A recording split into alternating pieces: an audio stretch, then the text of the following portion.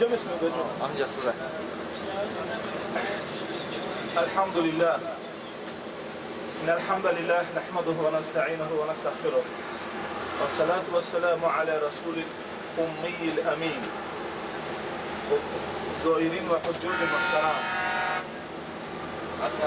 موقع سیوم سفر زیارتی ما در مدینه منوره بعد احد و بعد مزرعه و کتابخانه که صادر قرآن شریف کلام الله شریف را میکند و این کتابخانه به نام ملک فهد ابن عبدالعزیز آل سعود است. انشاءالله موقف سیوم این سفر زیارتیمان به همین کتابخانه می شود.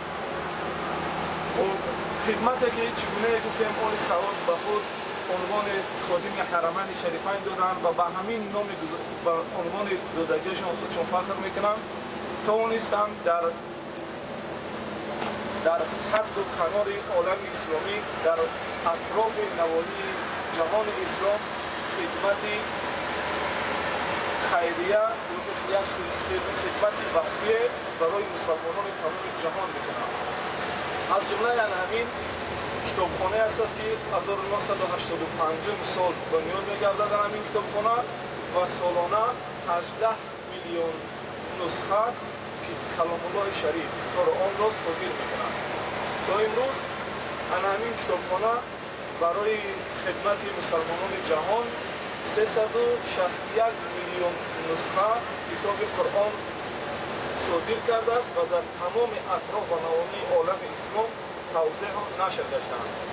بغیر از اصدار قرآن شریف خب این مکتبه یعنی که این مطبعه است که این یا مصنع زواد کتابخوانی قرآن بگیم. بغیر از این چنین کتاب‌های را نشر میکند و به طبع میرساند که چاپ میکند کتاب‌های را که وابستگی به معانی قرآن و لغت قرآن و اینچنین به گراماتیک قرآن هستند. جمله اینها کتاب رساله های خوندن و کتابچه های نیز درباره بعضی آیات های قرآن نیز همین کتابخانه چاپ میکند و تفاسیر و ترجمان قرآن های با ترجمه دار رو نیز همین کتابخانه بگیم توسط همین کتابخانه به چاپ میرسند. خب اینا به خاطر ما در برنامه سفر زیارتی ما به این خاطر کردیم که خودجیان یک سفر دور و دراز را میآیند برای همین یک بعضی موقع‌ها یا که بعضی چیزهایی هستند که در اینجا یک شهرت دارند یا اینکه یک واقعه تاریخی دارند که به همین موقع به همین جا نسبت داده شدگی همون حادثه تاریخی برای همین هم با دیدن و مشاهده کردن تماشا و زیارت همین جا انشاءالله تفکر انسان یا که مفهوم انسان را وسیع میکنند. خب بعد مطبعه انشاءالله با سفر مانا به موقف چهارم و خندق قبلتین و مسجد قبا میکنیم انشاءالله. الله تعالی مغفرت همه گناهان ما را بکند و خداوند از سرکشی و نافرمانی ما را نگهدار باشد و الله تعالی این عبادت‌های ما را عبادت‌های مقبول و مبرور بگرداند. آمین یا رب العالمین. Assalomu alaykum do'stlar aziz, shuma bugün در کانال سامبوی تیوی کتریم که این سفر زیارتی رو ما همچون توریستیکی منوال گرفتیم تا که با پورگی شما تونید که این جاهای زیبا این منظره ها رو تماشا کنید، نه اینکه پرچه هر ویدیو که باشد یک مینوت تماشا کنید و آرزوی دریغتون در دلتون مونه که шумо ин ҷоҳоро ба пурагӣ надиде, иншоалло ки дар канали мо ба пурагӣ диде нархмон дуо кунед ки иншоалло мо дар фарзӣ биёем ки бо дигар ҷойҳояшо ба пурагӣ навобардорӣ кунем ва пешкаши шумо конем. Hello my friend. Hello. Good. حالك؟ كيف حالك يا عبد الله؟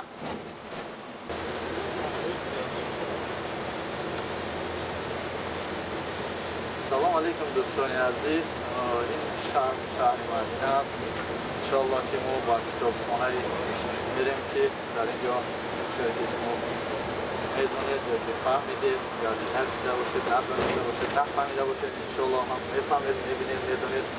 در اینجا کتابخانه قرآن است.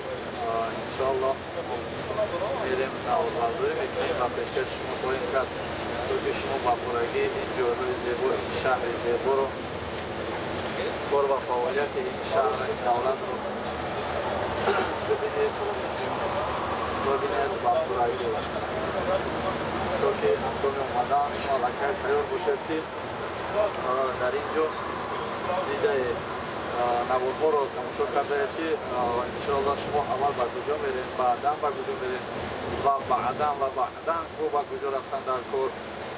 تنها اومده ماشاءالله بهترین است اومده زیارت کردن، لیکن باز درباره تاریخ دولت، درباره تاریخ شهر، درباره تاریخ حضرت محمد صلی الله علیه و سلم، حیات فعالیت زندگیش و کتابخانه‌اش ماشاءالله کتاب قرآن که هست، درباره تاریخ کتاب قرآن، درباره ابوبکر، عثمان ماشاءالله بفهمید مچتوش رو ببینید، خانه هاشون، تاریخ از تاریخشون چه زندگی کردگیان، چی کتاب‌ها را خواندگیان. در کتابخانه ماشاءالله اون اطلاع خواهد نشان بده که قرآن کدام نمود کتاب‌ها است بغیر از قرآن، تفسیر قرآن است، پیرواد قرآن است، کشفیات نفران هست که باز کتاب قرآن رو به دستشون دوختن، به دستشون نویستن. بسیار چیزا انشاءالله که خدا خواهد.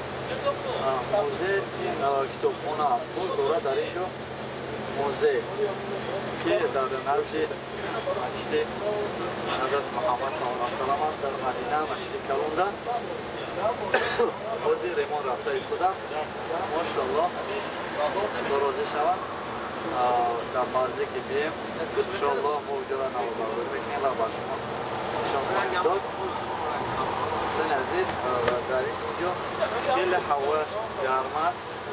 اینا فراموش نکنید که در حالتی که شما گرمی را نبینید در زمستان بسیار رو فکر میکنم که 25 تا 30 گرادس گرادس ماشاءالله گرم میشود. در تابستان باشه اگر تو خرید دستم داشته باشید در کتاب بیارید.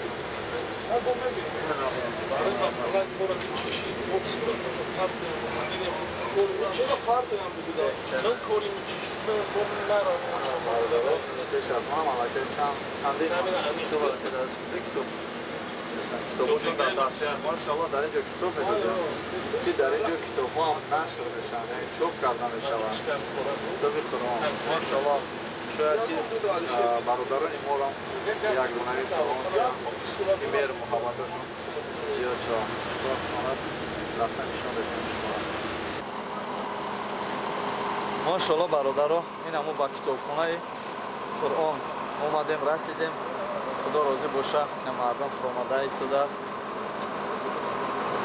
راضی هم مخرویت ماشاءالله میبینیم کتابخانه قرآن را همه چی را میبینیم. ما نواربرداری میکنیم و شما را نشان بدیم ماشاءالله.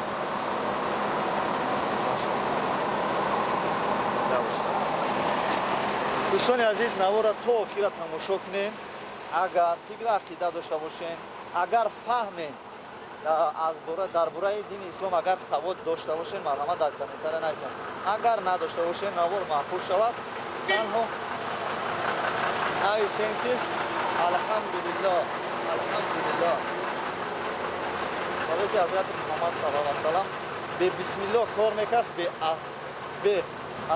به الحمدلله کار نمیکرد. ماشاءالله. سلام علیکم دوستان عزیز. نه برادرمون رو میبینین سخنهای بهترین دیگه که در این بولوار تور اشتراک داره. انشالله که میریم بالای کوه میبرویم و با پورگی نواربرداری میکنیم. انشالله میکنیم. فیرمای ما شهر یکاترینبورگ بولگار تور است. الله علیه و سلام این اماکن بگیم شهادتی میدن که پیامبر صلی الله علیه و سلام در همین جاها بوده. همین جایی که ما ایستادگی من همون جای نیزه زنا است، پای قدم های صحابگان است و مسجدی که ما میبینیم در چی این مسجد نو آباد شدگی است. مسجد یگان ربط به تاریخ همون زمانه احد ندارد. خب اگر دیر نکنیم وقتی وادی تل نگیریم میدونیم خیلی دیر که نماز تیز میخونیم پیش چیا میریم شهیدا اونجا میریم در حق اونا دعا میکنیم. خب دیر که نماز میخونیم بر میگردیم تا 3 اتوبوس میریم انشاءالله. خب الحمدلله چیزی که در یادمون بود همون چیزا گفتیم برای شما.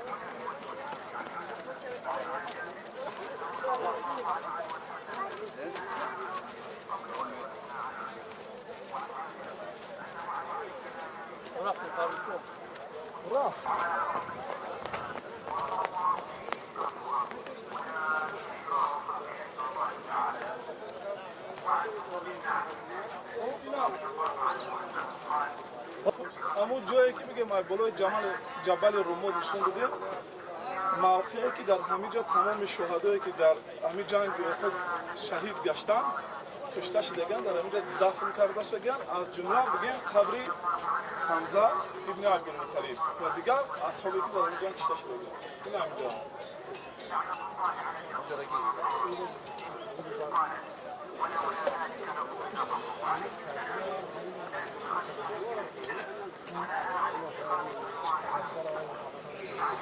نه دم مفتاح هلا ايش تبي كذا مكان مير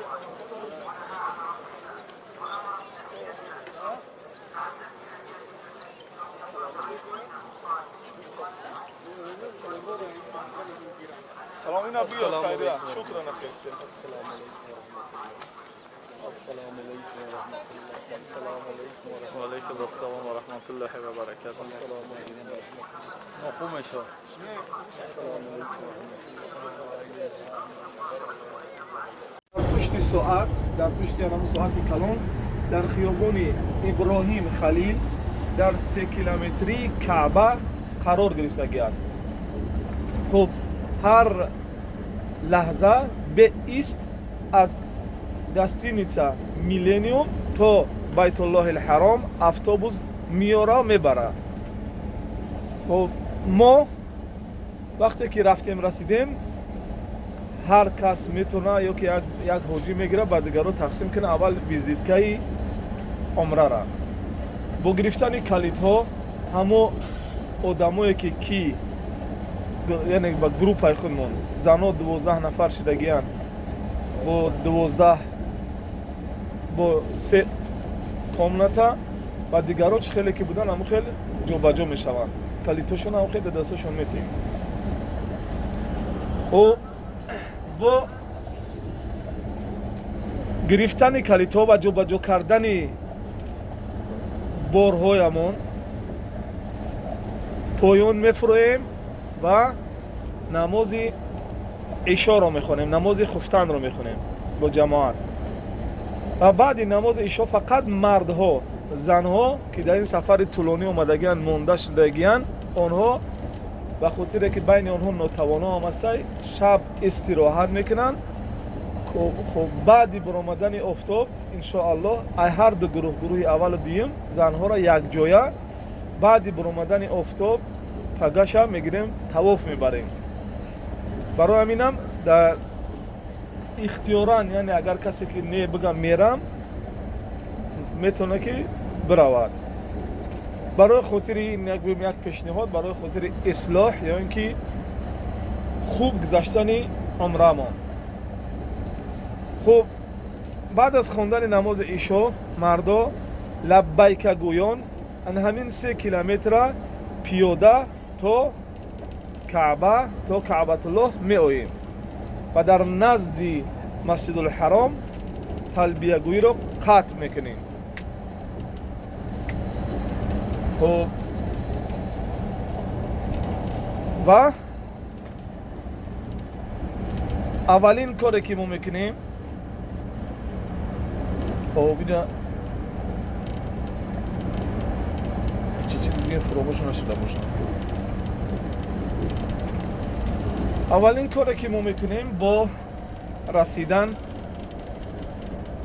به حرم الله، به مسجد الحرام، از بابی سلام اگر نتونستیم او راه محکم باشد از باب ملک عبدالعزیز داخل میشویم با خواندن دعای اعوذ بالله العظیم و بوجهه الکریم و سلطانه القدیم من الشیطان الرجیم بسم الله والصلاة والسلام علی رسول الله اللهم افتح لی ابواب رحمتک. خب بعد داخل کشیدیم از دری بیت الله. اولین چیزی که نظر ما به سوی اون چیز میرسد بیت الله هست. از مسجد که داخل شدیم بیت الله هم میبینیم، یعنی خانه خدا را. و در آنجا میستیم دعای اللهم زد هذا البيت تشریفا و تعظیما و تکریما و برا. خوب در واتساپ گروه برای همه به طرز خطی ارسال شدگی است دعا و به طرز لفظی در همونجا در جماعت بلند ما میخونمش، کسی که نمیدونه قفوش میخونم. بعد از آن حرکت میکنیم با پایان چی میفرویم با صحن بیت الله برای آغاز نمودن طواف. خب چون به راستی رکنی کعبه یعنی حجر الاسود رسیدیم، در طرف چپی ما خانه خدا میماند و طرف راست ما چراغک سبزی که علامت آغاز طواف است. و با برداشتن دستامون به سوی همو حجر الاسود میگوییم که بسم الله الله اکبر اللهم ایمانا بک و تصدیقا بکتابک و اتباعا لسنت نبیک صلی الله علیه و سلم. کسانی که نمیدونن کفایه میکند بگن که بسم الله الله اکبر. خوب با آغاز کردن دور اولی طواف هممون ما در برای مردو فقط گپ زده شدیم، زنها را اگه سیستم نه آوردیم، یعنی ما در حالتی هستیم که همراه هممون مردو هستیم. کتفای راستمون از احرام خالی میکنیم، یعنی کتف راست کشوده میشود و کتف چپ پوشیده. همین احرام به تگ کتف راست گذرانده میشود. و 3 دور اول رو با حرکت یک کمی به سرعت تر که این رو رمل میگویند و با کشوده نمودن کتف راست که این رو استباع میگویند و هر دو اینها سنت رسول صلی الله علیه و سلم هستند، 3 دور رو انجام میدهیم. در هر رکن از رکنهای کعبه چی دعای را بخونید درست است. خوب، اما در رکن یمانی اجماع بر این است که دعای ربنا آتنا فی الدنیا حسنه و فی الاخرة حسنه و قنا عذاب النار را بخوانیم. دور سوم چون تمام شد در راست حجر الاسود، خب یگان کس برادران هیچگاه در وقت طواف فرضی که این دویم فرض است و به همین قطعی گفتیم که اگر فرض نقص پیدا کرد یا اینکه ادا نیافت عمره درست نمی شود. طواف آن چی را میگویند که در گرد خانه دور میزنی و خانه را در طرف دست چپ خود قرار میدهی. اگر کسی دونوگی کرد، شستریگی کرد، دوید به سر قپیدن دیوال کعبه یا اینکه بوسه زدن هم یگان جا هست خیلی آدم ها هر سال با وجود آن که با زبان فصیح و واضح برای شما بیان میکنیم رفت قپید اون دورش حساب نمی شود. طواف فرض دویم عمره است. طواف آن چی رو میگویند که عبارت از 7 دور است و هر یک دورش باید که کعبه در طرف دست چپ تو باشد و تو در طرف راست کعبه. اگر رو تا روی کعبه کردی یا اینکه تو خوردی یا اینکه حرکت یک چند مقدار رو طرف همو چی کردی، اون طواف ناقص است، طواف حساب نمیخورد و با کمبودی طواف با کمبودی دور طوافت نیز ناقص می شود. برای همین هم یگان کس حرکت دویدن قپیدن دیوار بیت الله یا اینکه بوسه کردن حجر الاسود را در طواف فرضیمون نکند، به خاطر که باید که این طواف ما که طواف فرضی است باید صحت انجام بیابد. خب بعد اتمام دور سوم که ما با سرعت و با کشودن کتفی راستمان کرده بودیم در پیروی از سنت رسول الله صلی الله علیه و سلم، دور چهارم آغاز می‌یابد با پوشیدن کتف راست و آهسته آهسته حرکت کردن، یعنی به همون قدم گذاری عادیه که دائما راه میگردی، دائما به همون قدم میمونی. خب 4 دور دیگر را دور میزنیم و با تمام کردن دور هفتم طواف ما خاتمه مییابد، انجام میرسه و حرکت میکنیم به پشت مقام ابراهیم. در پشت مقام ابراهیم کجا را میگن؟ هر موضعی که تو قرار گرفتی و بین تو و خانه یعنی خانه خدا مقام باشد، انا همون جا پشت مقام ابراهیم نامیده می شود، اگرچند چی مسافه دور باشد. اما غیر اینه که بین تو و بین خانه خدا مقام نباشد، اینجا را پشت مقام ابراهیم نمیگویند. و خواندن نماز طواف، نه اینکه نماز مقام ابراهیم، این نماز نامش نماز طواف است. نماز طواف گزاریده می شود در پشت مقام ابراهیم. با گذاشتن 2 رکعت نماز طواف پشت مقام ابراهیم در نیت میکنی. اگر بگوی الله اکبر درست است، نه اینکه درست است، بهتر است. اگر بگوی نیت کرده میذارم 2 رکعت نماز طواف درست است، با الله اکبر بعد سبحانك اللهم الحمد، بعد الحمد در رکعت اول قل یا ایها الکافرون خونده می شود و در بعد رکوع و 2 سجده و خیستن بر رکعت دوم، در رکعت دوم بعد از الحمد یعنی زم سوره خونده می شود سوره اخلاص، قل هو الله احد. بعد از این به طرف زمزم میریم.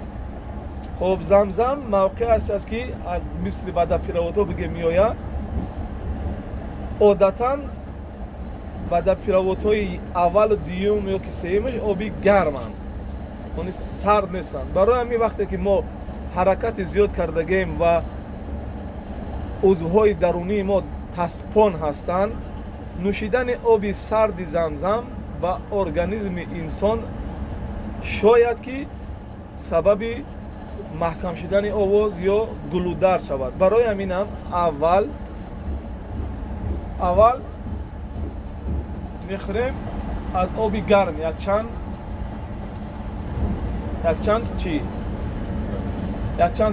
استکان اول چگونه خورده می شود؟ با یک نفس یک قرت باز نفس میکشی، با نفس دوم قرت، با نفس سوم چی مقداری که میخواهی میتونی خوردن میگیری. سنت رسول صلی الله علیه و سلم در طرز خوردن آب زمزم.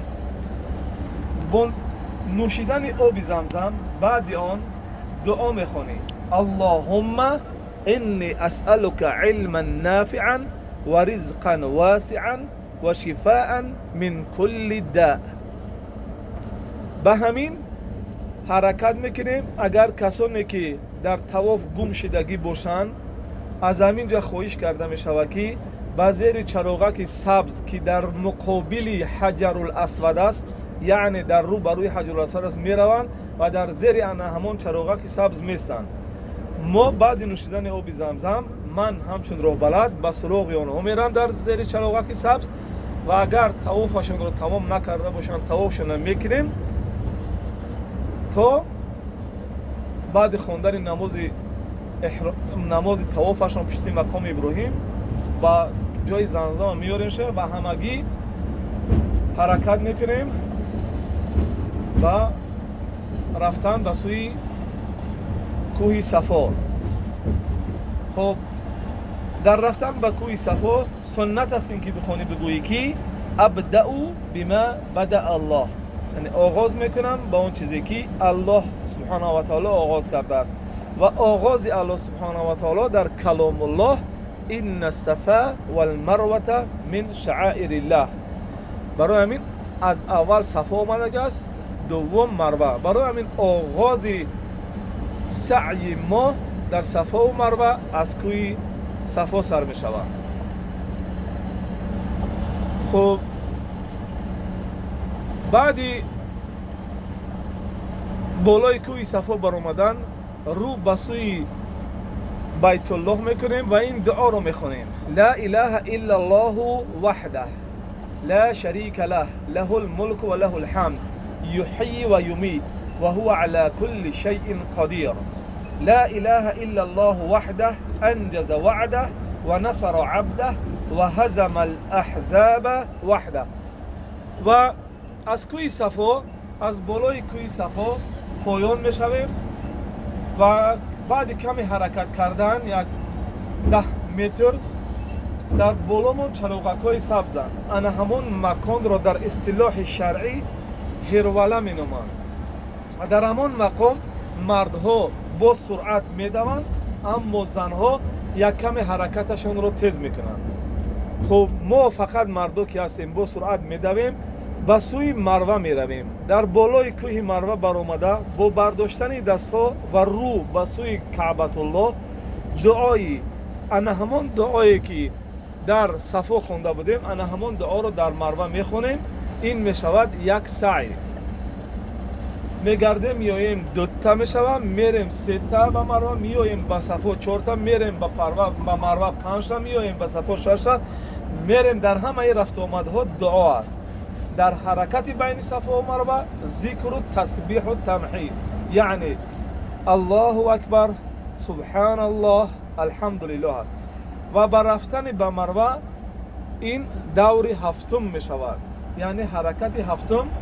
و با برداشتن دستها با خواندن انا همون دعای لا اله الا الله وحده لا شریک له له الملك و له الحمد یحیی و یمیت و هو على كل شیء قدیر. لا اله الا الله وحده انجز وعده و نصر عبده و هزم الاحزاب وحده. به همین هممون با هممون خیلی جمع دست جمعانه حرکت میکنیم به سوی وقف ملک عبدالعزیز. یعنی بگیم انا همون تردوی سنتره که ساعت دارد در سوکلنی اتاج وقف عبدالعزیز پرگ مخرو هستن در همونجا سرمونه میتروشیم با پرداختی 4 یا اینکه 5 ریال. خوب انگشتان خود را نظر کنیم که عبارت از 3 حصه هستند. یعنی انگشت حساب اگر حصه اول بگیریم، اگر موی سر کسی از زمین پست باشد باید که با تیغ بتراشد، اگر از زمین بلند باشد میتواند که با ماشینه بتراشد. خوب واضح و صریح بود بیان کردیم براتون. دیگه با تراشیدن سر ما عمرهمان را به کلی تمام میکنیم و حق داریم که از احرام برایم. انا بعد حق دارید که یک دیگر را تبریک بگوید، چون که عبادت حجی را به اتمام رساندید. خوب اگر برادران خوب اهمیت بدهند، اگر چیزی که نافهم شد در اونجا یگان کس حساب نکنه که چند دور است، آواز بلند نکنه که 2 شید 3 شید یا خیلی نره، فقط ذکر کرده تسبیح گفته دعا خونده طوافتون بکنید. حسابی دور طواف که یکم است یا دوم است یا چهارم یا پنجم در گردن من است، همچون را بلد من حساب میکنم بگم که چند تا شید. خب به همین با گسنیسه میریم، در گسنیسه استراحت میکنیم. اگر با بامداد بر وقتر باشد استراحت با در گسنیسه میریم. هر کس من ویزیتکا گرفتگیم، چی برای پیاده چی برای با تاکسی سوار شدن، برای که ما از پیاده آمدگیم نمیدونیم که اتوبوس میلینیوم گسنیسه میلینیوم با گجورا میآید و میریم. بعد از اتوبوس برآمدن زنها را میگیریم در اتوبوس با بیت الله میاریم. انا همین گونه که گفتیم، انا همین گونه همراه آنها کسانی که با میخواهند کمک بکنن و در کمک کردنشان باز یک طواف نفلی را ادا میکنن و صاحب اجر بزرگ میشوند، میتونن که در این طواف کردن، در کمک کردن زنها در طوافشان، در ادای مناسک عمرهشان کمک بکنن. گفتیم که مقصد از اینجا بودن دست گیری کردن و کمک کردن یکدیگر است و هر بنده که در کمک بنده برادرش باشد الله تعالی در کمک اون بنده می شود. خب بعد این با گسنیسه که رفتیم، زنان را با توسط اتوبوس گرفتیم با گسنیسه را که بردیم، به همین عمره فرضی ما تمام می شود. زنها مردایی که محرماشونن یا مادراشونن یا زناشونن از موی سرشون خوبتر است که از همه جای موی سرشون یا اندک مثل گفتیم که اما یک جزء از سیکی از همین انگشت از همین جا میگیرن، به همین قطعی احرام اینا هم تمام می شود و فرضی عمره اینا هم تمام می شود و دیم فرضیش هم ادا می یابد. میتونن یا دیگریش در اتمام عبادتی یا مناسک عمرهشان تبریک بکنن. با گسنیسه میریم و گسنیسه ما زفترک داره، اوژن داره. ای همیست رفتن وقتی که رسیدیم اوژن داره، میتونه کسی که حق داره اوژنش در لیفت داخل میشه، کنوپکه ام انگلیسی می توجیکی منصور محمود انا میره میجخی برای با استالومی را میبرد. خب استالومیش هم میریم، بعد یک جا میبینیم ما هم برای اول از در میلینیوم میریم استالومی را میبینیم. انشاءالله اگر کسی بخواهد میخریم، ممکن شاید مردم بخورن بعد بروند طواف. خب هر کس اختیار دارد، خلاصه که حق حلال شما است که اوژن بکنید، حق حلال شما است که زفترک بکنید. خب بعد این دیگه هر کس خودش در اتوبوس سوار می شود تا حرم می آید، همراهش ویزیتکای چینا داشته باشد، راهی اومدگیش نگاه بکند، رقم اتوبوس از صورت بگیرد نگاهش بکند و بیاید در وقت زیاد شد نه در گسنیسه بلکه در حرم الله بگذراند و همه جای حرم الله بگرد تماشا کند. назар кардан ба сӯи байтуллоҳ ибодат аст. назар кардан бе ягон амал кардан, яъне на ҳаракат мекунӣ, на рукӯъ мекунӣ, на сажда мекунӣ, ба бории як турба, як чиз дар такя мезаниву ду назар та тарафи байтуллоҳ мекунӣ, фақат назар мекунӣ. ана ҳамин назар кардан дар номаи аъмоли шумо ибодат нависонда мешавад. агар касе ки тавоф бикунад ба ҳамун либосе ки дигар он либос иҳром нест, он тавофи нафлӣ аст, метавонад аз ҷои каси дигар ният бикунад, ягон амали хайр бикунад, тавоф бикунад. хуб ана ҳамон тавофаш беҳтар аст 100 ракаат ё ки чанд ҳазор ракаати намози нафлӣ аст, чунки тавоф намоз аст, аммо дар он сухан ҷоиз аст. барои ҳаминам тавоф кардан беҳтар аз нафл хондан аст. хуб дигар ҳар кас муддате ки ҳастем меояд ва дар чанд рӯзе ки ҳастем иншоаллоҳ дар гостиниса вайфай дорем. тавассути ватсап дар 1441 ҳамаи маълумотҳоро ирсол мекунем. касе ки чӣ ягон саволе шавад метавонад дар ҳамо 1441 хабар кунад ва ҷавоби савол ба манфиати ҳама кас мешавад ва иншоаллоҳ савобам мегирад.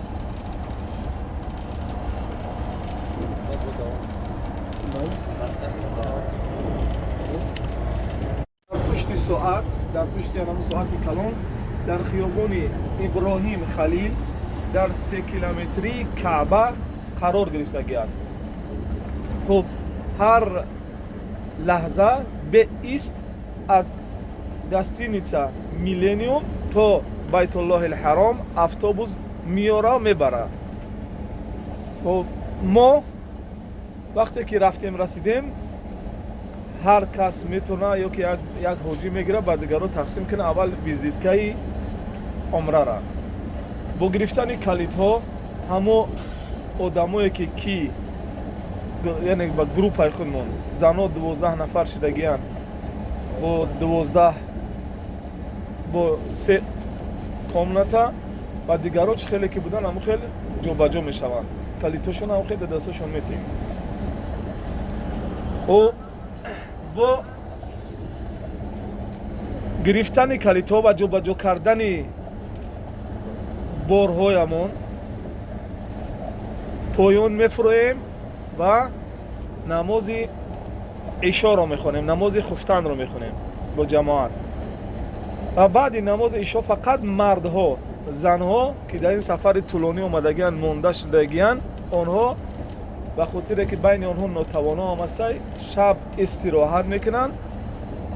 хуб баъди баромадани офтоб иншоаллоҳ ай ҳар ду гурӯҳ, гурӯҳи аввалу дуюм занҳоро якҷоя баъди баромадани офтоб пагаша мегирем, тавоф мебарем.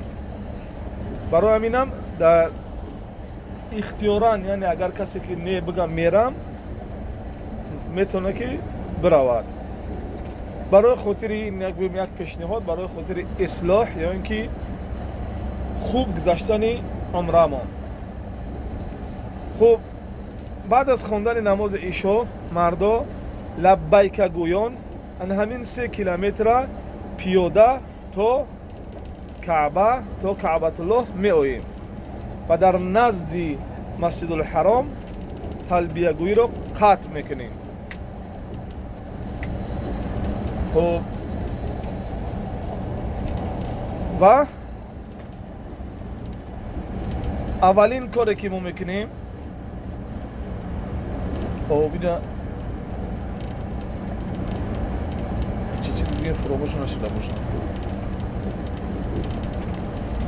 аввалин коре ки мо мекунем бо расидан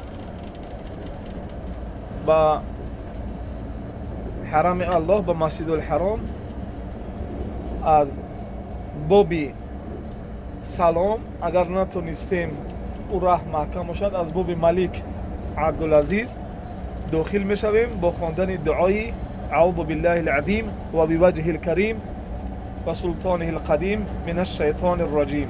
бисмиллаҳ вассалату вассаламу аля расулиллаҳ. اللهم افتح لي ابواب رحمتك. خب بعد داخل کشیدیم از دری بیت الله. اولین چیزی که نظر ما به سوی اون چیز میرسد بیت الله هست. از مسجد که داخل شدیم بیت الله هم میبینیم، یعنی خانه خدا را. و در آنجا میستیم دعای اللهم زد هذا البيت تشریفا و تعظیما و تکریما و برا. خوب در واتساپ گروه برای همه به طرز خطی ارسال شدگی است دعا و به طرز لفظی در همونجا در جماعت بلند ما میخونمش، کسی که نمیدونه قفوش میخونم. بعد از اون حرکت میکنیم با پایون چی میفرویم با صحن بیت الله برای آغاز نمودن طواف. خب چون به راستی رکنی کعبه یعنی حجر الاسود رسیدیم، در طرف چپی ما خانه خدا میماند و طرف راست ما چراغک سبزی که علامت آغاز طواف است.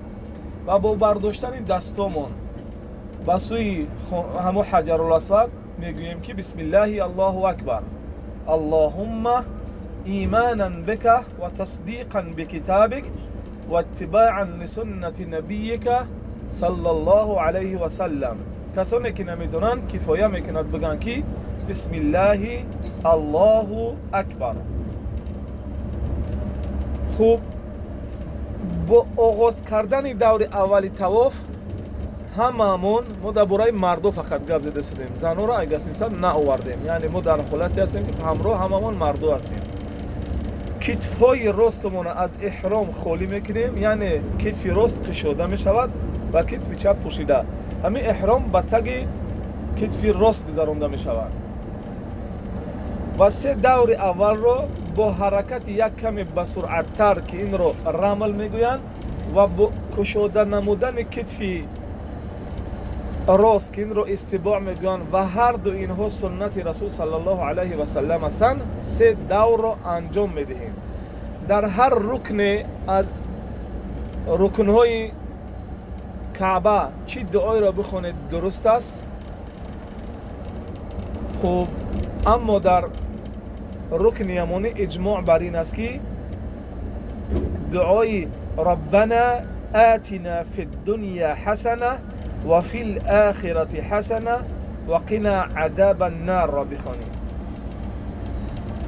دور سوم چون تمام شد در راست حجر الاسود، خب یگان کس برادران هیچگاه در وقت طواف فرضی که این دویم فرض است و به همین قطعی گفتیم که اگر فرض نقص پیدا کرد یا اینکه ادا نیافت عمره درست نمی شود. طواف آن چی را میگویند که در گرد خانه دور میزنی و خانه را در طرف دست چپ خود قرار میدهی. اگر کسی دونوگی کرد، شستریگی کرد، دوید به سر قپیدن دیوال کعبه یا اینکه بوسه زدن هم یگانجا هست خیلی آدم ها هر سال با وجود آن که با زبان فصیح و واضح برای شما بیان میکنیم رفت قپید اون دورش حساب نمی شود.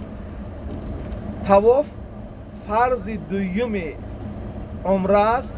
طواف آن چی رو میگویند که عبارت از 7 دور است و هر یک دورش باید که کعبه در طرف دست چپ تو باشد و تو در طرف راست کعبه.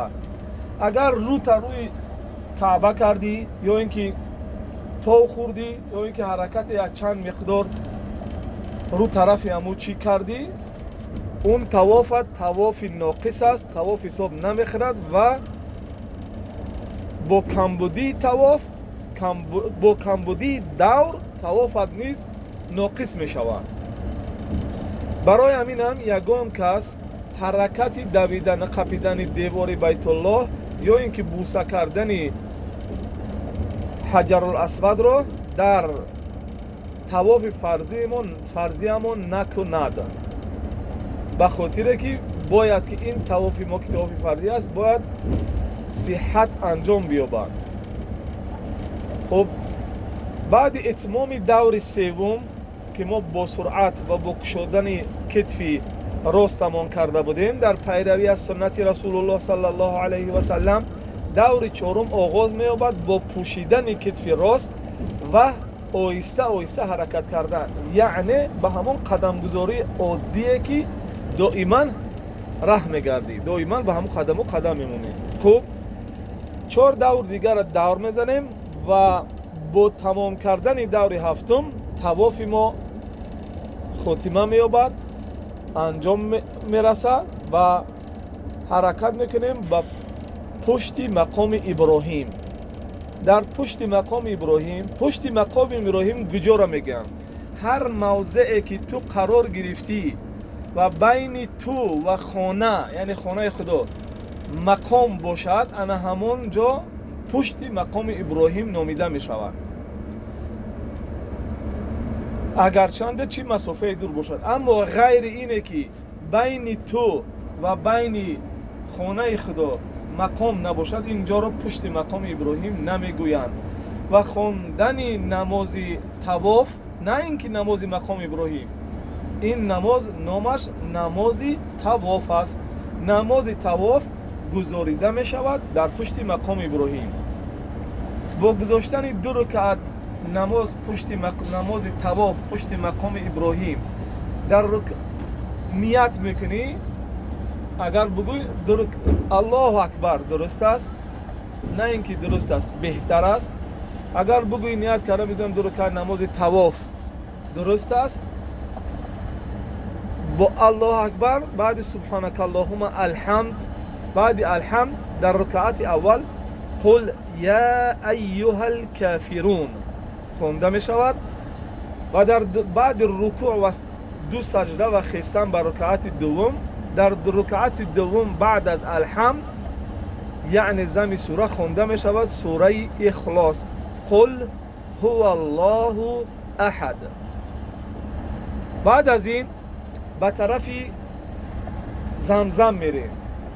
خب زمزم موقع است که از مثل بعد پیروتو بگه میآید، عادتاً بعد پیروتوی اول و دیوم یا که سیمش آبی گرمن، یعنی سرد نیستن. برای همین وقتی که ما حرکت زیاد کردگیم و عضوهای درونی ما تسپان هستند، نوشیدن آب سرد زمزم و ارگانیسم انسان شاید که سبب محکم شدن آواز یا گلودر شود. برای همین هم اول میخوریم از آب گرم یک چند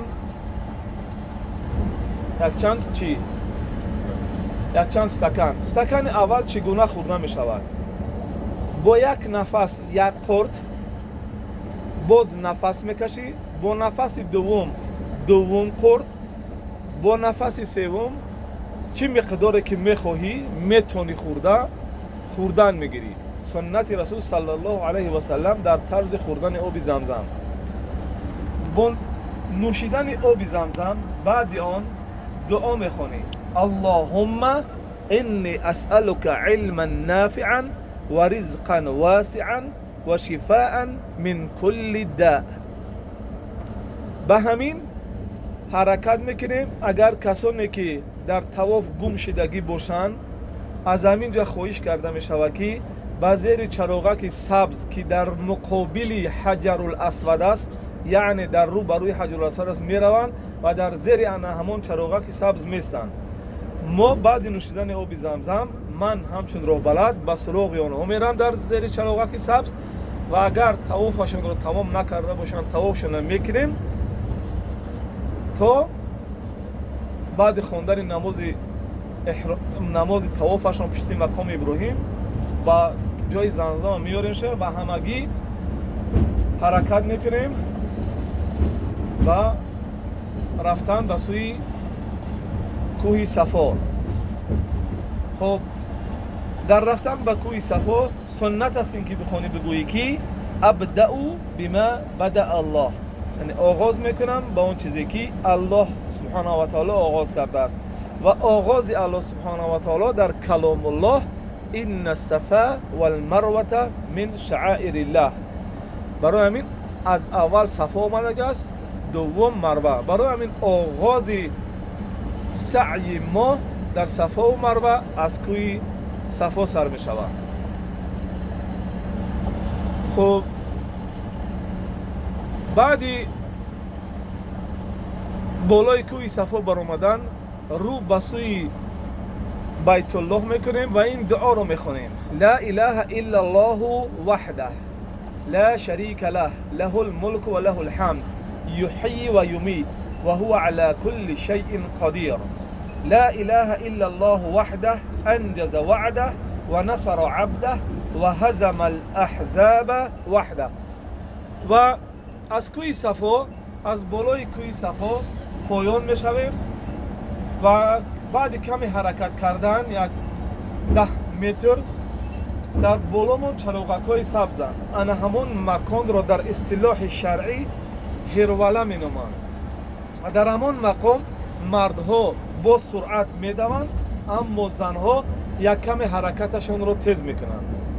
خب ما فقط مردو که هستیم با سرعت میدویم، به سوی مروه میرویم. در بالای کوه مروه برآمده با برداشتن دستها و رو به سوی کعبه الله دعایی، انا همون دعایی که در صفا خونده بودیم، انا همون دعا رو در مروه میخونیم. این میشود یک سعی. میگردیم میاییم دوتا میشویم، میریم سه-تا به مروه، میاییم به صفا 4-تا، میریم به مروه 5-تا، میاییم به صفا 6-تا، میریم. در همه رفت و آمدها دعا است. در حرکت بین صفا و مروه ذکر و تسبیح و تمحید، یعنی الله اکبر، سبحان الله، الحمدلله است. و بر رفتن به مروه این دور هفتم می شود، یعنی حرکت هفتم. و با برداشتن دستها با خواندن انا همون دعای لا اله الا الله وحده لا شریک له له الملك وله الحمد يحيي ويميت وهو على كل شيء قدير لا اله الا الله وحده انجز وعده ونصر عبده وهزم الاحزاب وحده. به همین هممون با هممون خیلی جمع، دست جمعانه حرکت میکنیم به سوی وقف ملک عبدالعزیز. یعنی بگیم انا همون تردوی سنتره که ساعت دارد. در سوکل ایتاج وقف عبدالعزیز پرگ مخرو هستن. در همونجا سرمونه میتروشیم با پرداختی 4 یا اینکه 5 ریال. خوب انگشتان خود را نظر کنیم که عبارت از 3 حصه هستند. یعنی انگشت سو اگر حصه اول بگیریم، اگر موی سر کسی از زمین پست باشد باید که با تیغ بتراشد، اگر از زمین بلند باشد میتواند که با ماشینه بتراشد. خوب واضح و صریح بود بیان کردیم براتون. دیگه با تراشیدن سر ما عمرهمان رو به کلی تمام میکنیم و حق داریم که از احرام برایم. انا بعد حق دارید که یک دیگر رو تبریک بگوید، چون که عبادت حجی رو به اتمام رسوندید. خب اگر برادران خوب اهمیت بدهند، اگر چیزی که نافهم شد در اونجا یگان کس حساب نکنه که چند دور است، آواز بلند نکنه که 2 شید 3 شید یا خیلی نره، فقط ذکر کرده، تسبیح گفته، دعا خونده طوافتون بکنید. حسابی دور طواف که یکم است یا دوم است یا چهارم یا پنجم در گردن من است، همچون را بلد من حساب میکنم بگم که چند تشریف. خب به همین با گسنیسه میریم، در گسنیسه استراحت میکنیم. اگر با بومداد بر وقتر باشد استراحت با در گسنیسه میریم. هر کس من ویزیتکا گرفتگیم، چی برای پیاده چی برای با تاکسی سوار شدن، برای که ما از پیاده آمدگیم نمیدونیم که اتوبوس میلینیوم، گسنیسه میلینیوم با گجورا میآید و میریم. بعد از اتوبوس برآمدن زنها را میگیریم در اتوبوس با بیت الله میاریم انا همین گونه که گفتیم، انا همین گونه همراه آنها کسانی که با میخواهند کمک بکنن و در کمک کردنشان باز یک طواف نفلی را ادا میکنن و صاحب اجر بزرگ میشوند، میتونن که در این طواف کردن، در کمک کردن زنها در طوافشان، در ادای مناسک عمرهشان کمک بکنن. گفتیم که مقصد از اینجا بودن دست گیری کردن و کمک کردن یکدیگر است و هر بنده که در کمک بنده برادرش باشد، الله تعالی در کمک اون بنده می شود. خب بعد این با گسینسا که رفتیم، زنان را با توسط اتوبوس گرفتیم با گسینسا را که بردیم، به همین عمره فرضی ما تمام می شود. زنها، مردایی که محرماشونن یا مادراشونن یا زناشونن، از موی سرشون خوبتر است که از همه جای موی سرشون یک اندک مثل گفتیم که اما یک جزء از سیکی از همین انگشت از همین جا میگیرن، به همین قطعی احرام اینا هم تمام می شود و فرضی عمره اینا هم تمام می شود و دیم فرضیش هم ادا می یابد، میتونن یا دیگریش در اتمام عبادتی یا مناسک عمرهشان تبریک بکنن. با گسنیسا میریم و گسنیسای ما زفترک داره، اوژن داره. ای همیست رفتن وقتی که رسیدیم اوژن داره، میتونه کسی که حق داره اوژنش در لیفت داخل میشه، کنوپکه ام انگلیسی می توجیکی منصور محمود انمی میره میجخی برای با استالو میره میبرد. خب استالوش هم میریم، بعد یک جا میبینیم ما هم برای اول از در میلینیوم میریم استالوی را میبینیم. انشاءالله اگر کسی بخواهد میخریم، ممکن شاید مردم بخورن بعد بروند طواف. خب هر کس اختیار دارد، خلاصه که حق حلال شما است که اوژن بکنید، حق حلال شما است که زفترک بکنید. خب بعد این دیگه هر کس خودش در اتوبوس سوار می شود تا حرم می آید، همراهش ویزیتکای چینا داشته باشد، راه اومدگیش نگاه بکند، رقم اتوبوس از صورت بگیرد، نگاهش بکند و بیاید در وقت زیاد شد نه در گسنیسا بلکه در حرم الله بگذراند و همه جای حرم الله بگرده تماشا کند. نظر کردن به سوی بیت الله عبادت است. نظر کردن به یگان عمل کردن، یعنی نه حرکت میکنی، نه رکوع میکنی، نه سجده میکنی، و بوری یک تربه یک چیز در تکیه میزنی و دو نظر تا طرف بیت الله میکنی، فقط نظر میکنی. مثل انا همین نظر کردن در نامه اعمال شما عبادت نویسنده میشود. اگر کسی که طواف بکند به همون لباسی که دیگر اون لباس احرام نیست، اون طواف نفلی است، میتوند از جای کسی دیگر نیت بکند، یگان عمل خیر بکند، طواف بکند. خب انا همون طوافش بهتر از 100 رکعت یا که چند هزار رکعت نماز نفلی است، چون که طواف نماز است اما در آن سخن جایز است، برای همین طواف کردن بهتر از نفل خواندن است.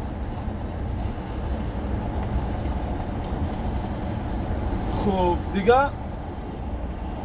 هر کس مدتی که هست می آید و در چند روزی که هستیم انشاءالله در دستینس وایفای داریم، توسط واتساپ در 1441 همه معلومات را ارسال میکنیم و کسی که چی یگان سوال شود میتونه در همو 1441 خبر کند و جواب سوال به منفعت همه کس می شود و انشاءالله ثواب هم میگیرد.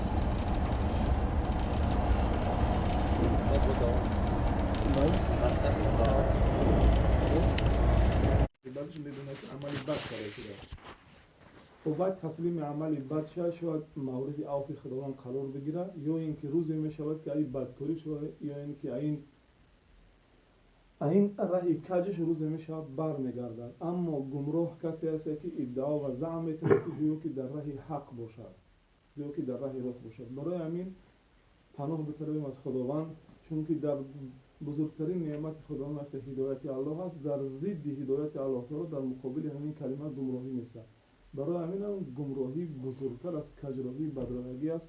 ما همیشه از پروردگار طلب بکنیم که خداوند ما را در گمراهی قرار ندهد. برای همین هم حتی اصحاب رسول صلی الله علیه و سلم دعا میکردن پیش پروردگار که پروردگار ما را راه باطل و راه حق نشان بده و نصیبمون بگردون که در آن راه باشیم و راه باطل نشان بده و نصیبمون بگردون که از آن راه دور باشیم. ما هم در پیروی اصحاب رسول صلی الله علیه و سلم که الله در کتاب خودش رضایت خودش را بر بالای آنها اعلان کرده است، با امیدی که پروردگار از ما راضی باشد از الله تعالی همین دعا را میکنیم که پروردگار ما را نصیب هدایت خودش بکند، پروردگار ما را نصیب دور شدن از گمراهی بکند، پروردگار ما را راست نشان بدهد و باطل نشان بدهد و نصیبمون بگرداند که ما در راه راست پروردگار باشیم و نصیبمون بگرداند که از راه باطل دور باشیم. آغاز اولین سخن ماست با الحمدلله رب العالمین، یعنی که با الحمدلله هست در هر صورت. اولی که پیامبر صلی الله علیه و سلم به بسم الله سخن آغاز کرده است، اما هیچگاه به الحمدلله سخن آغاز نکرده است. الحمدلله کلمه است که اولین کلمه است که جای اول را در کتاب مقدس الله جا گرفته است. یعنی کتاب الله تعالی به الحمدلله آغاز و شروع نمیشد. برای همین موقعی که الحمدلله در کتاب مقدس دارد، یعنی در قرآن داده است، اولترین و نخستین جا است. الحمدلله کلمه است که الله تعالی وقتی که آدم بابای ما را آفرید، وقتی که از روی خودش با اون رو دمان، آدم علیه السلام پدر ما وقتی که اولین بار چشماش گشود، یکمین کلمه‌ای که به زبانش آورد گفت الحمدلله. الحمدلله کلمه هست که نام پیامبر ما محمد صلی الله علیه و سلم داخل همین شامل از همین کلمه است. محمد یعنی در درون همین کلمه حمد است. حمدگو یا که الحمدگو کسی می شود که شخصی متواضع است، شخصی است که راضی از آن چیزی است که پروردگارش می‌آورد. اون چیزی که ما ان شاء الله در سفرمون یا که در خونه‌مون در هر جایی که باشیم، از جمله در این سفر عبادتی که ما همراه داریم، چی مشقت میاد یا که چی جایی میاد که از اون چیز شاید موافق خواهش شما نباشه که در اون چیز شما رو نفوره یا که موافق فوریش شما نباشد، هر چیزی که میاد انسانی که در همون حالت اگر حمد میگوید، برای که اون چیزی در دست ما میاد خالصانه به یگون حیله و مکر و فن خالصانه برای خاطر خدمت شما میکنیم. ما تشکیل کننده یا مؤسس کننده تحت جوابگری اول پیش خداوند، دیم تحت جوابگری ریاست خودمون در ریاستی که عضوی ریاستی که ما داریم تحت جوابگری در تحت هوای کوشش میکنیم که به یگون خطاگی برای کسانی که همراه ما سفر هستند خدمتشون بکنیم. جایش میشود شاید که مثال موندشتگی باشیم، به هر حال کوشش میکنیم که خودمون را بداریم تا جای را خدمت شما را بکنیم. اما ما هم انسان هستیم، اگر جایی میشود که خداوند انسان رو در قرآن کسی که ناقص است یا کسی که خام است گفتگی است، برای همین جایی میشود که اگر از جانب ما یگان خامی شود، از جانب شما اگر مورد بخشش یا که مورد چی قرار بگیرد، ان شاء الله این همان رفتیم.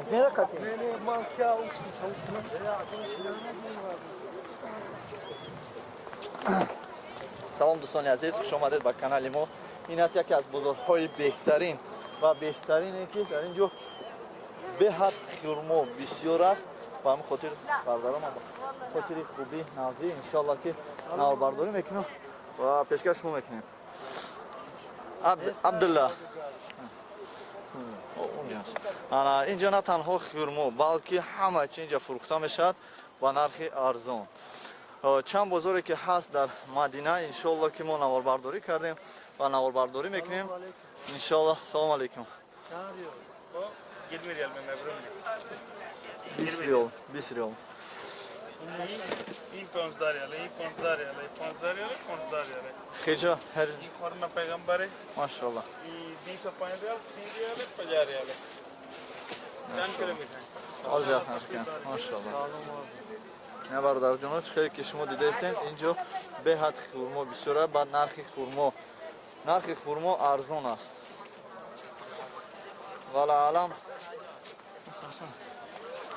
خورما پیغمبر خورما عجوه حجوا چند ریال 25 ریال گرمی بیش چند ریال 20 گرمی بیش 20 2 کیلو حبیبی عبدالله سالم 2 کیلو و Oh تیرو my دیگه God.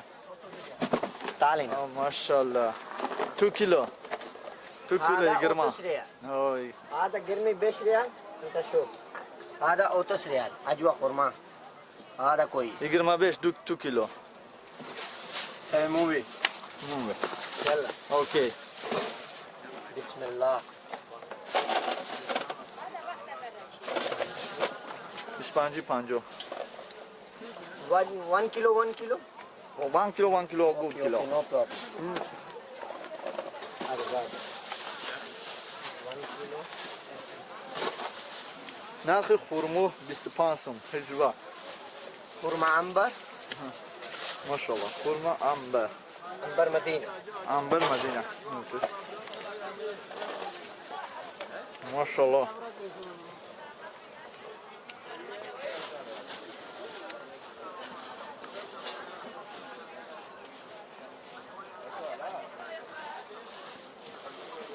در اینجا باز دیگر نمود خرما هم هست شکریه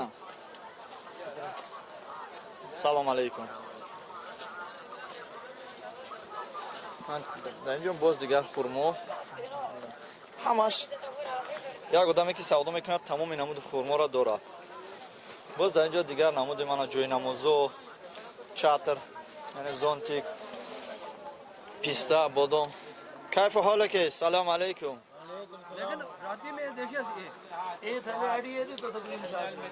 سلام علیکم علیکم السلام ايوه شورما تسبيح اللي المدينه انا چند تسبیح تسبیح چند ریال 10 ريال 10 ریال چند دانه 10 دنا 5 ریال میشد لا 10 دنا 10 ريال 12 دنا 10 ريال ماشاءالله 12 دنا 10 ريال بناتسوني هذا كاميرا 10 ریال 10 ريال 12 دنا چند دانه 12 دنا 10 دانه 12 دانه ماشاءالله بهتره آره 12 دانه دارد 10 ریال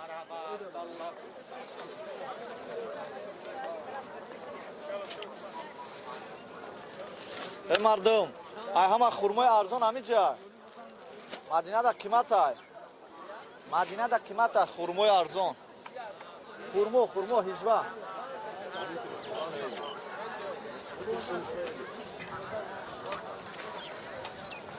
در مدینه 25 جمع 25 دست خرمایی که اینجا میگیری تماما صفتش دیگر است در آنجا ما گرفت وقتی دیدم خیلی ملایم بود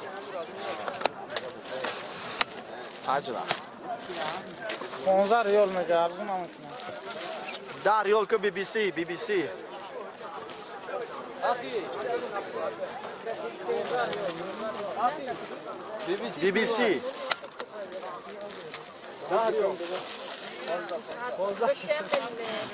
بكمل الدلدة ده 15 ماشي نه بگو در یوتیوب میمونه حج المدينه اجوا حج اجوا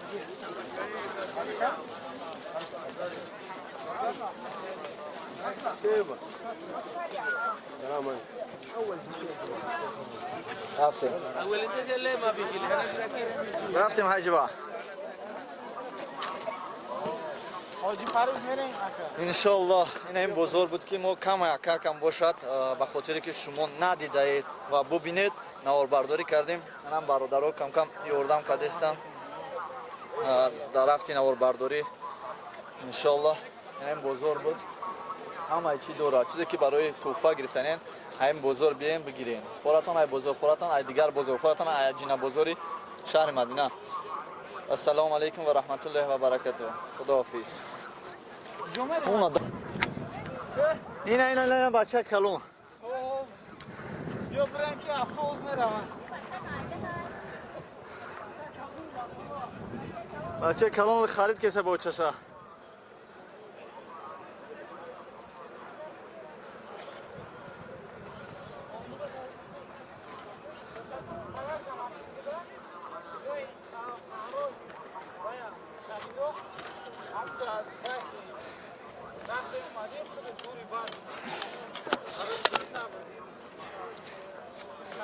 ترمز تاریکی بریم شد چه میریم بیا خیلی باربار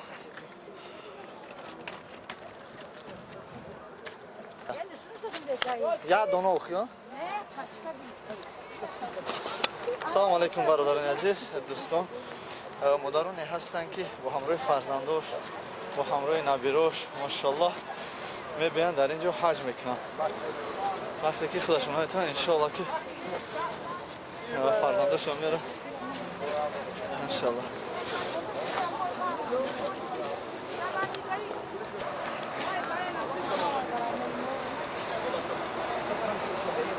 ماشاءالله ماشاءالله اخی کو یک خشش برور یک خشش بردار ماشاءالله بردار ای قندینگه اوره ماشاءالله خورما را دیدین چی خیلی میشده اگر نده باشه خیلی بیا صورتت بگیرم بردار اوز به اوز یه دقیقه ایوش هم نگیرستی یا تا ایوش هم بگیر بسم الله الرحمن الرحیم آخرانه کبوتر ماشاءالله خورما رو نده باشین برادران عزیز این دست این برادر رو بینین ماشاءالله بهترین دو نمود خورما است بهترین فکر میکنم که در حقیقت در نده 50 ریال میشه 50 ریال من نه نیازت اولی رفتیم خواه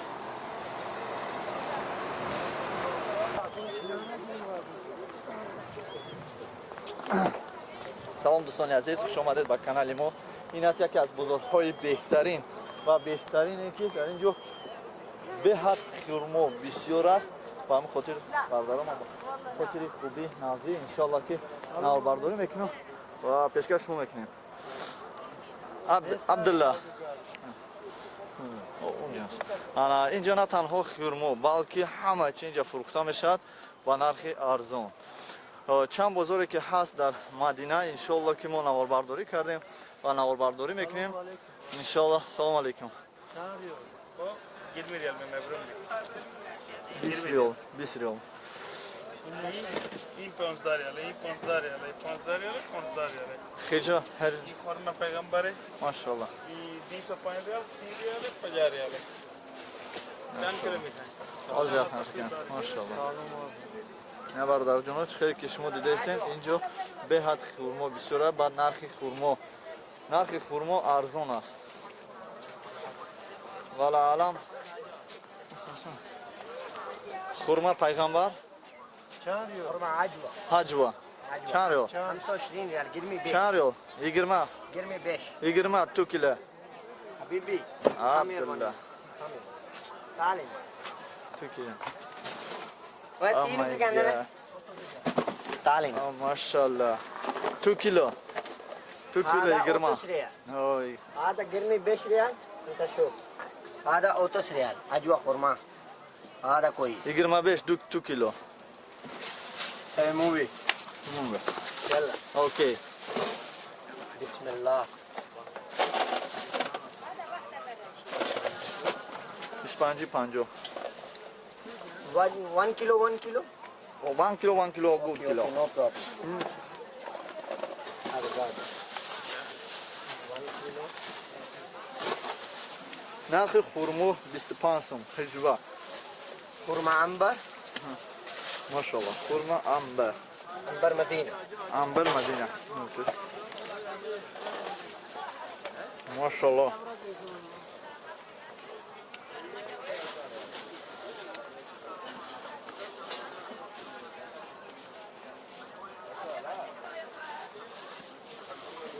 در اینجا باز دیگر نمود خرما هم هست شکریا سلام علیکم در اینجا باز دیگر خرما همش یک آدمی که سودا میکنه تمام نمود خرما را دارد باز در اینجا دیگر نمود من جوی نمازو چاتر یعنی زونتیک پیستا بادام کیف حالک سلام علیکم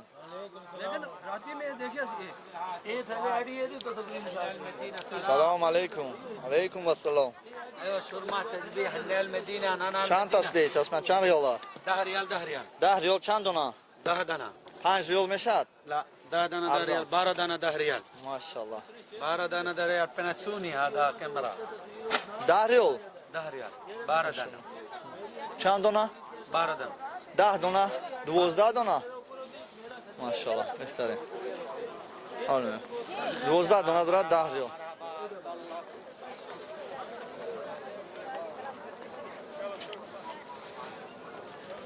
ای مردم ای همه خرمای ارزان همینجا مدینه در قیمت های مدینه در قیمت های خرمای ارزان خرمو هیجوه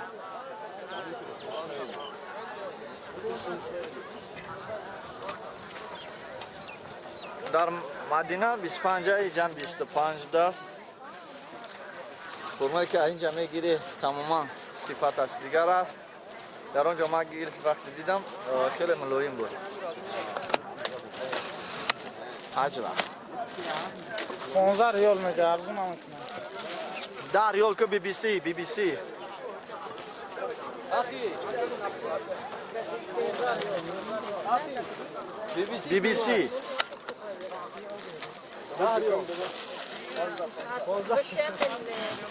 بكامل الزلدة ده 15 ماشي نه بگو در یوتیوب میمونه. حج المدينه اجوا حج اجوا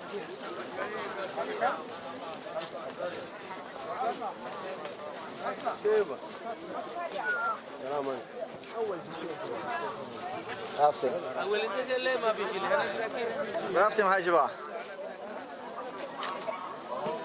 حاجی فروز میرین انشالله این بزرگ بود که ما کم باشد به خاطری که شما ندیده اید و ببینید نواربرداری کردیم. منم برادرها کم یاردم کردستن در رفتی نواربرداری.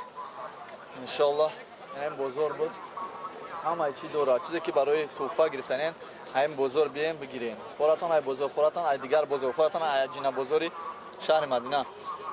السلام علیکم و رحمت الله و برکاته. خداحافظ. ماشاءالله خرما را دیدین چی خیلی شده؟ اگر ندیده باشین خیلی بیا صورت بگیرم برده باز به باز یه دقیقه ایوش هم نگیرستی تا ایوش هم بگیر بسم الله الرحمن الرحیم آخران کبوتر ماشاءالله خرما را ندیده باشین برادران عزیز. این در دست این برادرها بینین ماشاءالله بهترین دو نمود خرما است بهترین. فکر میکنم که اما جایی که میگه ما بالای جبل رومو نشون دادیم موقعی که در همینجا تمام شهدایی که در همین جنگ خود شهید گشتن کشته شدگان در همینجا دفن کرده شدگان از جمله بگیم قبری حمزه ابن عبدالمطلب و دیگر اصحابی که در همینجا کشته شدگان این همینجا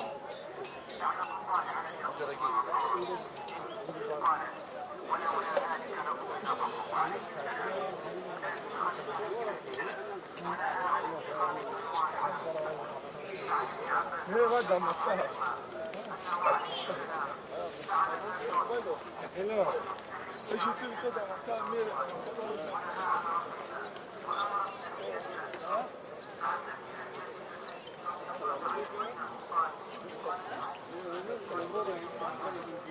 سلام نبي خير شكرا اخي السلام عليكم ورحمة الله السلام عليكم ورحمة الله وعلیکم السلام و رحمت الله و برکاته. السلام عليكم خوب میشود. السلام عليكم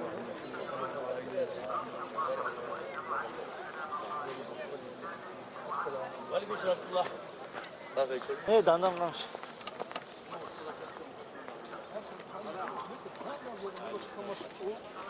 بالا ماشین چوک هم جابه که حالا دو وقت دو منیده شده خواهد بسه چوکی بازم چی از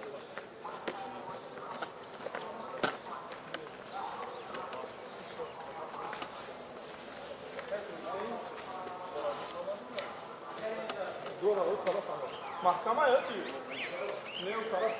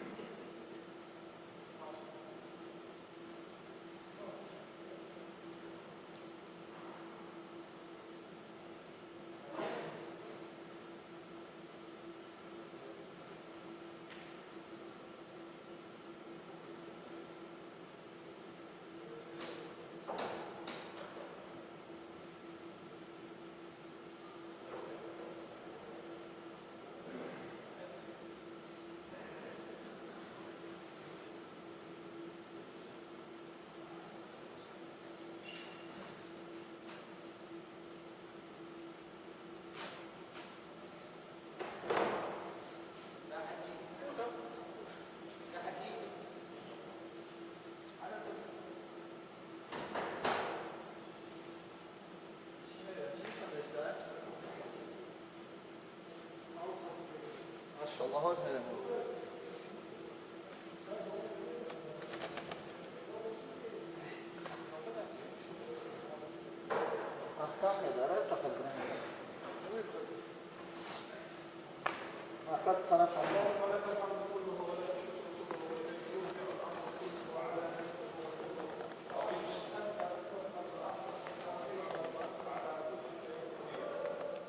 اللهم صل على محمد وعلى ال محمد.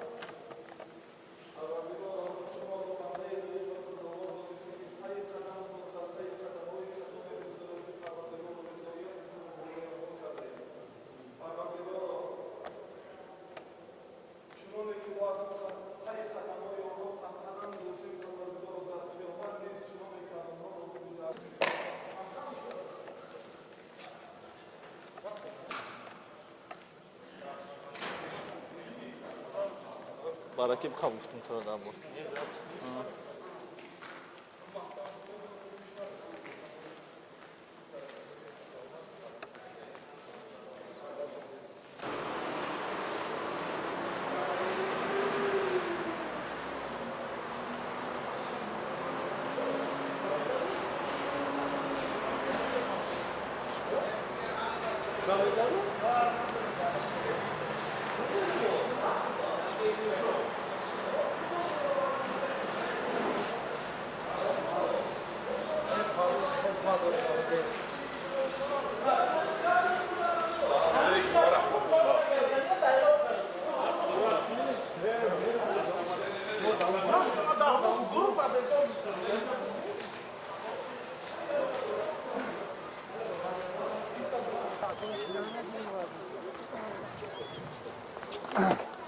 سلام دوستان عزیز، خوش آمدید به کانال ما.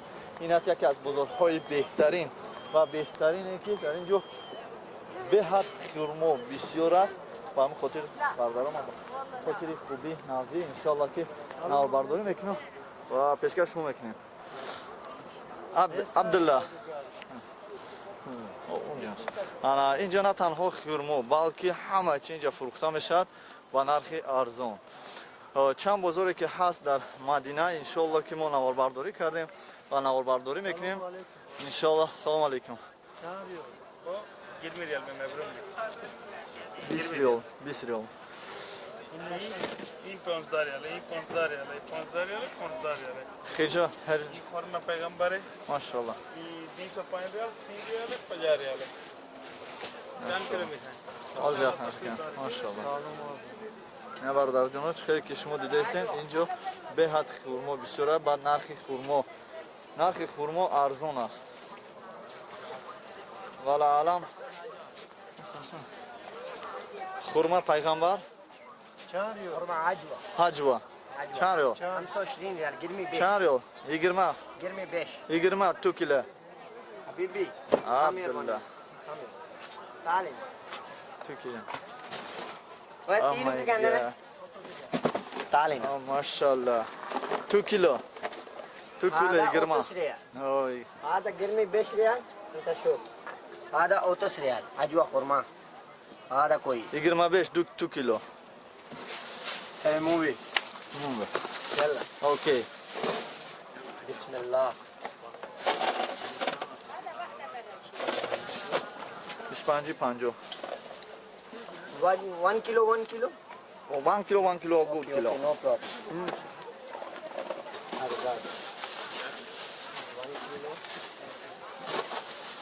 نرخ خرما 25 سوم حجوه خرما عنبر ماشاءالله خرما عنبر مدينه عنبر مدینه ماشاءالله.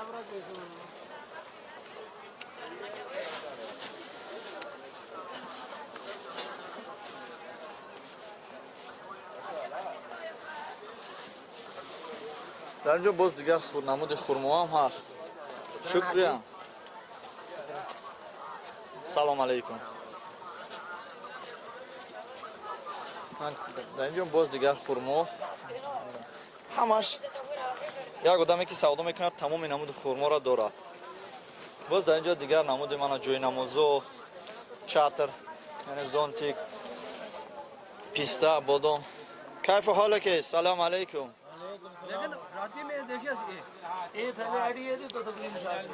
سلام علیکم. علیکم السلام. ايوه شورما تسبيح اللي المدينه انا چند تسبیح تسبیح چند ریاله؟ 10 ريال 10 ريال 10 ریال چند دونه؟ 10 دنا 5 ریال میشد؟ لا 10 دنا 10 ريال 12 دنا 10 ريال ماشاءالله. 12 دنا 10 ريال بناتسوني هذا كاميرا 10 ریال 10 ريال 12 دنا چند دونه؟ 12 دنا 10 دونه 12 دونه ماشاءالله بهترین. آره 12 دونه داره 10 ریال.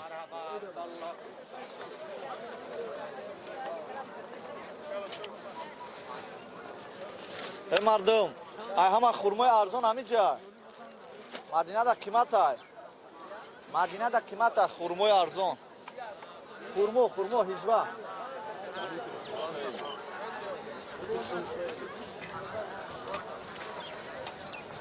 در مدینه 25 جمع 25 دست خرمایی که اینجا میگیری تماما صفتش دیگر است. در آنجا ما گرفت وقتی دیدم خیلی ملایم بود. عجبا 15 ریال میگه ارزون هم میکنه 10 ریال که بی بی سی بی بی سی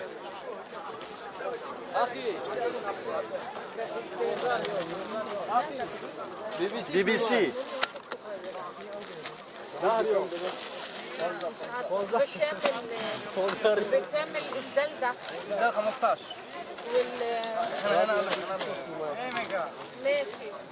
نه بگو در یوتیوب میمونه. حج المدينه اجوا حج اجوا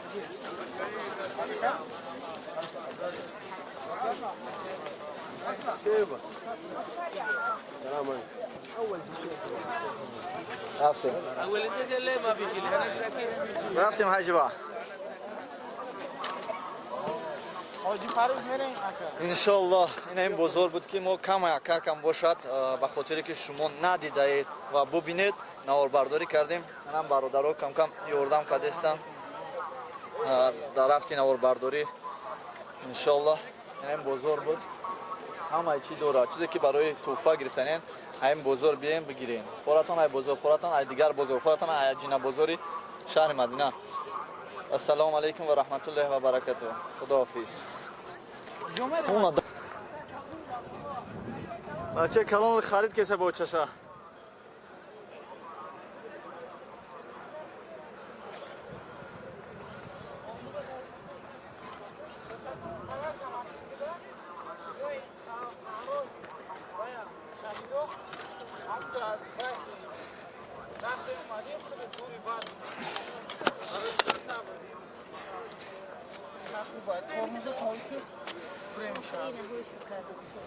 چه میرین بیا خاینیم باربار یا دونه اوخیا سلام علیکم برادران عزیز دوستان. مادرانی هستند که با همراه فرزنداش با همراه نبیراش ماشاءالله میبینن در اینجا حج میکنن. وقتی که خودشون هایتن انشاءالله که فرزنداشون میره انشاءالله.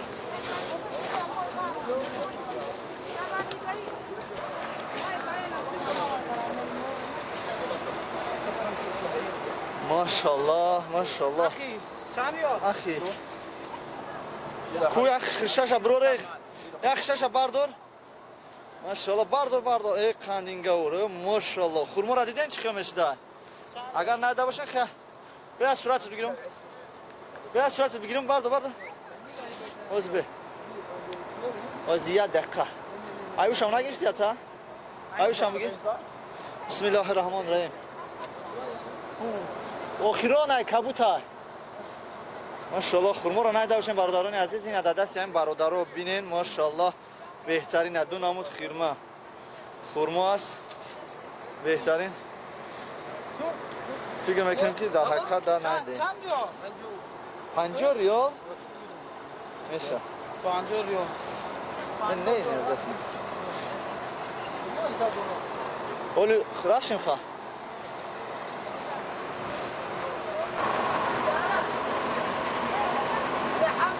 ماشاءالله این افتاب زمان بی بی سی بسم الله الرحمن الرحیم. Maşallah.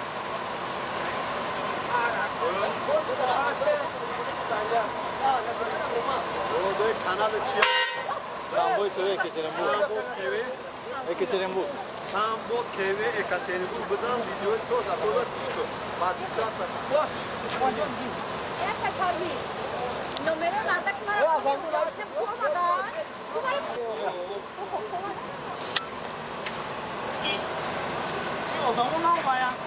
Hiç kinese mi ona?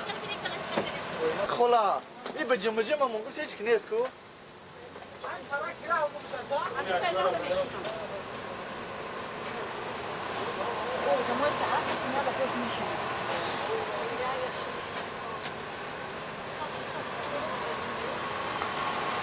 سفرو چکله ما جو معقول میشه معقول شده است ای خدا هشت من قبول کنم آمین جزاک الله خیرا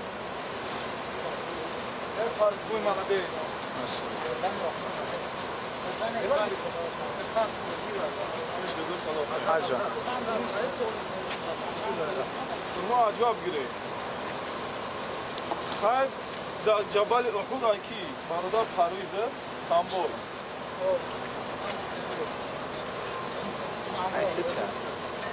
Hadi ki.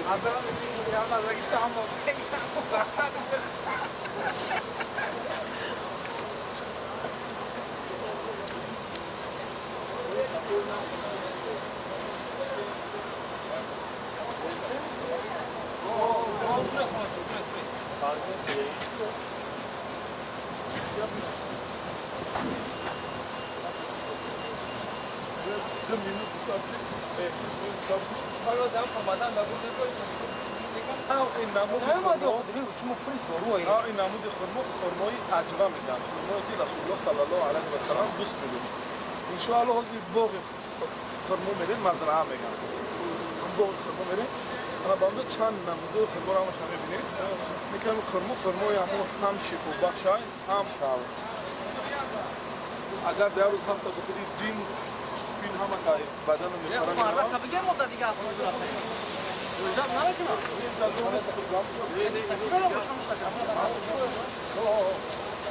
Yok drama.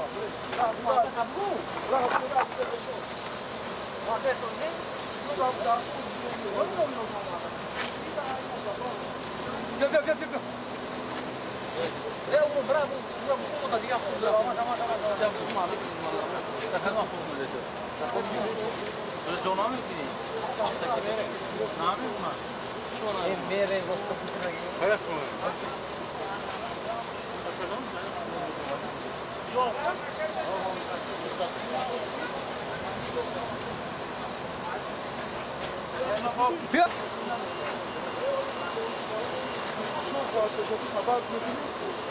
Kapı olmuyor.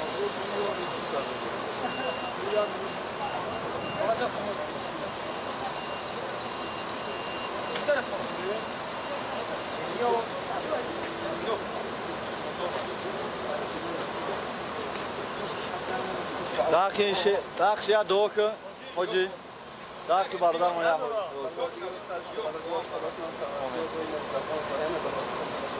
Allah akbar.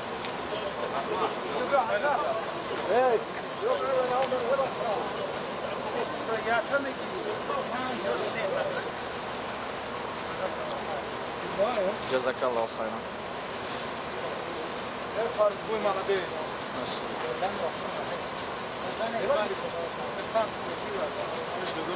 عجب ما عجب گیره خیلی در جبل احد آنکی برادر پرویزه سامبول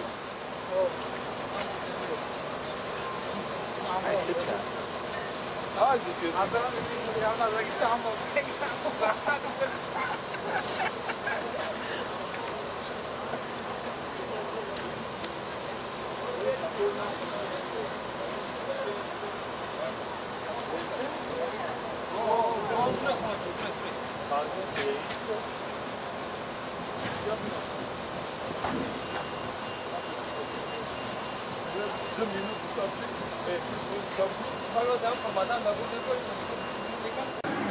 أشهد أن محمدا رسول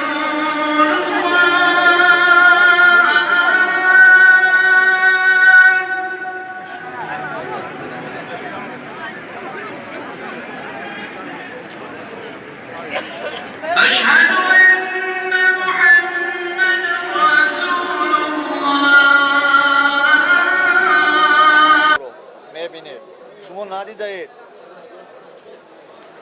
بازار خرما رو. پس با ما باشید انشاءالله که میبینید در کانال سامبای تیوی که ترمگور و همراه بولگار تور که اینجا نمره تلفنش هست. ماشاءالله میدونیم یک جا میبینید دونو رفتیم نه برادران.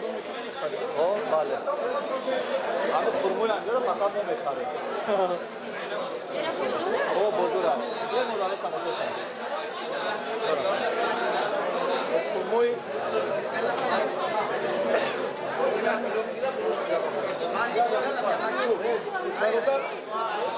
همه گونه بگن نوای خرما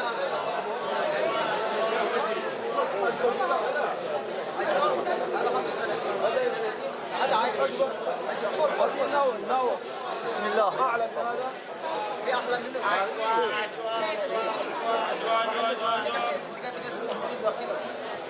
خب اما خرمایی که میگن خرمای میده که نسبت به دیگه نمود خرما باز میریم یک صفت بهترین خرمایی که رسول صلی الله علیه و سلم دوست داشت به نام خرمای عجبا.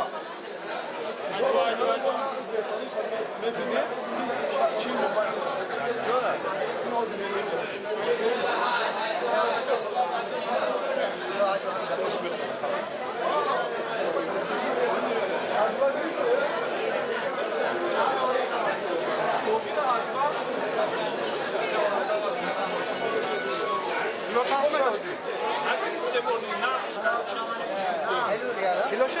لا ما في اللي شوف يا خرماي كده الناس بهترين مرحمان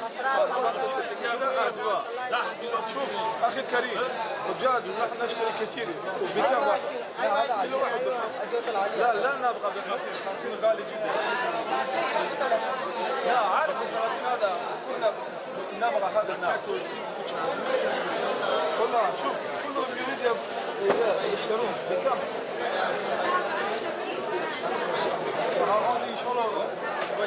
چنده؟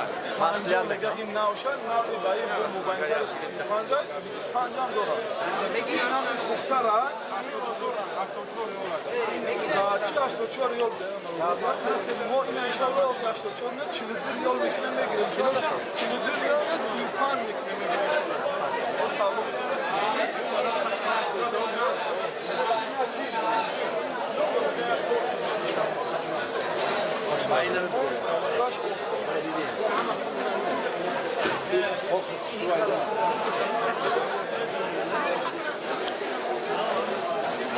حجرا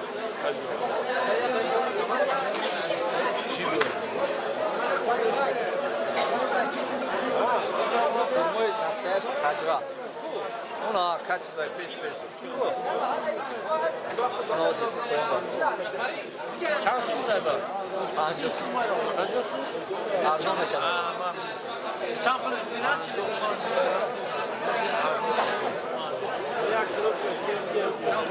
دوستان عزیز تا اینا سودا کردن ما انشالله با دیگر نموداشا با شما نشان میتیم خدا خواهد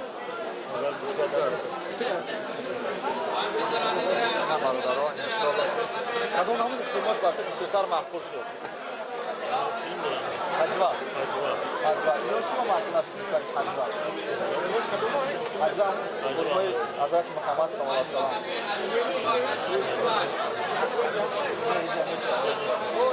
حجبا مای دانش شما و سخت شما اون آورده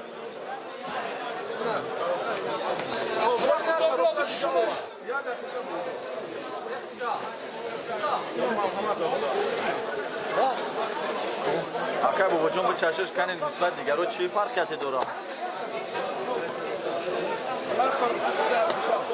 از میگه که نسبت این دیگر خرمای دیگر چشیدی چی سازی داره؟ ای؟ نه باید حجرای خورده باز خورده ما؟ کم داریش اینه نظر با نسبت دیگر رو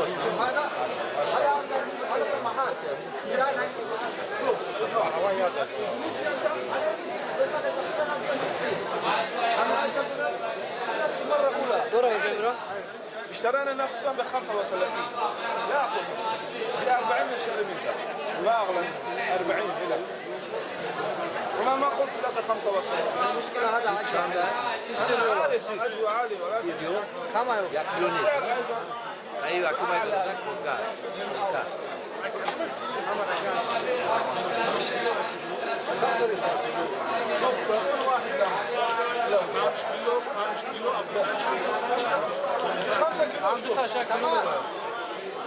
كيلو دقيقة لا لا يا خبرة صابونة كيلو يا صدق 16 كيلو يا صدق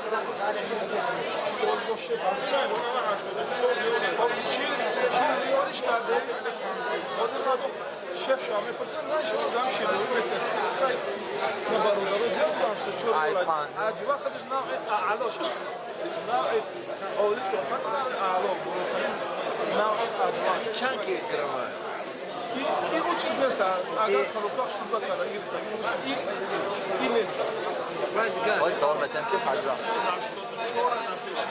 حجوه فرق حجوه از این خرمای دیگه در چی است؟ نموده خرمای جو بیاد من خودتون بینید هذا اللي لا شوف كل واحد يبغى 5 كيلو اللي ريال هذا لا نبغى 5 هذا انا بيو والله 55 60 نقد ما بيو لكن هو خطر هو كلمته انت في اشتري موجود عندك كلمته 50 لكن انا ما بيو 50 هذا مدينة عدوى عالي ما كلمته هذا 50 ريال هذا بيو 50 ريال مرة انا حيس هذا ثاني ما يقدر انا صدق ما يقدر هذا شوف ممكن نشتري من 200 كيلو او اكثر 200 كذا انت كلام صحيح انا ضد كذا حتى 50 ريال ما حيس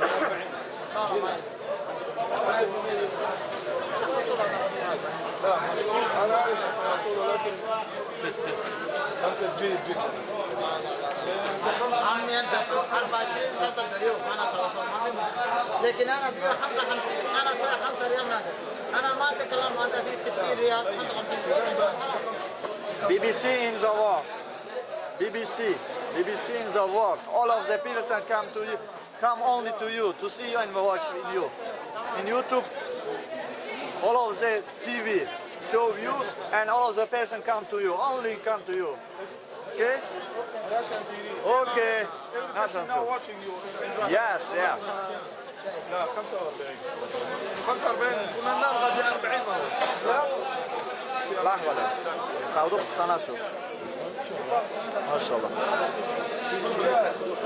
شو الكلمات انت ينزل انا مكتب كم 1 ريال ريال بس لا دحين شوف انت بتسيبه انا ايش هذا انا كم حجاج هنا كثير انا 100 حجاج بس كلها انا زعيم شوف اسمع 100 حجاج انا في اسمع فهم انت حقك انت ضيوف انا يجي 1 ريال مصرف خسر انا الحمد لله نعمه انا فيه على طول انا ما انتظر 45 لا بس لا انا ما انتظر انا فيه على طول میگیریم خانجو کم نکرد مقصد که خوجا نمیکنیم 2 کیلو ما داخته 2 کیلو 5 کیلو 10 کیلو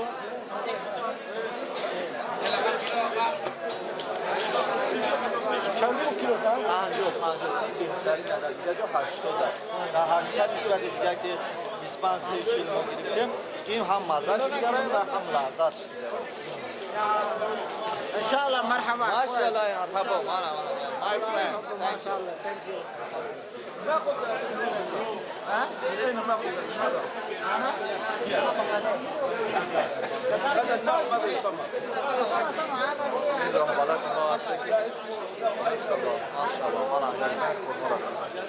ما شاء الله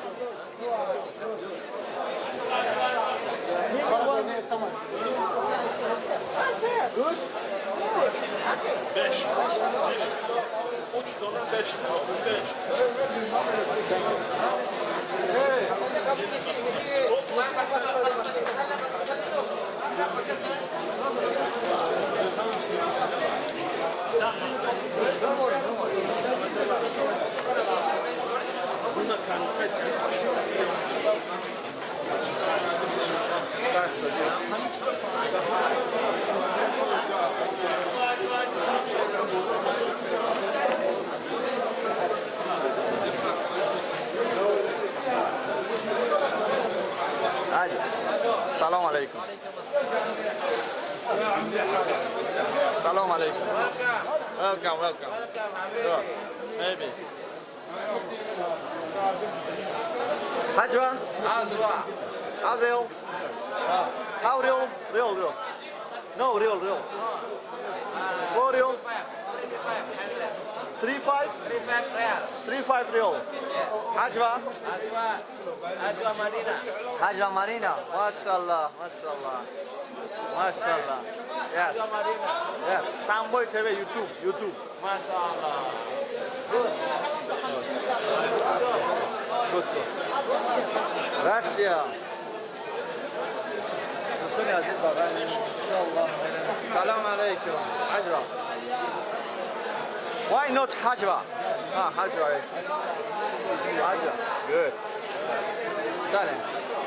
Bardaran aziz tutmayın da. Böyle Hajwa. Okay, Samboy TV getirin bu YouTube. Inshallah. MashaAllah. در اینجا خواهد ماشام دارد در اینجا تمامان یکم کس نیست باز میرم نبینیم کام کنسیتن بود در اینجا چند خواه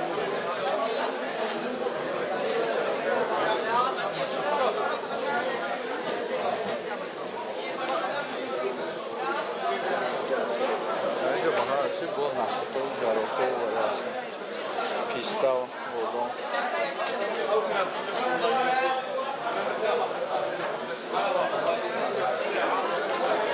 این بزرگ در درونی باقی خورما نه برداران عزیز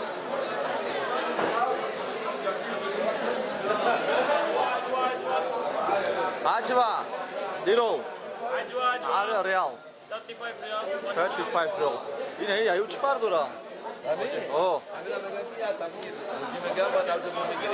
ماشاءالله بهتر میشه بگیری Hajwa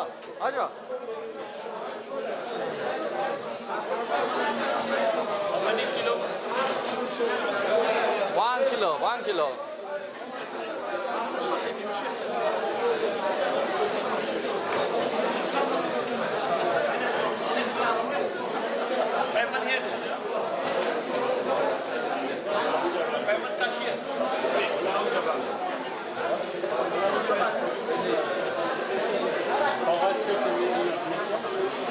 باز ببینیم که چقدر خورما خرید کردم اشان آبا ایجا بگیرم Hajwa 1 kilo اوجیجا پولش است نه برادرو در اینجا پولشم یه نسپوره کسی پولشم نسپوره بگذارم ایران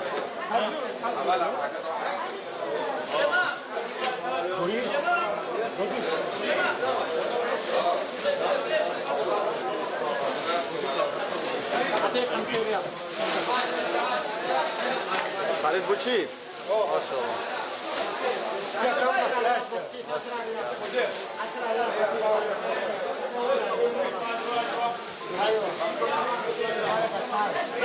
وش محمد؟ وين الباص؟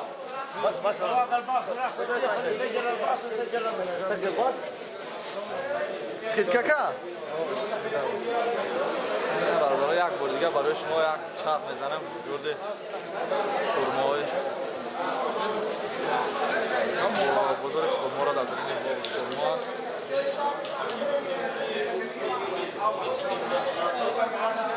من اینشم یک نمود خورمای 30 ریال است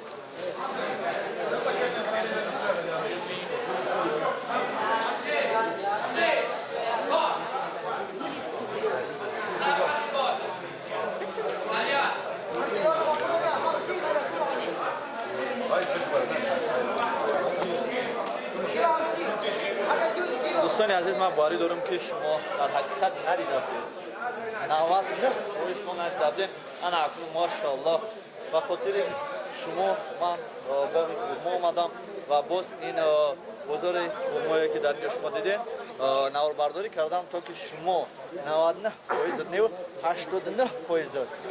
99% ببینین ماشاءالله وقتی که اومدین از اینجا خورما دارن از دیگه جون نخرین از اینجا میان خورمای نفت کشت خوب و این باغ خورما را تماشا کنید ماشاءالله. من اینجا برای مردم با بشکه او موندگی که مردم او بخورن. ماشاءالله. رفتیم. خرمای نیکولا خان باید در اینجا با بزرگچه هست که نیکولا خان دارن. نوید.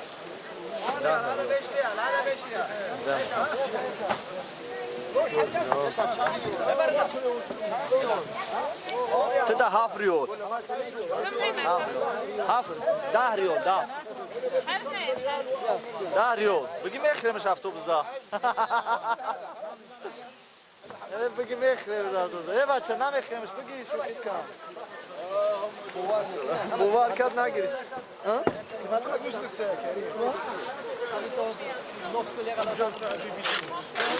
سامبوی تبع Ekaterinburg. تبع Ekaterinburg.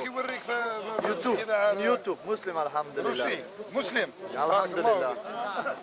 ما شاء الله. سبحان الله. أنا غلطان عزيز. ميري ما شاء الله. سبحان الله. وعليكم السلام. Can you tell me about this place? Beautiful. Only beautiful. Alhamdulillah. Only beautiful. Beautiful. And a lot of men and person. Whatever they are come to here. I am Algeria. Algeria. MashaAllah. Alhamdulillah. سلام علیکم. سلام. خداحافظ. برادران عزیز بسیاری از اینها تنها کمی هم زبان انگلیسی میدونن و خودشون هم معلومات ندارن درباره اینجا که به خاطر که اینها همشون ماشاءالله مهمون هستن در اینجا.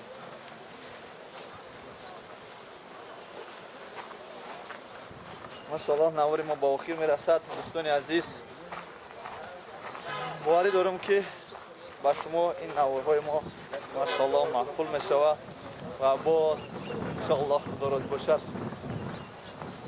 در فرضی آمدم انشاءالله که با در فرضی خدا خواهد من نوارهای بهترین با از این نوار خودم از بهتریناش با بهتریناش انشاءالله نوار برداری میکنم و پیشکش شما خواهم کرد. و خاطر دوستی و زیاد شدن مهر محبت نسبت شهر مکه و مدینه و حضرت محمد صلی الله علیه و سلام و غیره. تو بازی سلام علیکم و رحمت الله و برکاته. اینجا ببینید چقدر اتوبوس زیاد است، چقدر مردم جمع شدن ماشاءالله. به سلام علیکم. سلام علیکم. بی بی سی.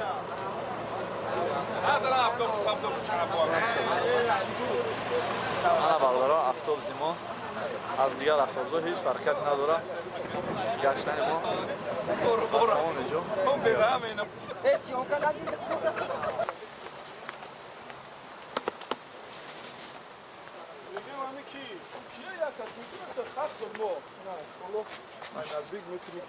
اینا هم خیلی دیگه من اصلا درخت چین هم که میبره بعد این برگو اصلا کم کم میبرن شما میشه اصلا تو من خیلی کنم اینا کسی میتونه بلوف بمونه مرحمت ماشاءالله. مرحمت کسی بلو بروی 1 کیلو خرما پدرکه کسی بلوش بروی اجازه تا ما بقام ببرم خدا اجازه نیست خیلی اجازه نه هیچ عظمتی داشت فهمیده که چیز است به حج عبادت ما یگان وابستگی نداره یعنی هیچ چیه در پیش هم تو کره که سر شد فهمیده مدینه هم هیچ حساب نمیشه و تماما ما به خاطر مدینه نآمدیم ما به خاطر انا همین جایی که از سر کردیم دیگه برای همینا صبر ما آدم سالسمان نیستیم با حضور هر یک از فرصت توغری کنه عبادت شد توغری کنه سالسمان باشه و نیت امرا مینا پوشیدن احرام تا تنها حوزه کسی که نکرده دیگه نمیشه دوخی میکنه چیکار میکنه توپش سر بکنه دیگه هیچ ضرر نداره خب پوشیدن احرام در پوشیدن همین در حکمش در اونجا با پوشش احرام اونجا را گذاشتن حکمش واجبه یکی از واجبات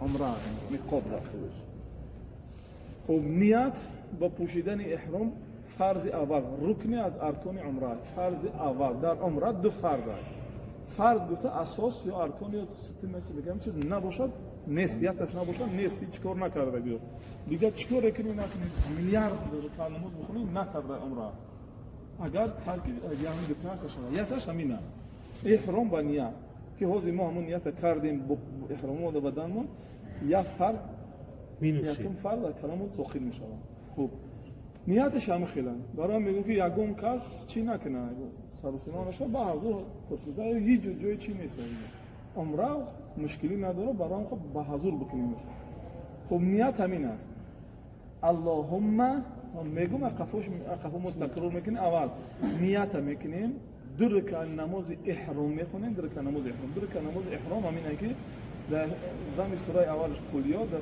زمین سوره دوم قل هو الله احد اگر رفته و این سوره را کسی ندونه چی سوره که باشه میشه خب لبیک اللهم بالعمره بعد میگیم بعد نیت کردن بعد خب چیزی که من گفتم قفو میگیرم بسم الله همه نیت عمره دارم اللهم إني أريد العمرة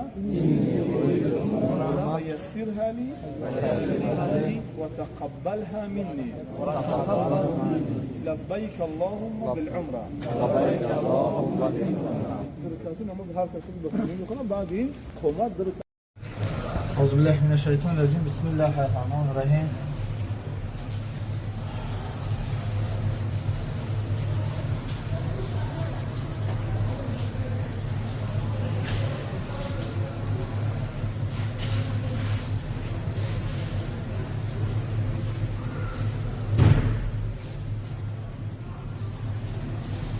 مبارک جان انشالله بود کردیم احرام پوشیدیم کسی بچه ما گروهمون همون انشالله بهترین است من از نبره میبینیم برادر که احرام مبارک شود این عکس دیدی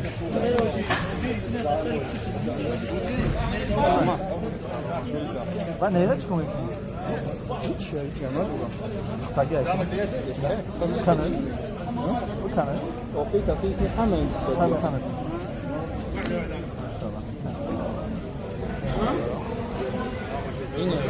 Çıkal kadar, çıkal. Sözay. Çıkal. İşte tarzı kim at? Şuraya bak. Bazık markur.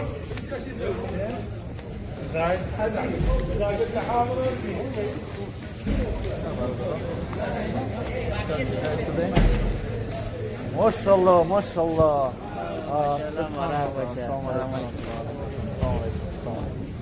Закрывай вот. Красиво. Маşallah. Вот это вот сюда поставь. Маşallah. И все это выкини, и все. Выкини, не переживай. Руку внизу. У тебя что-то по-другому. Ну, вообще неправильно. Вот так отсюда, вот отсюда. Вот здесь. Завязай. Вот. Все, машаллах, это машаллах. Сильно отправляй, забудь все. Машаллах, все хорошо.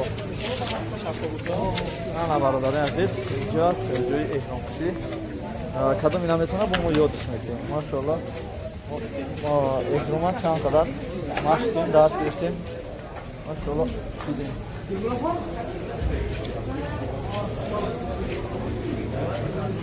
Мардуми эҳромонаҷа ҳама эҳром шуда сурат кардем. Машаллах, мо сурат кардем, эҳром пӯшидем, ният кардем. Иншаллах мерем бахва.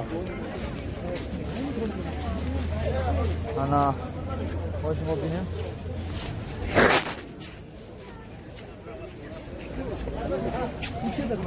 И чӣ вана мешавам? Ака чӣ вана мешавам? Ту даки шуда я? Ё барои телефони пулмония охи. Ака шуда инҷа мезанем. О, ин барои пулмония ин айма монда ин инҷи. Телашо инҷа дам.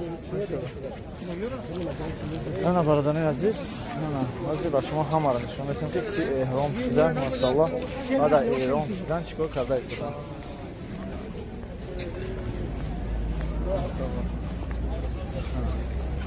эҳром шудан сурат гирифта истодам. Машаллоҳ. Машаллоҳ. Ана бародаро. Шулик дида истодам. эҳром шудан. Ана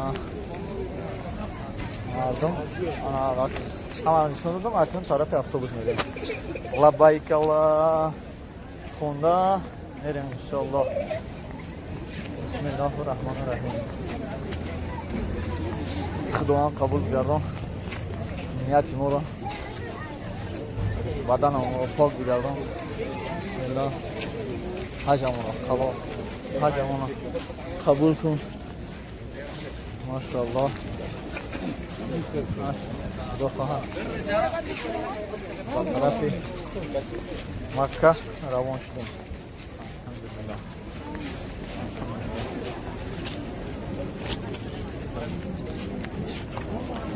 مردم اینجا شدن هیچ کدام ندارم اینجا رفتن من خودم اینجا رفتم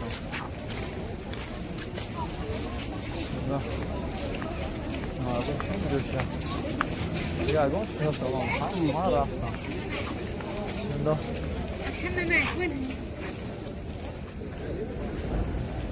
همه میریم نشید بایشیم بسم الله الرحمن الرحیم چی؟ رفتیم ای کجا میره؟ نماز نمیخونه؟ نماز نمیخونه؟ همین چی میره؟ بیا ماشین ده کجا کم طرف ده؟ همون چی بود؟ نماز خونده؟ دست روز بریم اینجا؟ نه خبرات دست روز از اون در که تایم ماشین خونیم تمام؟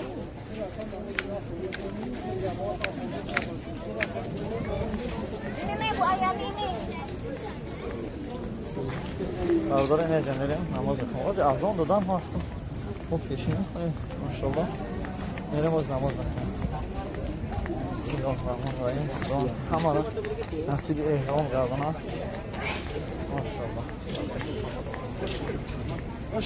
نماز میخونیم بعد چخچق میکنیم هیچ عظمتی داشت فهمیده که چیز هست با حج عبادت ما یگان وابستگی نداره یعنی هیچ یک دفعه هم که کاری که سر شد فهمیده هزینه نه هیچ حساب نمیشه و تماما ما به خاطر مدینه نآمدیم ما به خاطر انا همین جایی که از سر کردیم میگیم برای همین صبر ما از اون سالسینا نیستیم با حضور هر یک از توشا توغری کنه عبادت شد توغری کنه سالسینا نشده نیت امرا همینه پوشیدن احرام در تنه حوض کسی که نیت کرده بینه میشه دوخی میکنه چیکار میکنه توپش سر بو کرده هیچی ضرر نداره خب پوشیدن احرام در پوشیدن همین در حکمش در اینجا با پوشش احرام همینجا را گذاشتن حکمش واجب است یکی از واجبات عمره میقات داخلش خب نیت با پوشیدن احرام فرض اول رکن از ارکان عمره فرض اول در عمره دو فرض است فرض گفته اساس یا ارکان یا ستون مثل بگم چیز نباشد نیست یا تاش نباشد نیست هیچ کار نکرده بیاد دیگه چیکار کنی نکنی میلیارد کلمات بخونی نکرده عمره اگر ترک یعنی گفتن شما یا تاش همینه احرام با نیت که حاضر ما همون نیت کردیم احرام و بدنمون یا فرض یکم فرض کلمات ساخن میشه خوب نیتش هم خیلی برام میگم که یگون کس چی نکنه سرسیمانش با حضور پرسیده هیچ جای چی نیست عمره مشکلی نداره برام خب با حضور بکنیم خب نیت همین است اللهم میگم قفو مستقر میکنیم اول نیت میکنیم دو رکعت نماز احرام میخونیم دو رکعت نماز احرام همینه که در زمین سوره اولش قل یا در زمین سوره دوم قل هو الله احد اگر رفته و این سوره را کسی ندونه چی سوره که باشه میشه خب لبیک اللهم بالعمره بعد میگیم بعد نیت کردن بعد خب چیزی که من گفتم قفل میگیرم بسم الله همه نیت عمره دارم اللهم إني أريد العمرة فيسرها لي وتقبلها مني لبيك اللهم بالعمرة دركاتنا مظهر كثير بقولين يقولون بعدين خمات الحمد لله الحمد لله رب العالمين ما همگی خالصانه از خانه‌های خودمان برای ادای عبادات و زیارات اماکن مقدس آمدگیم. برای همین هر جایی که هستیم یعنی بعضی جایی که ما در اینجا قرار میگیریم و اراده ما نمیشود یعنی خواستی ما مهمونیم خواستی میزبانو خیلی که باشه تمام میشود روخی همه در درس الله سبحانه و تعالی است. الحمدلله مطبعه ملک ابن عبدالعزیز مطبعه است که نفرانی هستند که حتی تا 13-14 بار حج بودگی‌اند ختم بودن مثلا گفتن که یگان بار جا بودگی نیست. الحمدلله ما در این سفر زیارتیمون به زیارت‌های جاهایی که مخصوصا شهرت دارند این سیوم موقف بود که ما زیارت کردیم، یعنی مطبعه ملک ابن عبدالعزیز است. خب موقف چهارم یعنی موقف اسبوعی که ما در اون بریم معنی میکنیم مسجد قبلتین است. مسجد قبلتین در 4 کیلومتری از مرکز مدینه منوره جایگیر شدگی است. نامگذاری مسجد قبلتین به خاطر است که نماز ظهر یا عصر بود که الله ذوالجلال از بالای 7 طبقه آسمان و محمد پیامبر صلی الله علیه و سلم که نمازش رو به طرف اقصا می‌گذاشتن امر کرد که فول وجهک شطر المسجد الحرام، شطر مسجد الحرام. از این به بعد قبلتون رویتون رو طرف کعبه میکنید و نماز میکنید و در همین مسجد در همین موقع اصحاب نماز میخوندن. در همین موقعی که بعد از اون مسجد بنا شد نماز میخوندن که 2 رکعت نماز ادا کردن. این نماز عصر که خب بشارت دهنده آمد با آنها خبر داد که از جبریل امین وحی آمد که نزول وحی چنین بود که باید که تبدیل یا تغییر قبله کنید، روتون از اقصا به طرف کعبه مکه مکرمه کنید. در 2 رکعت دیگه و یا 80 گرادس میشه دیگه 80 گرادس تو خوردن و باقی 2 رکعت نماز دیگری شما در آن بخوردن. و همین خاطر همین مسجد در اینجا مسجد بنا کرده شد و همین مسجدی قبلتین دارد. خب یگان امر از جانب رسول صلی الله علیه و سلم برای نماز خواندن در اینجا نیست. همگی برای آنکه مسجد در نماز ظهر در مسجد نبوی اسپیت کنیم بخونیم، برای همین در اینجا همگی 10 دقیقه برای کسانی که طهارت دارند میدارند همین اولی چی داخل میشوند 2 رکعت نماز میخونند. اما محرابا را میبینند که اول این طرف بود بعد این طرف گشت قبله تماشا میکنن. کسایی که طهارت ندارن اجازت داخل شدن به مسجد دارن، اما ما وقتی ایستادن که باید طهارت کنن نداریم. تو بعد خندق میریم طهارت در مسجد قبا میکنیم، در اونجا با 2 رکعت دیگه نماز بخونیم که بر 2 رکعت نماز خوندن در مسجد قبا امر از جانب پیامبر صلی الله علیه و سلم هست. برای همینم اون چیزی که سپارش میشود برای حصول کردن عبادات و زیارت شما است، برادرها همه چیز رعایت بکنه. خب هیچی اشکالی ندارد که شما قبلتین ببینید و مثلا اونجا ببینیش حتی چی داخل هم نشه حتی ببینیش بگرده میاییم. برای اینکه وقت مونه مثلا 20 چی نکنید بعضی ها به حد 20 هم هستن. برای همین 10 دقیقه وقت. خب کسی دیر کنه خواهی 5 دقیقه دیگه اینا بگیم چیش بکنیم. در باوی چی میکنیم متوجه میشیم که کنسرت در برای نه صبح مسجد قبلتین کسایی که باشی تو با سرعتر بگیری، مثلا کسایی که خوب در 15 دقیقه همه کارا میکنی. اگر اگه مستفیدی و عاجز چی نباشیم 15 دقیقه هم تورات میکنه هم در نماز میخونه هم میای در اتوبوس میشین ان شاء الله. پیش برا اگه نماز خونده تو بیا اتوبوس. همین نماز خونده درو بیای که دیگرانش هم مستفیدی. کریم اما چی تمیه؟ این 15 دقیقه فقط برای آدمای سن سال کلان، برای زنا، برای نه چیه؟ برای خیلی بوجون بوجون 3 دقیقه 1 دقیقه برای تورات کنی، 2 دقیقه برای تورات چی؟ Ești neafre, poate și o duși. Am un șir neafre să am la.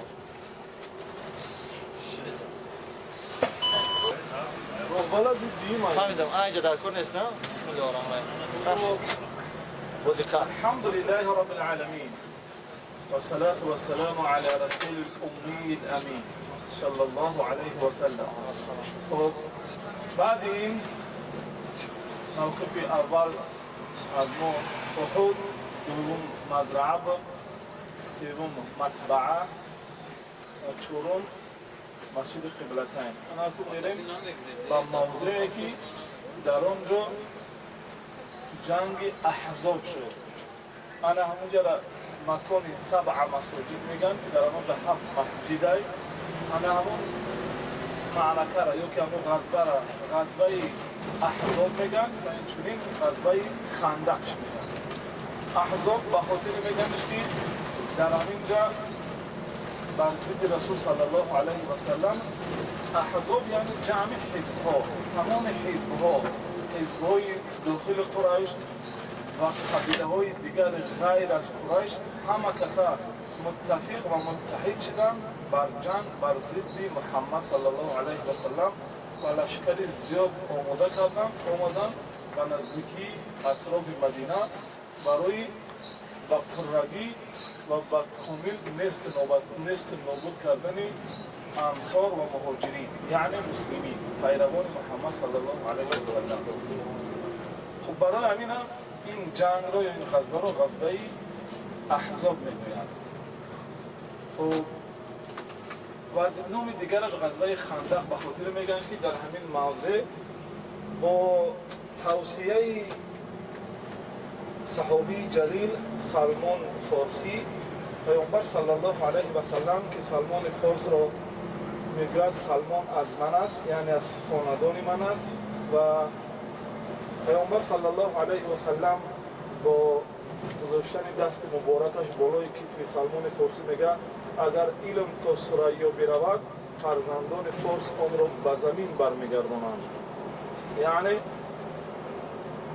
با علمداری رو و فرهنگداری رو با مردم فارس نسبت میده رسول الله صلی الله علیه و سلم که سخنش سخن الله است نه اینکه از تجربه خودش. بعد در همین جا سلمان فارسی پیامبر صلی الله علیه و سلم را مصلحت میدهد که در همینجا خندق بکنیم و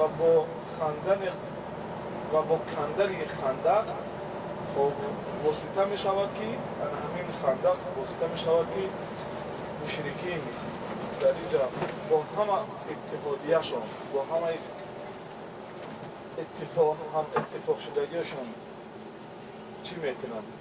مغلوب می شوند در جنگ. همون موقع در رو برای ما خب و در همینجا بگیم حتی بنی نظیر در چی؟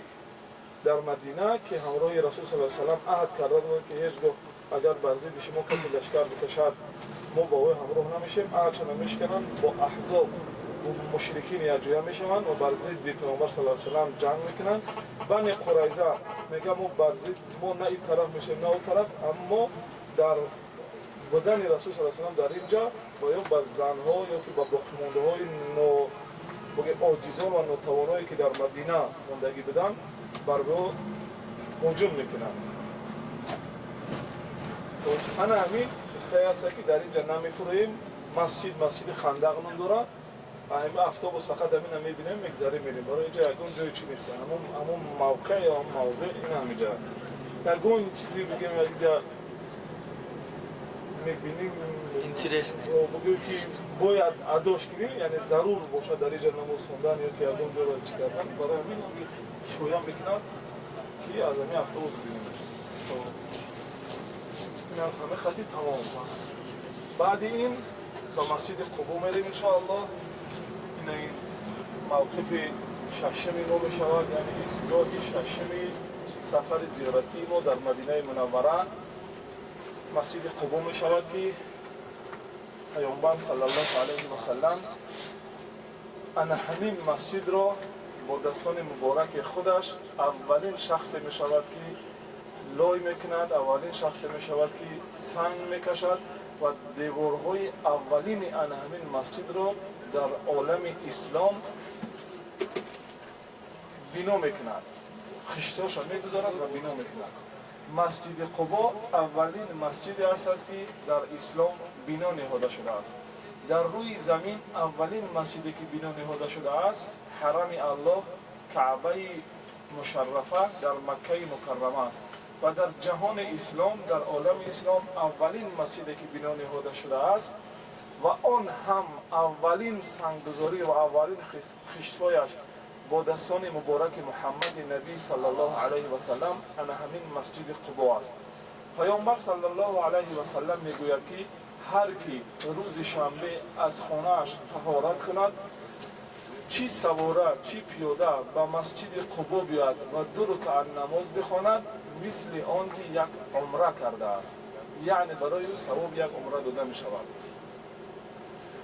برای همین بگیم آخرین موقف ما مسجد قبا می شود.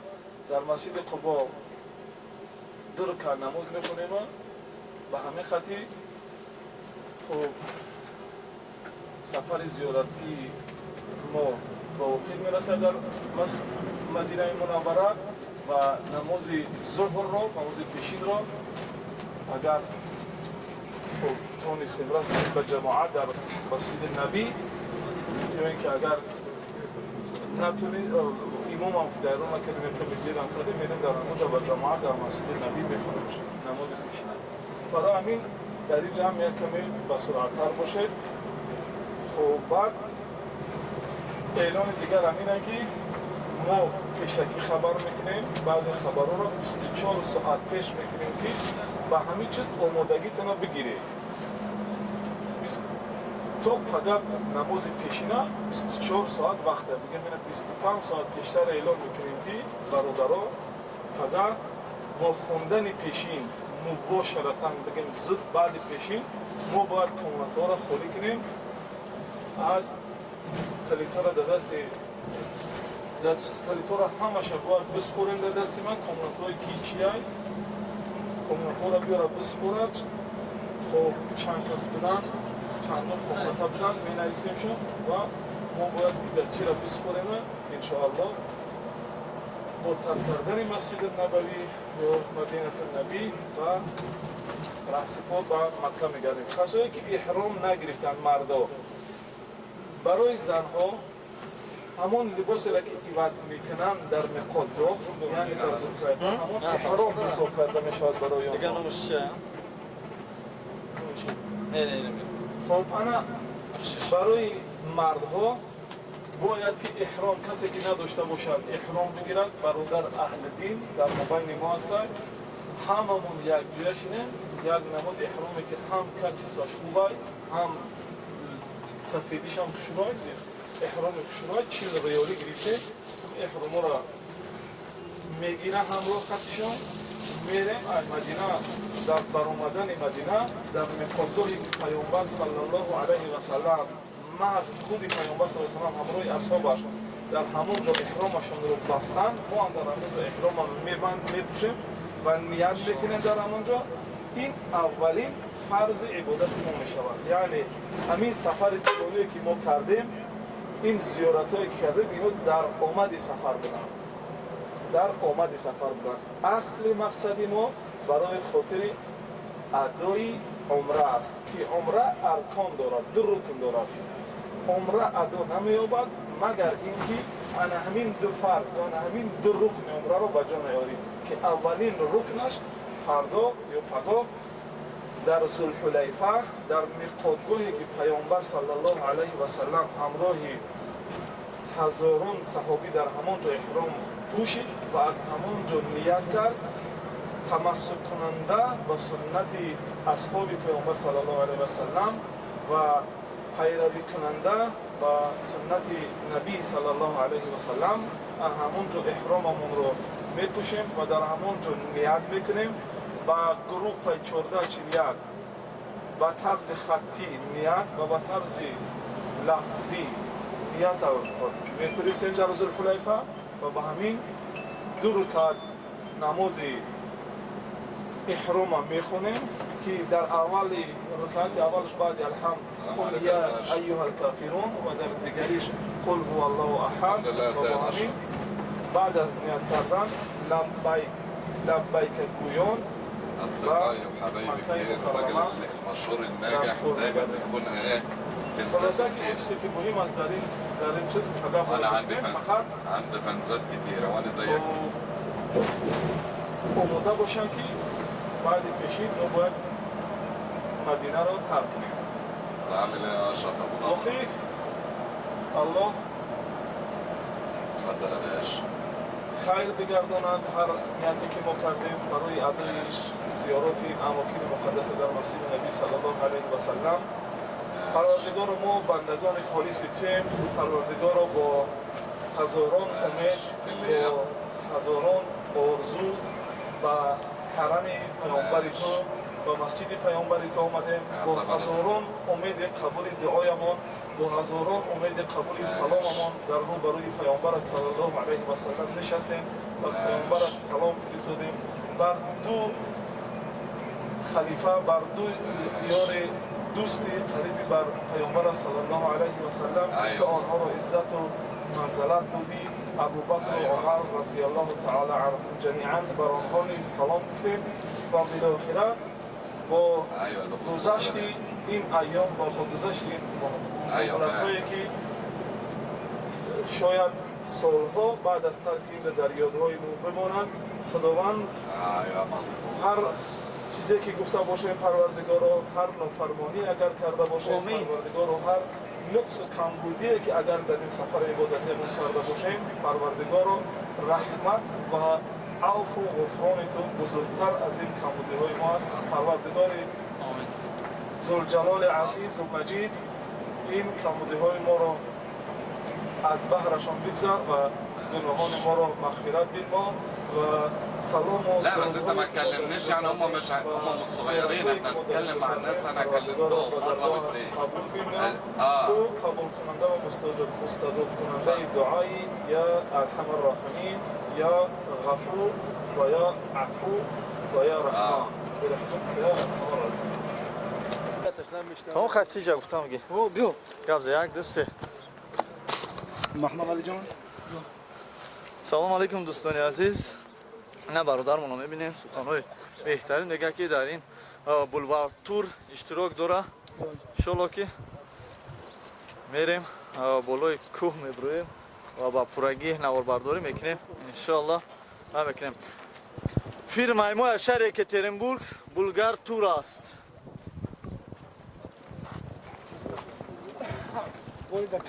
الحمد لله رب العالمین. یک دو سه نگاه کرده. الحمد لله رب العالمین. خب ما در موقع قرار گرفتگیم که در جایی که ما برمدگی سودگیم همین جبل رمات میگویند. جبل رمات یعنی کوه نیزه‌زنان. معرکه احد نسبت داده شدگی است ان همین نامش به جبل احد به کوه احد که در طرف دست راست ما قرار گرفتگی است. پیامبر صلی الله علیه و سلم کوه را گفتگی است که کوه از ما است از یعنی بر نفع مسلمین است. جبل احد یکی از جبل های جنت است. پیامبر صلی الله علیه و سلم میگه انا همین کوه است که پیامبر صلی الله علیه و سلم هنگام برآمدن عمر رضی الله عنه و عثمان رضی الله عنه سری کوه میگه که ای کوه آرام باش که در بالای تو نبی است و دو شهید است. دو شهید هم عمر رضی الله عنه و عثمان رضی الله عنه که شهید میشوند. خب برای چی ما اینجا آمدگیم؟ برای که چگونه برگزار شدن معرکه احد یعنی همین غزوه احد از همینجا خوبتر معین می شود. خوب از طرف این رو بروی ما که می بینیم لشکر قریش با رهبری ابو سفیان ابن حرب زیاده از 3000 نفر لشکر این چنین هم زنها هم مردا برای خاطر که این جنگ احد برای مشرکان خیلی مهم بود به خاطر مهم بود که در جنگ اولی که سال اول هجری در جنگ بدر است در جنگ بدر مسلمانان پیروز شدند مهاجرین و انصار پیروز شدند در همین جنگ و قریش جمع کردند یک لشکر زیاد را آمدند که خواستند که به تمامی هم مهاجرین و هم انصار را از بین ببرند.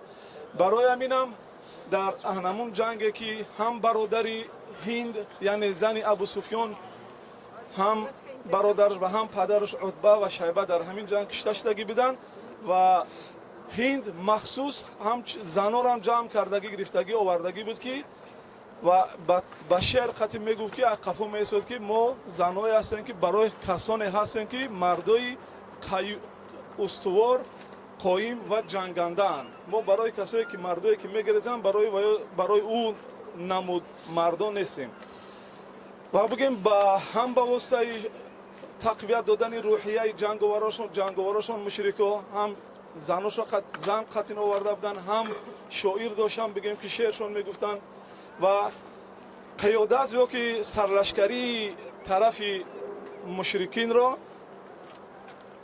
ابو سفیان ابن حرب داشت. از جمله جنگاورای که با قوت بدن اکرمه ابن ابی جهل بود، خالد ابن ولید بود از طرف مشرکا و سعد ابن وقاص. یعنی تو اسلام آوردن شده در این وقت در طرف مشرکا بر ضد مسلمانان، رهبری لشکر مسلمانان را محمد نبی صلی الله علیه و سلم خودش داشت و عمکش حمزه ابن عبدالمطلب و اینچنین جنگاورانش علی ابن ابی طالب. خوب در همینجا جنگ صورت میگیره، از اون طرف مشرکان و از این طرف مسلمانان، از این طرف مسلمانان از اون طرف مشرکان.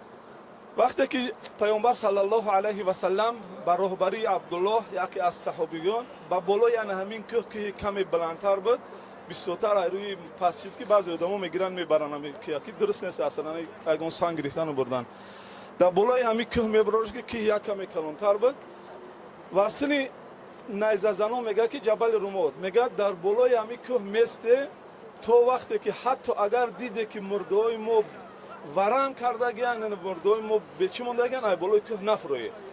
الله متعال خواست که مسلمانان را به همین واسطه بار سنجش بکند که در نافرمانی رسول صلی الله علیه و سلم عذاب است و ضرر است و خسران است. در نافرمانی رسول صلی الله علیه و سلم و در فرمان برداری رسول صلی الله علیه و سلم سعادت دنیا است و نجات آخرت از دوزخ. برای همینم رومات یعنی نیزه زنای مسلمین در بالای همون کوه ایستادن. وقتی که جنگ سر شد خب مسلمان‌ها لشکر 10 برابر یا کمتر هم که باشن و او را زدن مغلوب کردن و دیدن در اینجا بالا بودگی مهاجرین هم کسایی بودن که از مکه هجرت کردگی خونه و در همشون پرفتگی جامدگی بودن، یعنی در دست مشرکا این چیزا همش افتاده بود.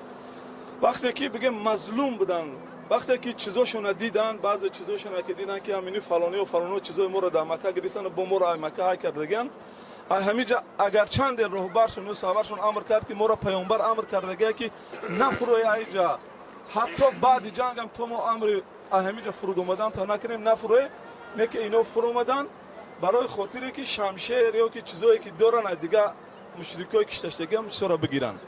خب یکی از جنگاورانی که پشت با پشت بگیم جنگاوری متین با قوت دانو زیرک خالد ابن ولید میدونست که قوای اساسی که سبب غلبه مسلمانان شده گیاه انا همین نیزه زنها در بالا همی که هم دید که نیزه زنها فرمدن با پشتی انا همی که خطی با اون آتا خطی خالد ابن ولید حمله لشکرش اومدد و مسلمانایی که بگیم اعلان خرسندی و پیروزی را کردگی بودن از خفاشون حمله میکنن. موقعی که حتی بگیم خالد ابن ولید میگه که یعنی امکان داشت میسر شود که حتی رسول صلی الله علیه و سلم هم قتل بکنن در همینجا. خب به همین بگیم جنگ احد با توسط زیرکی دانایی و یا که طرز جنگدانی خالد ابن ولید به شکست مسلمانان خاتمه می‌یابد و با گریختن آنها و در همین جا زیاده از 70 کس کشته می شود. از جمله کشته شدگان یکیش حمزه ابن عبدالمطلب عمک پیامبر صلی الله علیه و سلم و زکس هند زنی ابو سفیان وحشی را میکنه که بگیم شخصا توسط همین اولاد همین اسباب چیت کی را میکشی حمزه ابن عبدالمطلب میکشی و همون خیلی حمزه ابن عبدالمطلب میکنه وحشی در همین جا میکشه. زیاده از 70 نفر در همین جا کشته میشوند. از چی اگر چند کشته شدگان قریش یا اینکه مشرکین بسیار بودن، اما به هر حال پیروزی در این جنگ با کی می شود؟ سبب شکست مسلمانان در چی می شود؟ سبب شکست مسلمانان در نافرمانی رسول صلی الله علیه و سلم می شود. یعنی برای ما این یک حکمت است یا پند است که تو وقتی که مسلمان پیامبر صلی الله علیه و سلم را نافرمانی میکند با شکست مواجه میگردد. خوب انا همو شهیدایی که کشته شدگانی که در جنگ احد میشوند در همینجا میمونند، بگیم ورم میکنن، بعضی هاشون بو میگیرن. یعنی این چیز نیست است که بگو که اینو درجه و فضیلت بزرگ در نزد الله تعالی داشتن. بعضی بسیار چیزا میشه که شهید خواندید، شهید چی مونده. مثلا این با اسلام یگان ربطی ندارد که مثلا یک کس برو شهید گوی خیلی نمیشه شود. بزرگترین شهدا در همینجا هم ورم کردن، هم بدنشون، هم بعضیشون بو گرفتن، همشون گرفتن در اونجا گور کردن شهدا را. بعد اینجا که وقتی که سیل بیا همه همون چیزا رو جمع میکنن میگیرن میارن در این همه گیرده که این هم موقعی که گیرد زبور گرفتگی تمام شهدای احد از مسلمانان در همین جنگ در همین جا گور کرده میشوند. در همین جا بگیم که موقع دفنی انا همون شهیدان است، گیردش زبور گرفتگی. ان شاء الله حاضر بمون میریم همونجا. خب رسول صلی الله علیه و سلم با بالای همون کوه احد، اون هم کوهی که میبینیمش کوه احد است، با بالای همونجا میبرویا میگریزن، بگیم میروند در همونجا پناه میطلبند. ابو سفیان از خفاشو میروه میگه جنگ است، یک بار از شما است، یک بار از ما، یعنی یک بار شما پیروز می، یک بار ما پیروز می. فایراتشون میکنه که بیای از محمد صلی الله علیه و سلم توسط زید ابن ثابت خبرشون میکنه که میگه که اینجا خوب کشته شدگان شما در دوزخن، اما کشته شدگان ما در جنتن. رسول صلی الله علیه و سلم همین میگه. خب به همین بگیم مشرکون با شادی خرسندی که در این معرکه بگیم پیروز شدگان، بگیم شراب خورده و مست و الست همینجا برمیگردن. برای ما دیدن همین زیارت‌ها حکمت در همین چیزا همین است که اول این اماکن است که رسول صلی الله علیه و سلم این اماکن بگیم شهادتی میدن که پیامبر صلی الله علیه و سلم در همین جاها بوده. همین جایی که ما ایستادگی من همون جای نیزه زنا است، پای قدم‌های صحابگان است. و مسجدی که ما میبینیم در چی این مسجد نو آباد شدگی، مسجد یگان ربط به تاریخ همون زمانه احد ندارد. خب اگر دیر نکنیم وقتی وادی تل نگیریم میدونیم خیلی در که نماز تیز میخونیم، پیش چیا میریم شهیدا اونجا میریم در حق اونا دعا میکنیم. خب در که نماز میخونیم بر میگردیم تا 3 اتوبوس میریم ان شاء الله. خب الحمدلله چیزی که در یادمون بود همون چیزا گفتیم برای شما.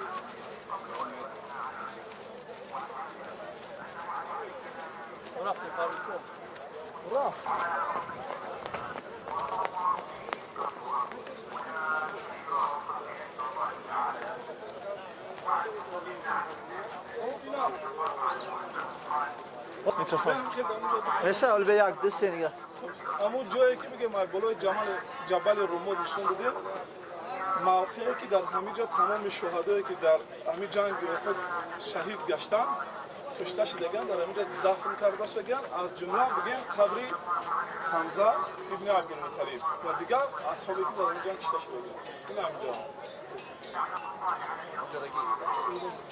ما میگیریم شما پرو نکنید شما ماشاءالله.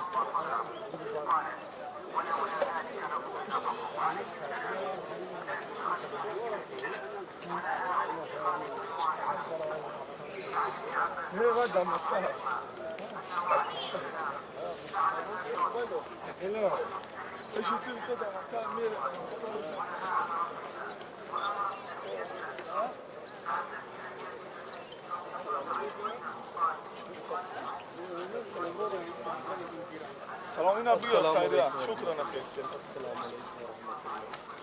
السلام علیکم و رحمت الله. السلام علیکم و علیکم السلام و رحمت الله و برکاته. السلام علیکم. خوب میشه.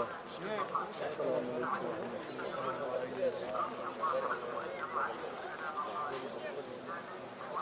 رحمت الله. ای دندان نمیشه.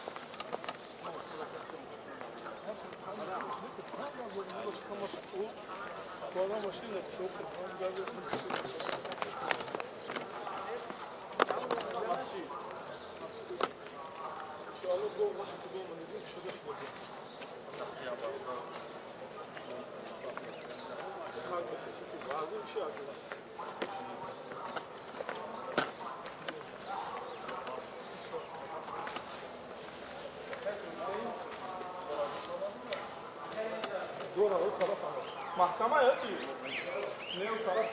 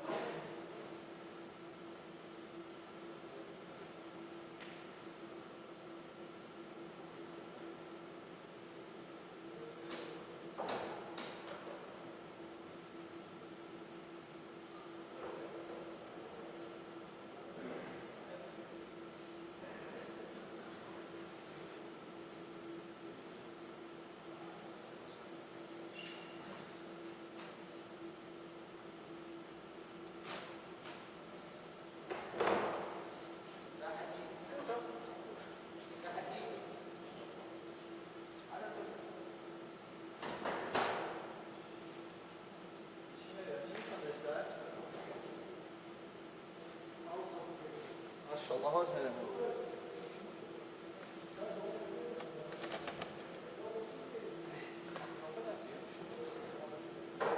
احکام نداره دخل کنه. اصلا طرف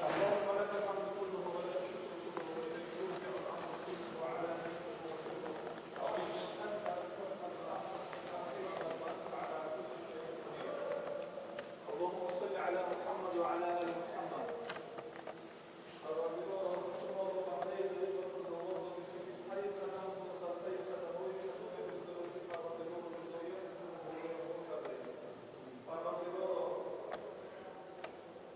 شنو اللي واسطه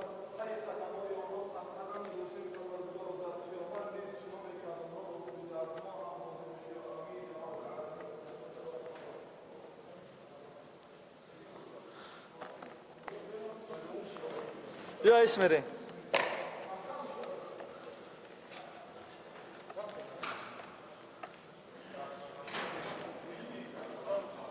برای بخواه گفتم تو را در بود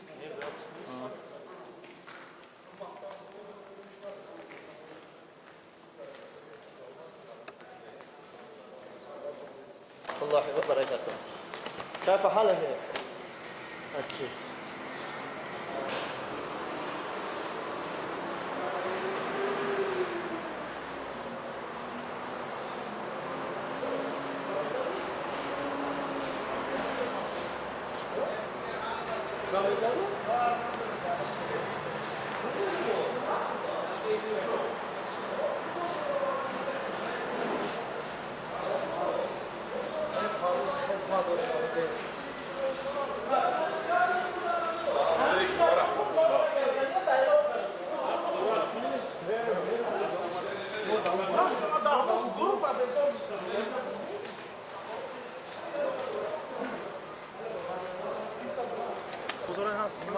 بیا رفتیم میره کاتیم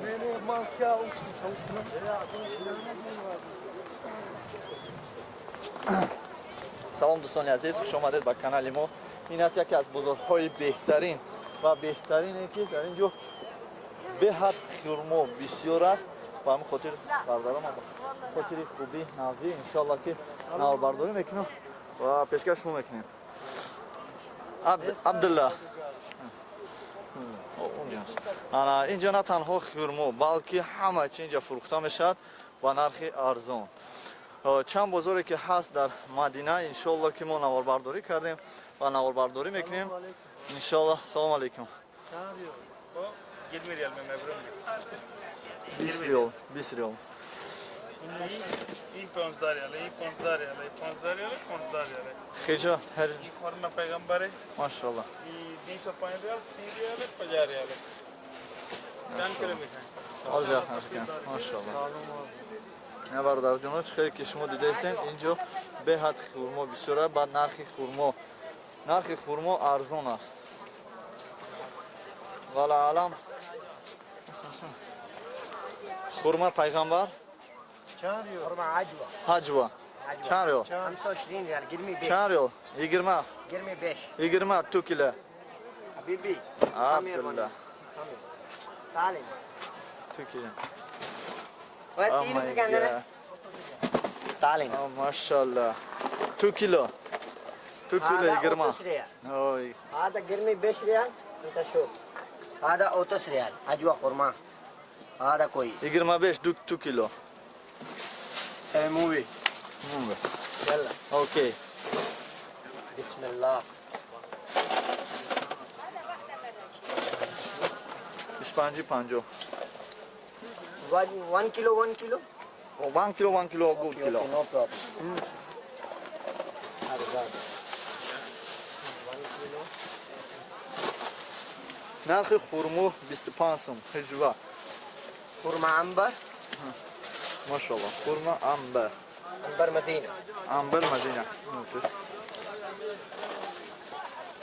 ما شاء الله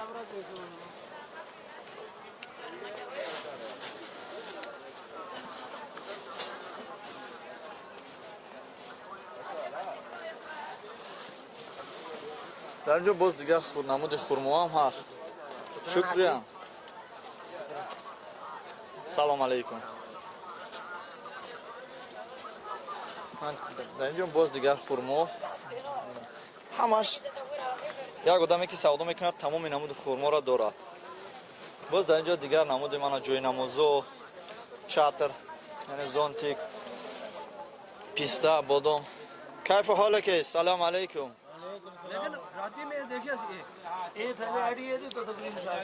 السلام عليكم عليكم السلام ايوه شرما تسبيح الليل المدينه انا چند تسبیح تسبیح چند ریال 10 ريال 10 ريال 10 ریال چند دونه 10 دانه 5 ریال میشد لا 10 دانه 10 ريال 12 دانه 10 ريال ما شاء الله 12 دانه 10 ريال بنسوني هذا كاميرا 10 ریال 10 ريال 12 دانه چند دونه 12 دانه 10 دونه 12 دونه ماشاءالله بهتره آره 12 دونه داره 10 ریال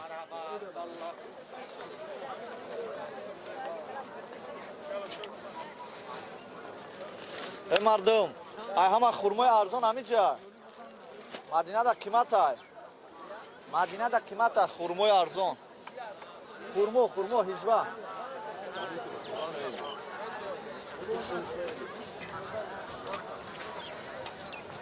در مدینه 25 جمع 25 دست خورمایی که اینجا میگیری تماما صفتش دیگر است در آنجا ما گرفت وقتی دیدم خیلی ملایم بود عجبه 15 ریال میگه ارزون هم 10 ریال که بی بی سی بی سی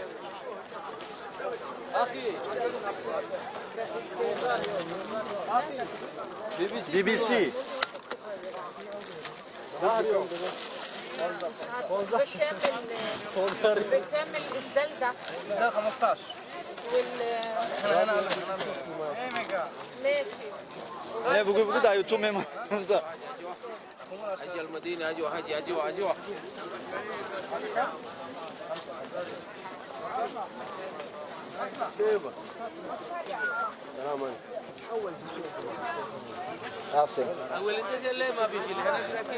رفتیم حجبه حاجی فروز میرین انشالله این بزرگ بود که ما کم باشد به خاطری که شما ندیده اید و ببینید نواربرداری کردیم منم برادرها کم یاردم کردستن در رفتی نواربرداری انشالله این بزرگ بود همه چی داره چیزی که برای توفه گرفتنین این بزرگ بیایم بگیریم خورتان ای بزرگ خورتان ای دیگر بزرگ خورتان ای جینا بزرگی شهر مدینه السلام علیکم و رحمت الله و برکاته خداحافظ این بچه کلون یا برن که افسوس میرون بچه کلون خرید کسی با چشه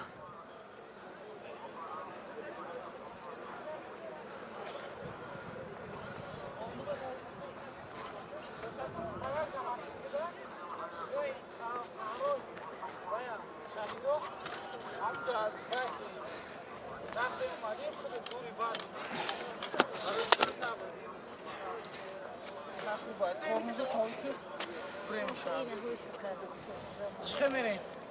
بیا خیلی باربار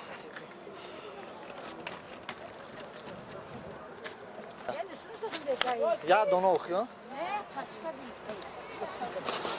سلام علیکم برادران عزیز دوستان مادرانی هستند که با همراه فرزندوش با همراه نبیروش ماشاءالله میبینن در اینجا حج میکنن وقتی که خودشون هایتن انشاءالله که فرزندوشون میره انشاءالله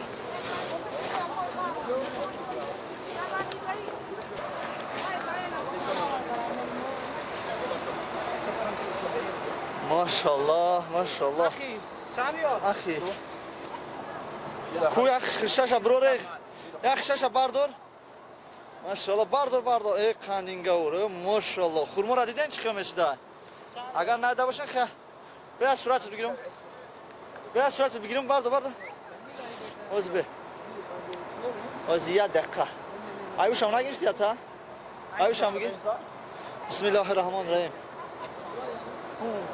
آخرانه کبوتر ماشاءالله خورما را ندیده باشین برادران عزیز این دست هم برادرها بینین ماشاءالله بهترین دو نمود خورما است بهترین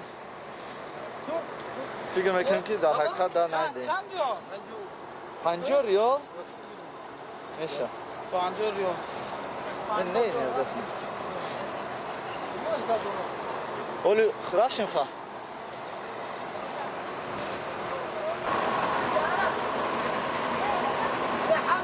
ماشاءالله این افتاب ما بی بی سی بسم الله الرحمن الرحیم ماشاءالله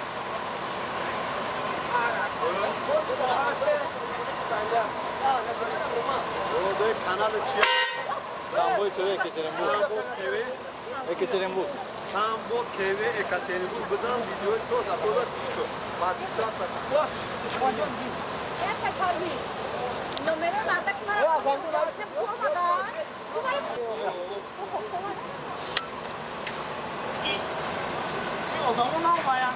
هیچ نیست ما خلا این به جمع جمع من گفت هیچ نیست کو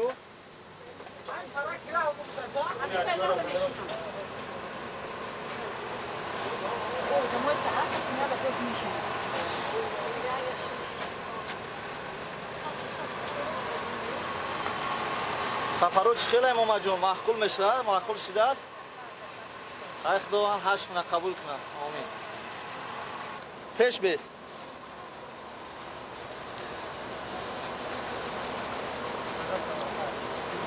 جزاك الله خيرا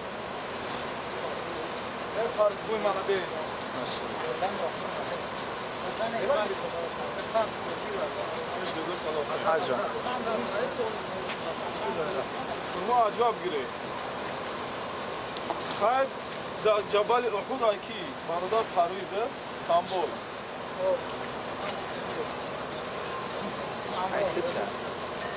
عايز كده انا باقي سامبول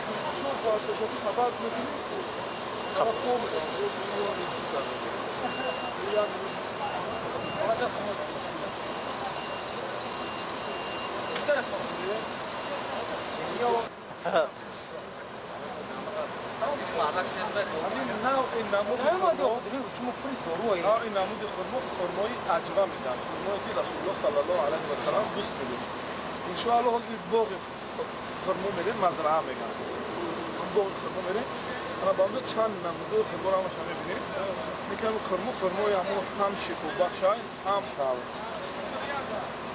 اگر در روز هفته بخورید جین بین هم که بدن می‌خورن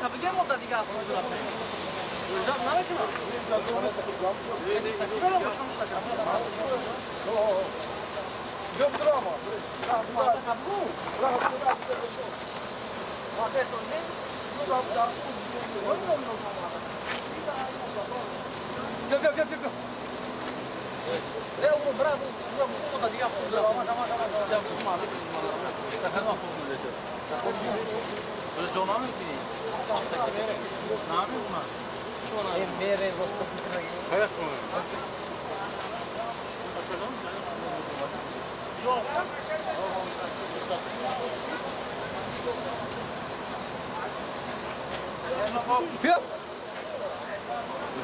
همینجا بس بیا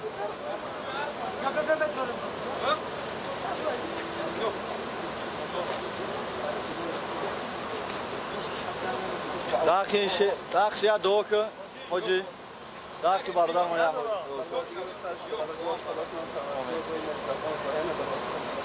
الله اکبر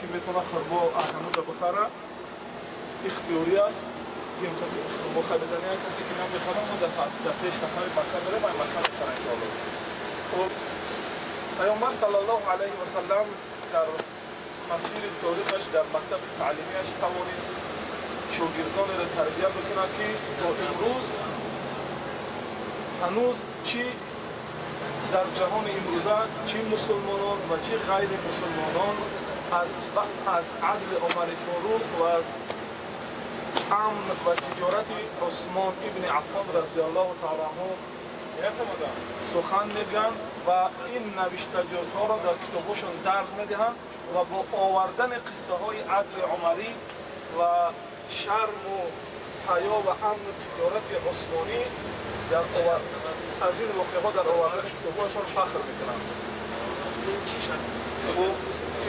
وقتی که مهاجرین از مکه خاموشی رو کرده شما وقتی که مهاجرین به چی نمی آیند و مدینه را میان از مکه هجرت کرده میآیند هیچی ندارن همش میگیم نادار هستن اشراقن و حتی چاه برای خوردن آب هم ندارن یک یهودیه که صاحب چاه بود و همین چاهش برای مسلمانان برای مهاجرین اما آبش هم میفروخت خب عثمان رضی الله عنه خواستگاری که درخواستی خریدن همین چاه را کرد بالاخره بگیم کوتاه‌تر قصه را بگیریم که به همین تجارتشون به همین چیز آمد موافقه کردن که یک روز عثمان رضی الله عنه چاه را نصف بخرد به این معنا و همون کلی کلان یعنی یهودی نمیخواد برای که هر روز همین آب میفروخت به مهاجرین و از همین فایده میکرد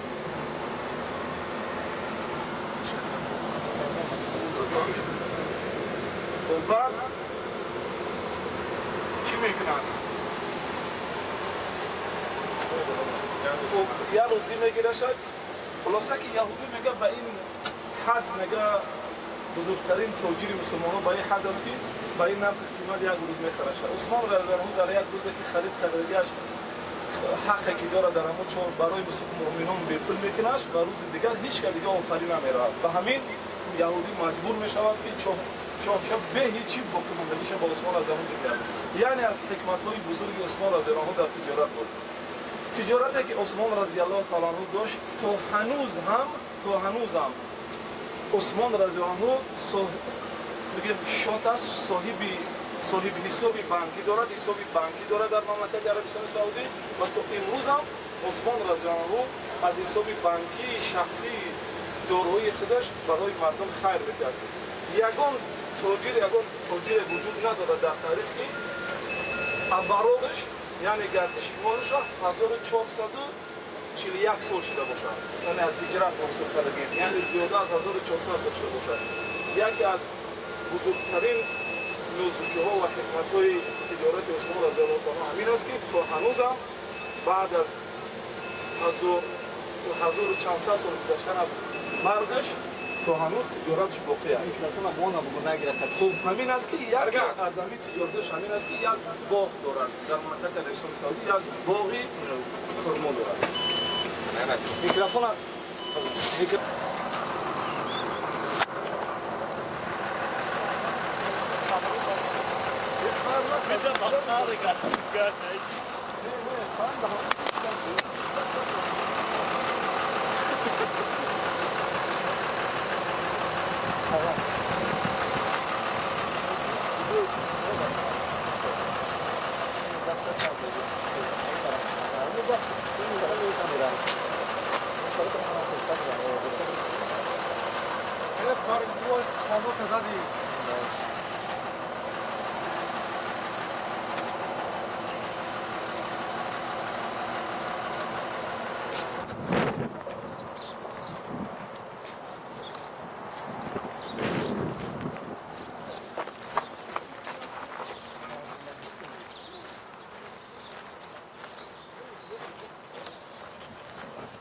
بسم الله الرحمن الرحیم این آقا جان انا می باغی خرما انا می نه در مدینه گیرون خیلی خاموش کن انا ان شاء الله که با برادرها با شما را نشون میدیم خدا خواهد نشون تو تماشا کنید سلام باز میریم باغ خرما را درخت خرما را همه را با پراگی شما را نشون میدیم ان شاء الله که میبینین امروز در خدمت ما بولگار تور توانست که با وسانی ما در ویزا کشویا این قدر جایی که زیبای در مدینه دوستو بگیره ماشاءالله این اومدیم تماشا میکنیم خدا خواهد بعضی جاها اگر خودت بیای به تور بیای نمیمونن هر جا بدروی تماشا کنیم شاید که نمونن اینا خرما سلام علیکم BBC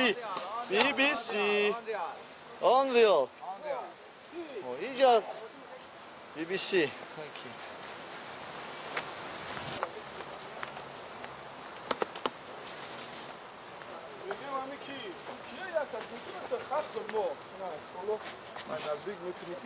این همه خیلی بگیم اصلا درخت چین همه خیلی میبره بعد این بردو اصلا کم میبرن شما میشه از ستون این همه خیلی خرما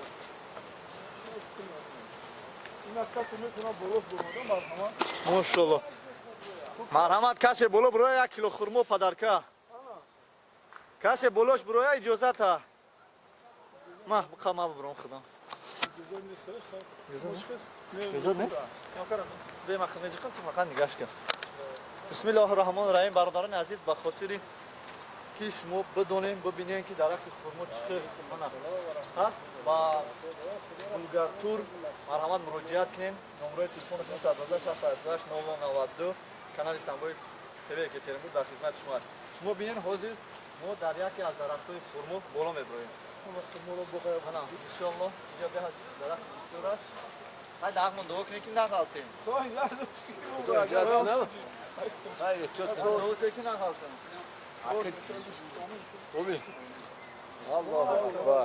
ҳама каса нигах ки калонша бро. ببرو دياتها پیش بسم الله بگو همین حاجی از چه من شده بسم الله الرحمن الرحیم بگو بسم الله تعالی میده هیچ نکنی همین بسم الله بگو فارمی تپشکوتا برو تپشکوتا برو سکراسمان میشه یا گفتی نه نه برو یا 1 کیلو خرما چی مفرو کی متیات یا خرما فداکا خلاص تمام خبرو ويا برو عدل واكن انا وشبه بگیریم اسکا کلیو منصور خب خدا صورت او شد بیو روش نکنه کانال سامبوی تیوی Екатеринбург да патриша сакне شد بیو набошен ҳама каса дӯстони азиз хизмат карасиди набошен дӯстони азиз акли кирои хизмат акта дангала кадата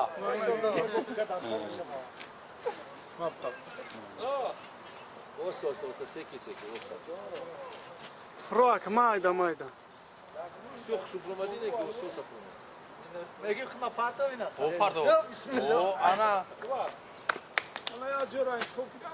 шунда бошен бародаро ҳозир як ҷуда интихоб мекунем иншоалло ки уна ҳазраташо ёфтиям домло ана ин тарафда мешинем як каме ҳам боша суҳбат мекунем бо роҳбарати гурӯҳи Булгартур همون چو و همون خرمه گفتگی همین چو و همین خرمه نه ما فقط دهرمو برای قصه کردیم نه فهمو میگم همین یگون رای دو رای همو چولاش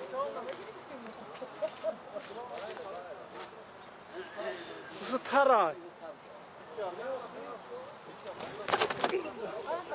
میخواد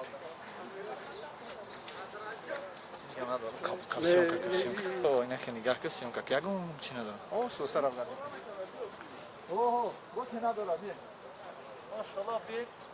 Биё. Булгартур биё. Ana. Arabistan'da ki hava gitsi biraz garmaya Allah da ne yapar? Sabza da bilmiyor. Bir xırma da bilmiyor. Masal yani. ҳа бародарони азиз, имрӯз мо ки дар боғи хурмо ҳастем, шаҳри Мадина ва шуморо бо ин боғ шинос мекунем ва дар бораш каме ҳам бошад як маълумоти пурра метиҳем, то ки шумо ягончи баҳравар шавем барои худатон. вақте ки шумо иншоалло ба Мадина омадем, худо ки розӣ шава насибтон куна, шумо ҳам мебинед, ҳамҷарам мебинем ва ин маълумоте ки мо барои шумо тайёр кардагем барои шумо камака кам боша фоида меёрад иншоалло. Домон пеш домон ина сухан мекунанд иншоалло гӯш мекунем. Ина мо аз компанияи Булгартур шаҳри Екатеринбург миннатдорем, кадомида ки дар кор бошад чунин турҳое ки чӣ хел ки дидестем, мо гаштестем, биромадестем, фуромадестем, марҳамат ба ин номерҳо занг занем. маълумоти пурра аз ин номер мегирем. марҳамат. الحمدلله شکر خداوند که ما الله تعالی ما را نصیب میکند به همین اماکن مقدسه. ما در همین چیز گفتیم که وقتی که ما حتی بگیم گذشتگان ما خودی ما وقتی که نیت همه جا نیت عمره کردن میکنیم دعا میکنیم میگیم که اللهم انی اريد العمره فیسر حالی، یعنی همین رو بر من آسان بگردان. در گذشته ها بگیم مدت دور و درازی که صدها هزار یا میلیون ها حجا همینجا وقتی که من همین دعا را میکردن که فیسر حالی، یعنی همین عمره کردن بر ما آسان بگردان. همین دعای همونا شاید بود که همین عمره کردن آسان شد. الحمدلله این هم سال اول است که با به حد خوب شد. برای اکثر مردم که بسیاری ها توانستن که به همین عمره بیاین. میگیم توسط هر خیلی پاسپورت ها کسی که چه شهروندی روسیه بودن چه شهروندی روسیه نبودن. یعنی ما گفتیم که ما سه چیز داشتیم که در یک مقاله فلسفی است که سه چیز است که دیگرگونی به وجود می آورد. گفتیم قدم اول یک سفر رو به وجود می آورد، نگاه اول یک اویله را برپا میکند و یک دعا یک عالم رو دیگرگون میکند. انشاءالله اثبات همین چیز را دیدیم که یک دعای گذشتگان ما بودن که یک عالم برای ما دیگرگون شد. یعنی بوبی و بوبکران و کشتی‌های پدری ما نمیتونستن آرزو میکردن که خداوند اونها را به همین روزا بیاره برسونه. اما گذشتگان پیش از این گذشتگان ما بودن دعا کردن و دعا اینها بالاخره مستجاب شد. خداوند همین عمره کردن بر ما آسان کرد و ما به همین جا اومدیم رسیدیم. الحمدلله چگونه که گفتیم که پیامبر صلی الله علیه و سلم راهبری و سروری را به خدمتگری تبدیل داده گیای در اطاعت از الله متعال و در پیروی از سنت رسول صلی الله علیه و سلم. ما همچون راهبر یا اینکه سرور فخر میکنیم که خدمت کنیم و خادم شما بشیم. چگونه که گفتیم که حتی ملک مملکت عربستان سعودی ای ملک بودن دا فخر عنوانی خادم بودن میکنند، یعنی خادم حرمین شریفان. الحمدلله کسانی که خالصانه برای از زمان قدیم از بنی هاشم از اولاد رسول صلی الله علیه و سلم خودی رسول صلی الله علیه و سلم از جمله کسانی بود که به دست خودش آب میگرفت، زمزم نگاه نمیکرد که کی را میپیاد، آب هم میگرفت به دیگران میداد، آب هم میگرفت به دیگران میداد. محمد صلی الله علیه و سلم سید مرسلین اشرف الانبیا بهترین شخص از خلق شدگان الله تعالی بود، مخلوقات عالم. برای همین هم ما این نصیحت برای همه که کوشش کنیم که در همینجا چی توسط عملی چی توسط قولی برای دیگر خدمت بکنیم و با همین خدمت کردگیمون برای برادر دیگرمون فخر بکنیم. پیامبر صلی الله علیه و سلم میگه که والله فی عون عبدی ما کان العبد فی عون اخیه. تو مادامی که تو اون وقتی که یک برادر در کمک و دستگیری یک برادرش است، تو همون زمان الله تعالی در کمک و دستگیری بنده اش میشود. اگر بخوایم که الله تعالی ما را کمک کند، ما را دستگیری بکند، پس ما باید که در کمک و دستگیری برادر دیگرمون باشیم که همون برادرمون یکی از بنده های الله تعالی است. نوابسته از اون که چی اخلاق دارد. خب به همین دعا بکنیم که خداوند ما را در دنیا و در آخرت سعادتمند با نور ایمان نصیب بکند. دعای ما را که باید امید اومدگیم و خداوند به این چیز ما را میسر کرده گیای. کسانی هستند که شاید خون جگر برای چی کنن فکر گریه کنن که با ما همون کسا با ما بگیم تعیین کردن که در حق آنها دعا بکنیم و آنها شاید امیدشون زیادتر و عظیم باشه که ما هیچ وقت فراموش نکنیم دعا کردن در حق او. برای همین ما خواهش میکنیم از برادرانی که اگر کسی زنگ بزنه یا که کسی که تعیین کرده باشه برای دعا کردنتون چی در حرم الله چی در مسجد نبوی خبر کنیم. من همچون راهبر ما ان شاء الله همه حجا را جمع میکنیم، همه کسا در حق کسی طلب دعا کردن، جماعت همه حجا در حق همه کسا دعا بکنیم. آمین یا رب العالمین. دوستان عزیز شما رو 5 10 15 وقت میتیم که در وقتی این درختایی که میبینید چقدر بزرگ هستند رسم گیرید، عکس گیرید و میتوان نواربرداری کنید با تلفن خود. مرحمت و تماشای این باغ خرما.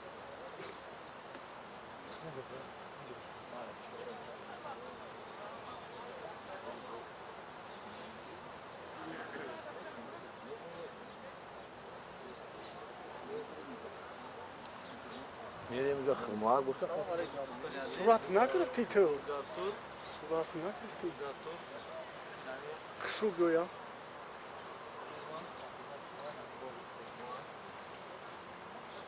من کامera میگیرم. اینجا بو باید کامera بخشو با کامera بو باید خشو گویا؟ انشاءالله که شما خبر میشه. از این نمودهای بهتره.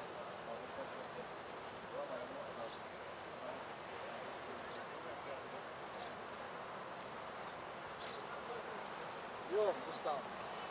Yok ustam. Stopshkay. نه برادرها این برادرها را بین خیلی صورت گرفته ایستادن در وقتی درختی خرمو و اجازه بگیان که چقدر که میتونید صورت گیرید رسم گیرید نوبرداری کنید حتی شما را جنگ نمیکنن که در وقتی که شما در بالای یکی از خیمه ها برآمده صورت گیرید اما این کم به ترتیبی است و برای همگان که شما باید نشون که هیچ باکی ندارد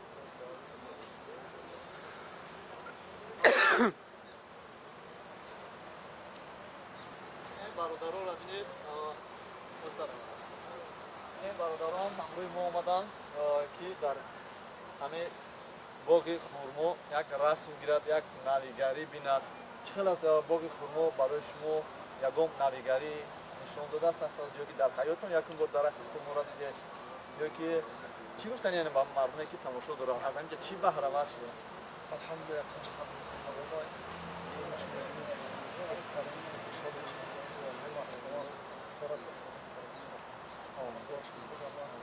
برادر دیدم خدمت برای در حق اینم خدا برای کافیه خدا صبح سلام باز زن فرزند سلامت باش برادر رحمان یعنی برادر گفتنه که در اینجا وقتی که شما در این باغ در آمدید ماشاءالله این ثواب است بعدا وقتی که شما در حیات تنها در کینو در آینه نیلگون یعنی در تلویزیون تماشا کردگی اینجا همش ریال نیای بگیم در حقیقت همین چیزی که هست ما همین شما نوبرداری کردن نشان داده ایستاده که در حقیقت من درخت خرما است چون که من در بروش بر اومدم تو که شما ببینید که در حقیقت همین درخت است نه که اسکوست نیست انا برادران عزیز وقتی که شما می‌دارید در اینجا یک احساسیات پیدا میشه برای شما انا نویگری یعنی درختایی که شما در حیاتتون دیدگی نیستید می‌بینید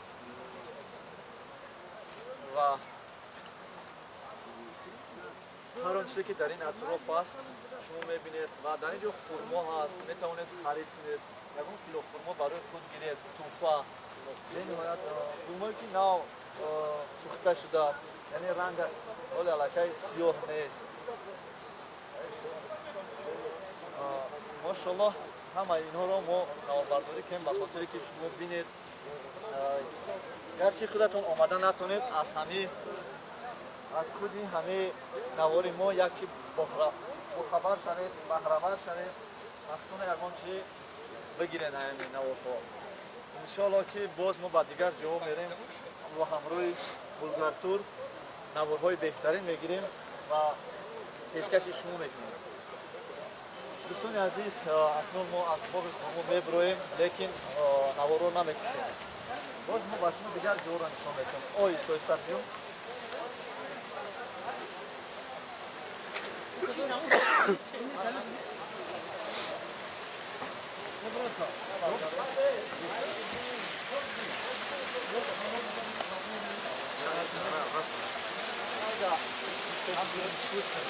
dapat katakan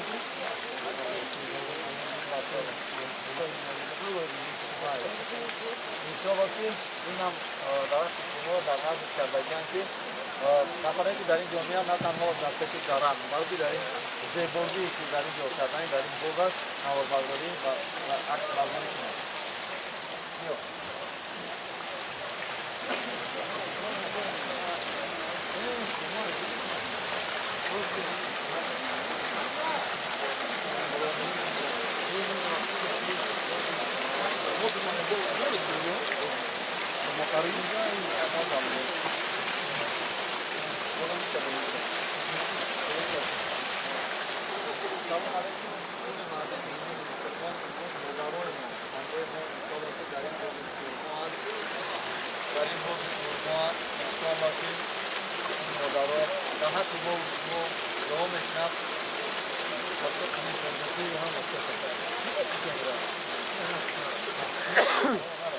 سلام علیکم و کل مردم مومن مسلمان امروز کل ببینید در پیش ما مادرای ما هست انشاءالله که اینها در حق ما و شما دعا میکنند که مثل من همین باغ خرما همه وقت سبز بشه بردم و بقوت بشه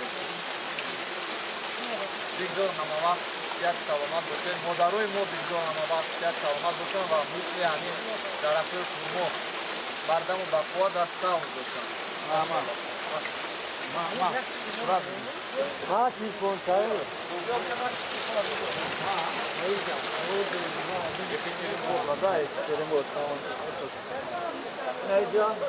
Samboy TV.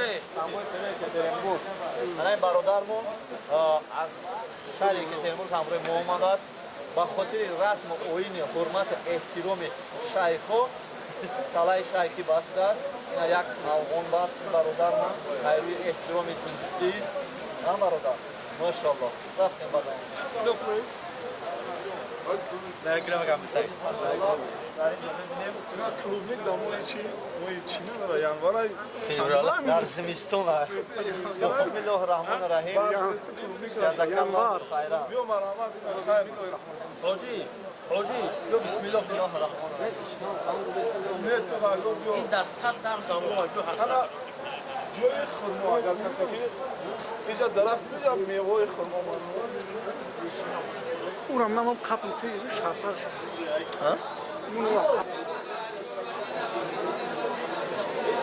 سلام دوستان عزیز شما ندیدید باغ خرما رو میبینید شما ندیدید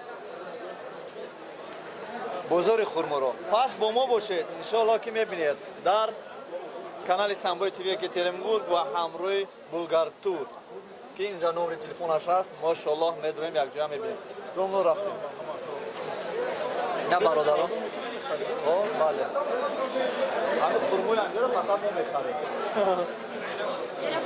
بزرگ است یه مدل تماشا کنید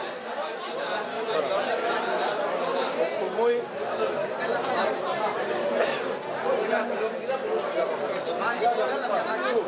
برادر همه گونه بگیم نوای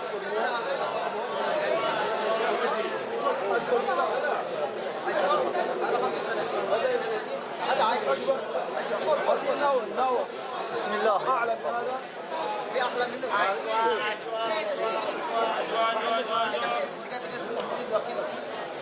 خب اما خرمایی که بگیم خرمای میده که نسبت به دیگر نمودهای خرما باز میریم یک صفت بهترین خرمایی که رسول صلی الله علیه و سلم دوست داشت به نام خرمای عجبه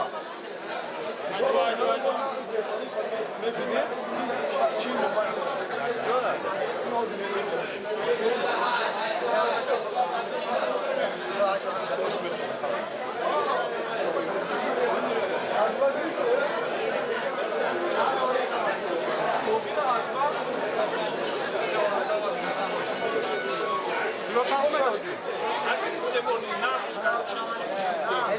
کیلوشه؟ نه ما في اللي شوف يا خرماي كي الناس بهترين مرحمان شوف اخي الكريم دجاج ونحن نشتري كثير وبكم واحد لا نبغى ب 50 غالي جدا لا عارف 30 هذا كنا نبغى هذا ناكل والله شوف كلهم يريد يشترون بكم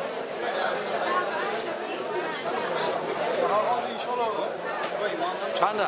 پنجاه میگه این نوشن نوعی برای موبایلش 50 دلار میگه اینا خوبتره 84 یول ده ما این ان شاء الله 84 نه 42 یول میکنیم میگیریم 42 یول 35 میکنیم او سلام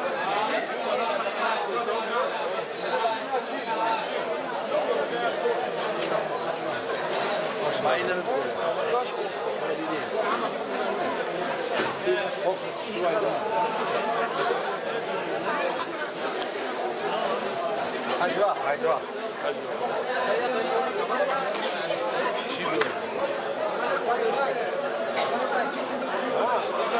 Мой настоящий хаджва. Она качество 5 песо. چند سود داده؟ 50 سود. 50 سود؟ ارزان میکنه. چند پول دیدن چی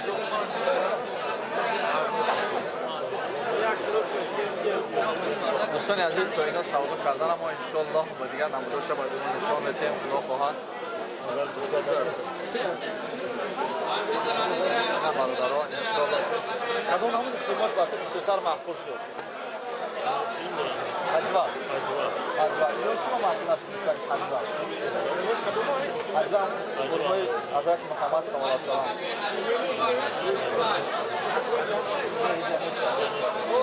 حجوه مای دانشوا و سخت میشوا اون آورده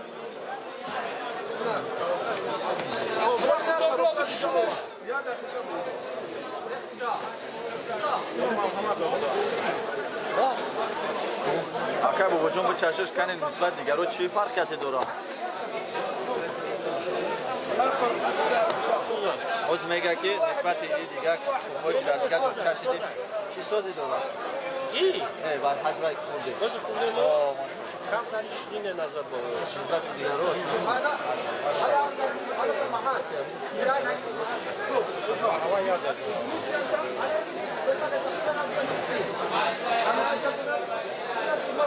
برو اینجا برو اشترينا نفسهم ب 35 لا اقل ب 40 نشتري منك ولا اغلى 40 هنا وما ما قلت لك 25 المشكلة هذا عادي عادي ولكن كم يأكلوني أيوة كم يأكلوني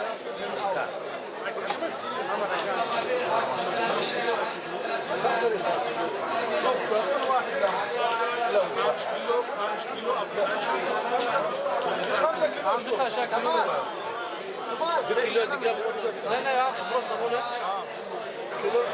كيلو يا صداق رمى 16 كيلو يا صداق رمى شيل رياضي شكاردي هذا خاطر شيف شامي بس ما نشوف دام شيل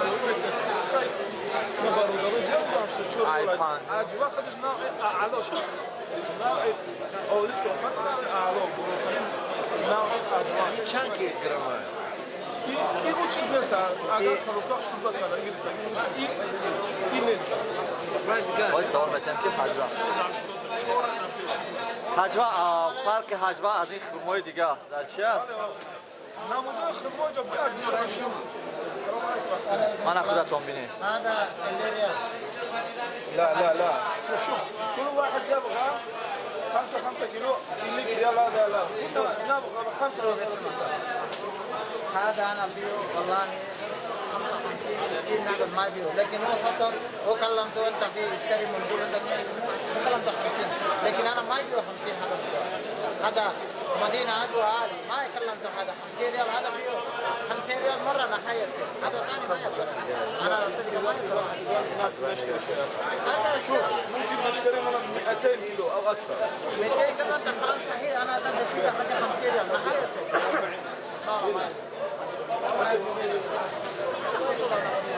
لا انا اعرف رسول ولكن انت جيد جدا عمي انت شو 24 سنه اليوم انا لكن انا فيه 55 انا سوي 5 ريال نادر انا ما اتكلم انت في 60 ريال انت 50 ريال BBC in the world BBC in the world all of the people can come to you come only to you to see you and watch video in YouTube all of the TV show you and all of the person come to you only come to you okay okay now watching you yes لا 45 كنا نرغب ب 40 مره لا لحظه لا سعودو خلاص ما شاء الله شو الكلمات انت ينزل انا مرتب كم 1 ريال ريال بس لا الحين شوف انت تسيبه انا ايش فايده انا في انت حجاج هنا كثير على 100 حجاج بس كلها انا زعيم شوف اسمه 100 حجاج انا في اسمه فاهم انت حقك انت ضيوف انا يجي 1 ريال مصرف خسر انا الحمد لله نعمه انا فيه على طول انا ما ينتظر 45 لا بس انا ما ينتظر انا فيه على طول آنجو کم نکرد مقصد که خودم میکنیم 2 کیلو ما دارده 2 کیلو 5 کیلو 10 کیلو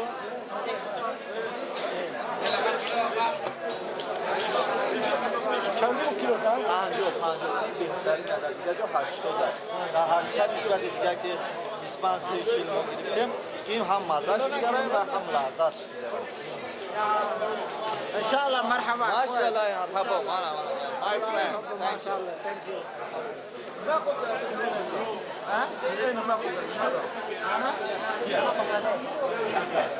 هذا النوع ماذا يسمى؟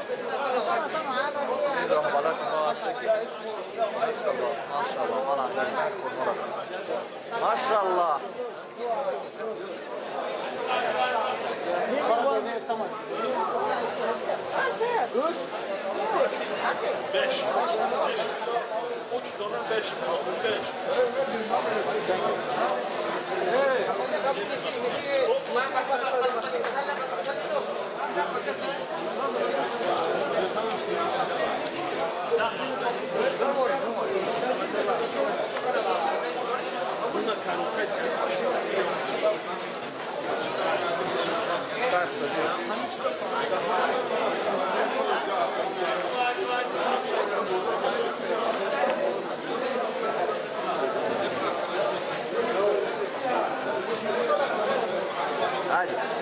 سلام علیکم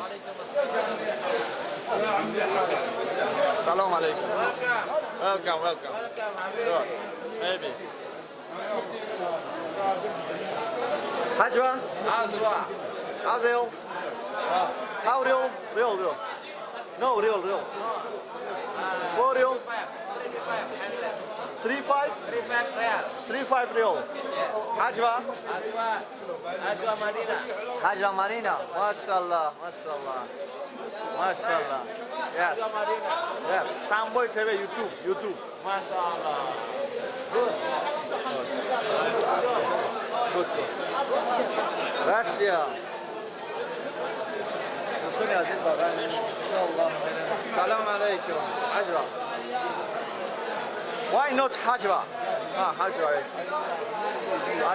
good Dale Bardagan aziz tutmaya geldi Böyle hacda canlar Okay Samboy TV getirin bu YouTube inşallah maşallah در اینجا خواهد کم طرف در اینجا تماما یکم کس نیست باز میرم نبینیم کام ترانزیتن باز در اینجا چند توفا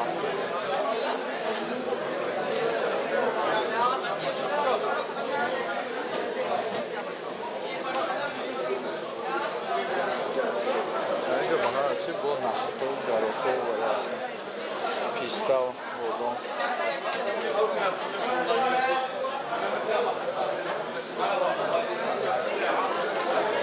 این بزرگ در درونی بوفی فرما هست نه بردارانی عزیز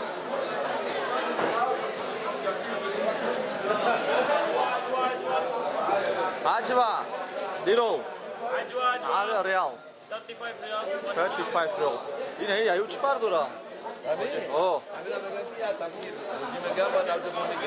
Maşallah beyten İlgili Hajwa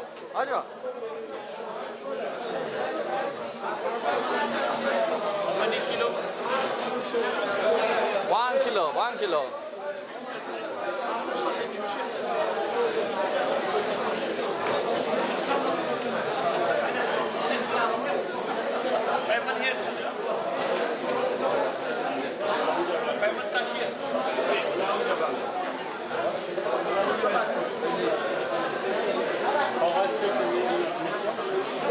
باز میبینیم که چقدر ما خرید کردم اشان بعد عیجم بگیرم عجبا 1 kilo اوجی جا پوش است نه برادران در اینجا پوشم میره نسخوره کسی پوشم نسخوره بگذارم ایران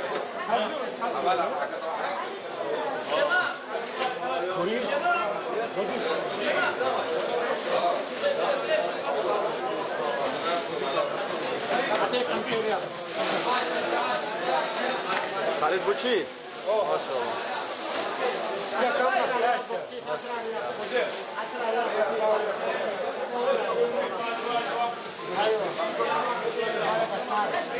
وش محمد هاي وين الباص بس الباص سجل الباص سجل الباص скидка ка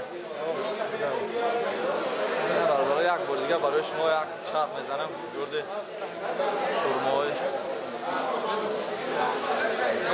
بزرگ خرما را در زمین خرما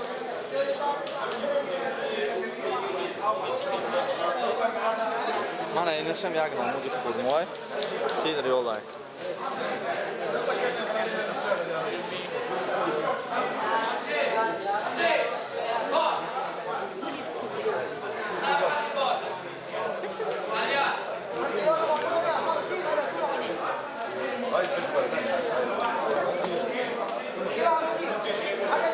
دوستان عزیز من باری دارم که شما در حقیقت ندیدید 99 شما ندیدید انا اکنون ماشاءالله و خاطر شما من با خرما آمدم و باز این بازار خرمایی که در اینجا شما دیدین نواربرداری کردم تا که شما 99% نه 89% ببینین ماشاءالله وقتی که اومدین از اینجا خرما دار از دیگه جون نخرین از اینجا بیاین خرمای کشت خوب و این باغ خرما را تماشا کنید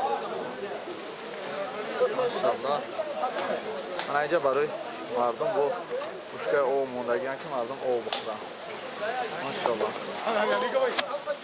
رفتیم خرمای نیکولا خان باید در اینجا با بزرگچه هست که نیکولا خان دارن نوشت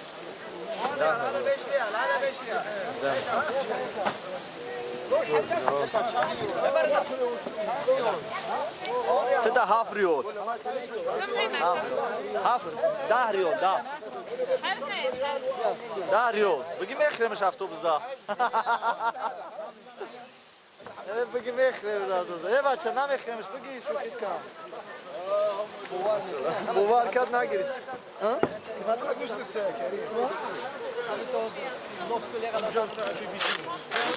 سامبوی تیوی اکترینبورگ تیوی اکترینبورگ یوتیوب مسلم الحمدلله مسلم الحمدلله ماشاءالله سبحان الله برادران عزیز میریم ماشاءالله سبحان الله و علیکم السلام. Can you tell me about this place? Beautiful. Is it only beautiful? Alhamdulillah. Only beautiful. Beautiful. And a lot of men and person. What if they are come to here? I am Algeria. Algeria. MashaAllah. Alhamdulillah. Salam alaikum. Salam. Dafi.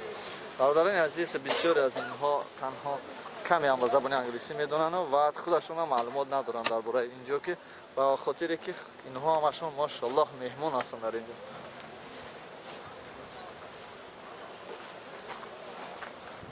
ماشاءالله نوار ما با آخر میرسد. دوستان عزیز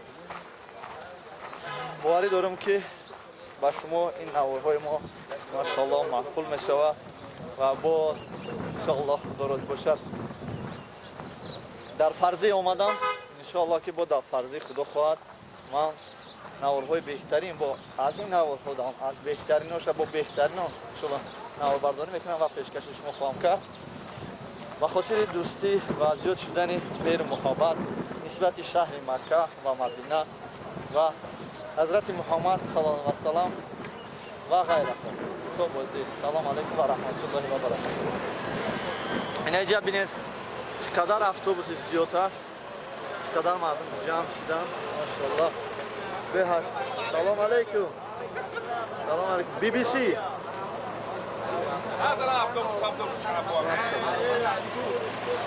انا برادرها اتوبوس ما از دیگر اتوبوس‌ها هیچ فرقی نداره. گشتن ما تمام اینجا. باغ خرما. این اکا سامبوی تو یک ترم بود. آه. مسافر.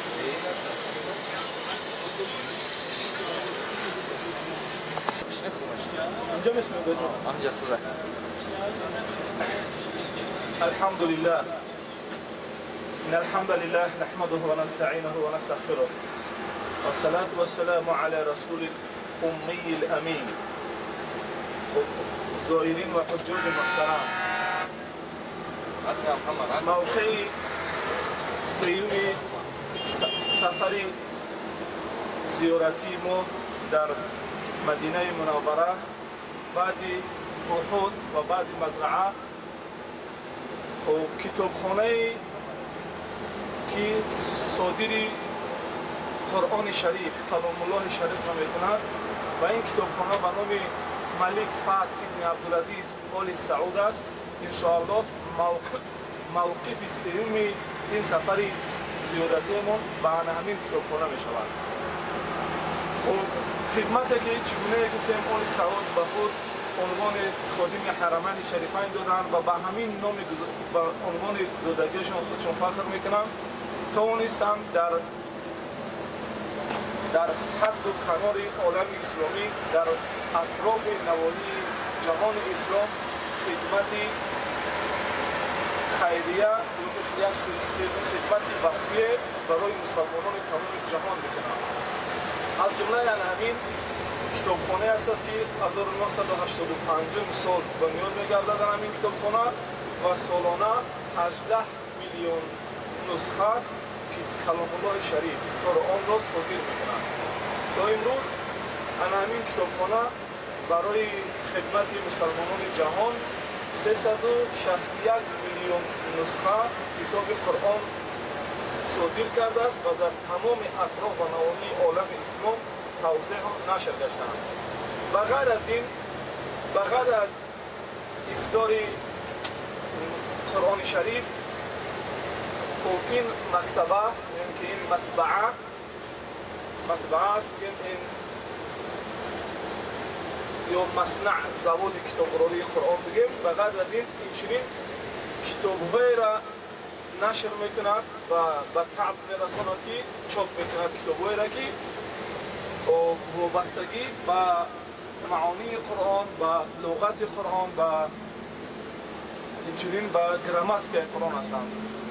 جمله اینها کتاب رساله های خوندن و کتابچه های نیز درباره بعضی آیات های قرآن نیز همین کتابخانه چاپ میکند و تفاسیر و ترجمان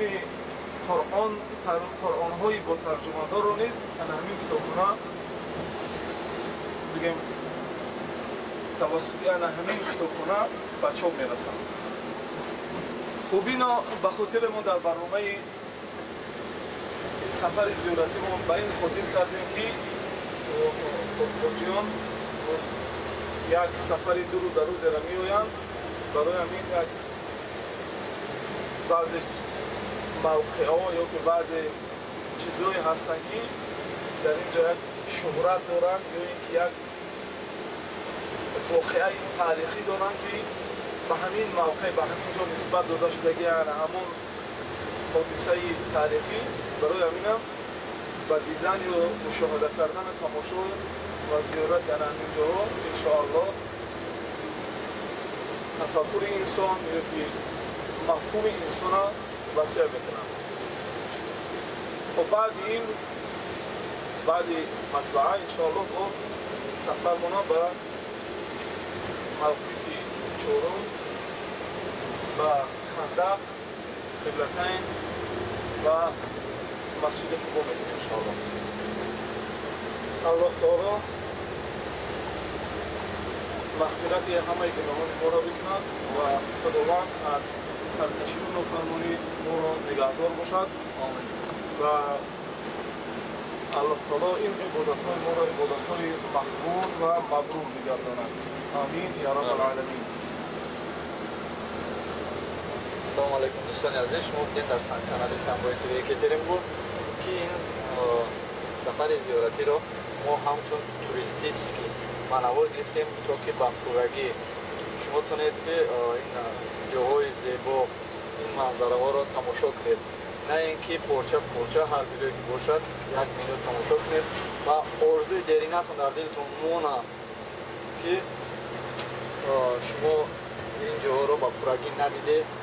انشاءالله که در کانال ما به پورگی دیده لطفاً دعا کنید که انشاءالله ما در فرضی بیایم که با دیگر جایهایش رو به پورگی نوآوری کنیم و پیشکش شما کنیم. Hello my friend. Hello. Good. كيف حالها يا عبد الله؟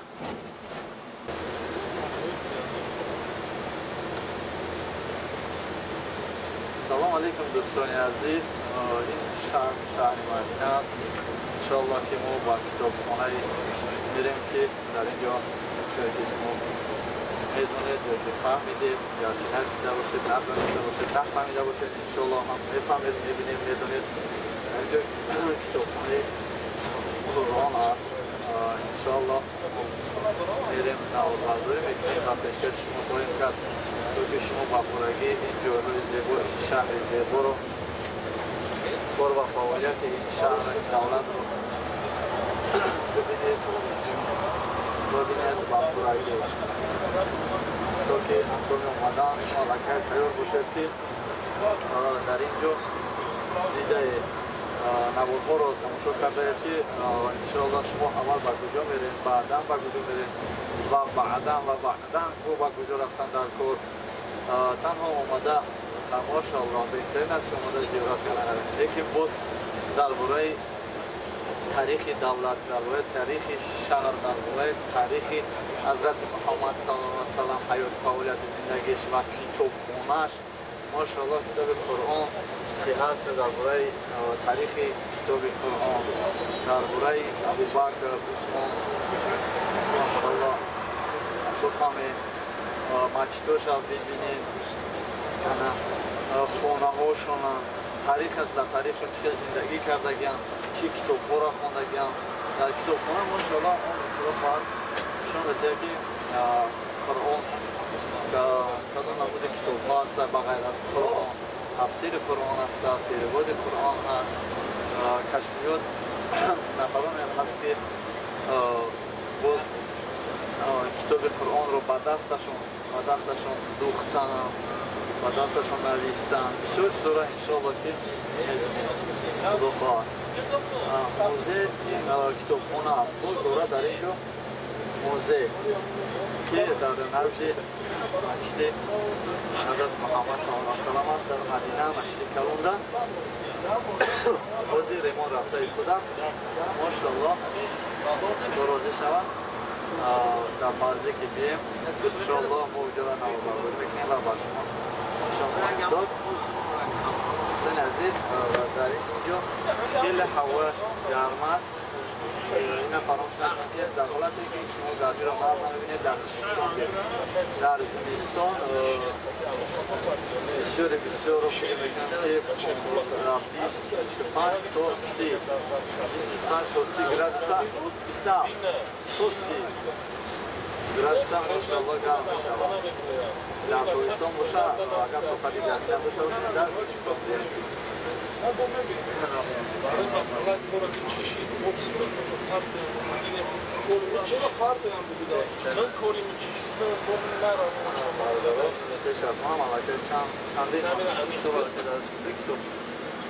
китобошон дар дастшояд машоаллоҳ дар ин ҷо китоб медодем ки дар ин ҷо китобҳо ҳам нашр мешаванд, яъне чоп карда мешаванд. китоби Қуръон машоаллоҳ шояд ки бародарони моро ягонаи Қуръон ки меру муҳаббаташон зиёд шаванд. рафта нишон бедем шуморо.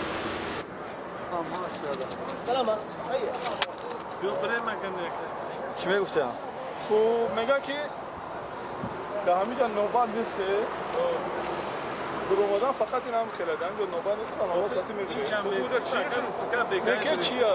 میگه 10 minut هم میکنه ممکن آب شیه بود بگو چی بدونه چی میبینه اونجا باید پرس کتاب خونه بس حجي لا تجي لا افهم يا بس اسمع ما ادري 10 دقيقة ربع ساعة متى ما هذا دخل 200 300 انا ما دخل واحد انا دخل 500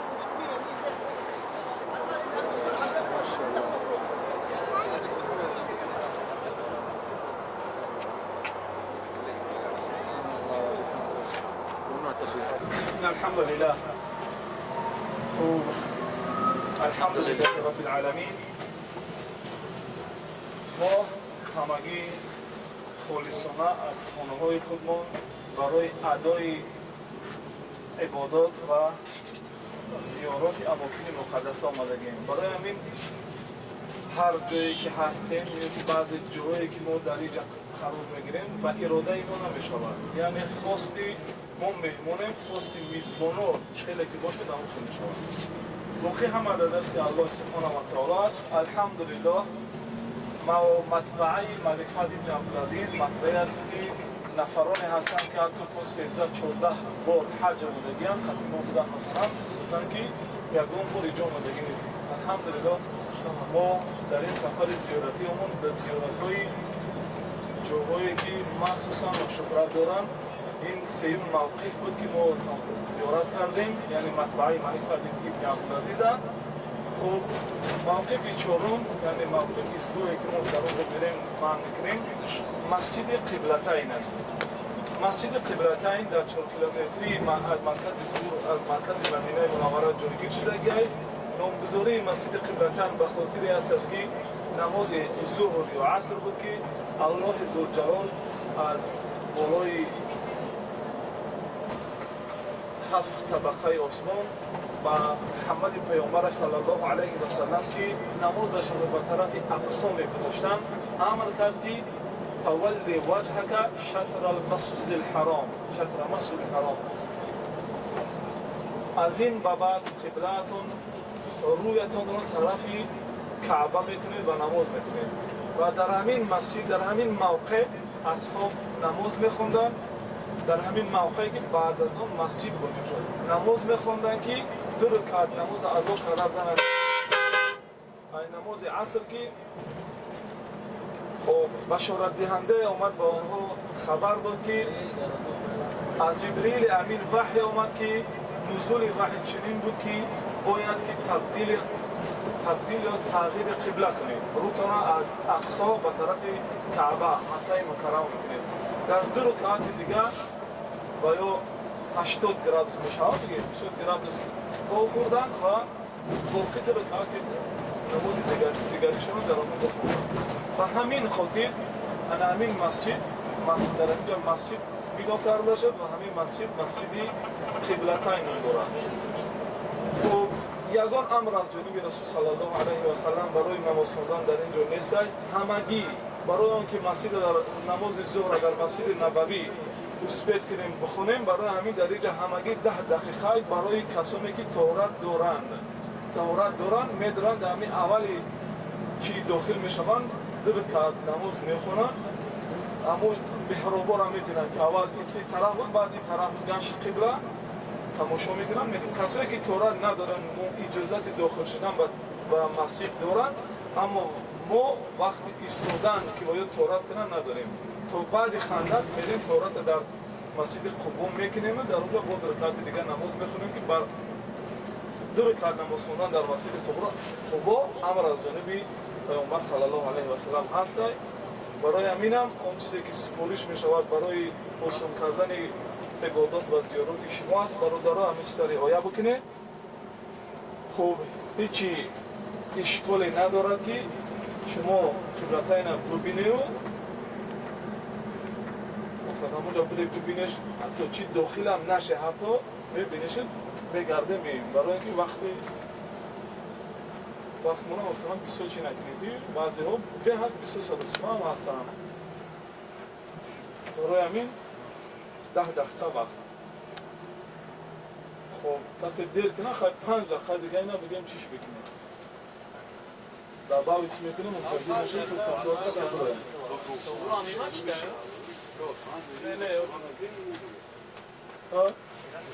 масҷиди қиблатайн касое ки ба шитоб ба суръаттар бигиред, масалан касое ки хуб айда 15 дақиқа ҳамаи кора мекунед. агар ягон мусафири оҷиз чи набошем 15 дақиқа ҳам таҳорат мекунем, ҳам 2 ракъат намоз мехонем, ҳам миёй дар автобус мешем иншоаллоҳ. пеш бира намоза хонда ки биё автобус ҳамин намоза хонда даро биёе ки дигароншо ҳам успех кунем. Мачтамия?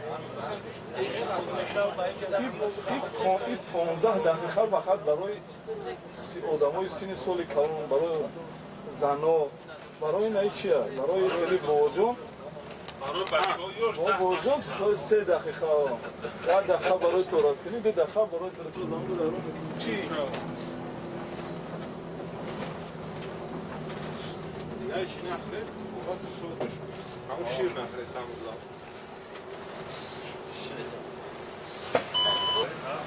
بالا دیم فهمیدم اینجا در کار نیست نه؟ بسم الله الرحمن الرحیم با دقت الحمد لله رب العالمين والصلاة والسلام على رسول الأمي الأمين صلى الله عليه وسلم خب بعد این موقف اول از ما احد دوم مزرعه سوم مطبعه چهارم مسجد قبلتین انا تو میریم با موضعی که در آنجا جنگ احزاب شد انا همونجا مکان 7 مساجد میگن که در آنجا 7 مسجد های انا همون معرکه را یا که همون غزوه احزاب میگن و اینچنین غزوه خندق میگن احزاب به خاطر میگنش که در همینجا بر ضد رسول صلی الله علیه و سلم احزاب یعنی جمع حزبها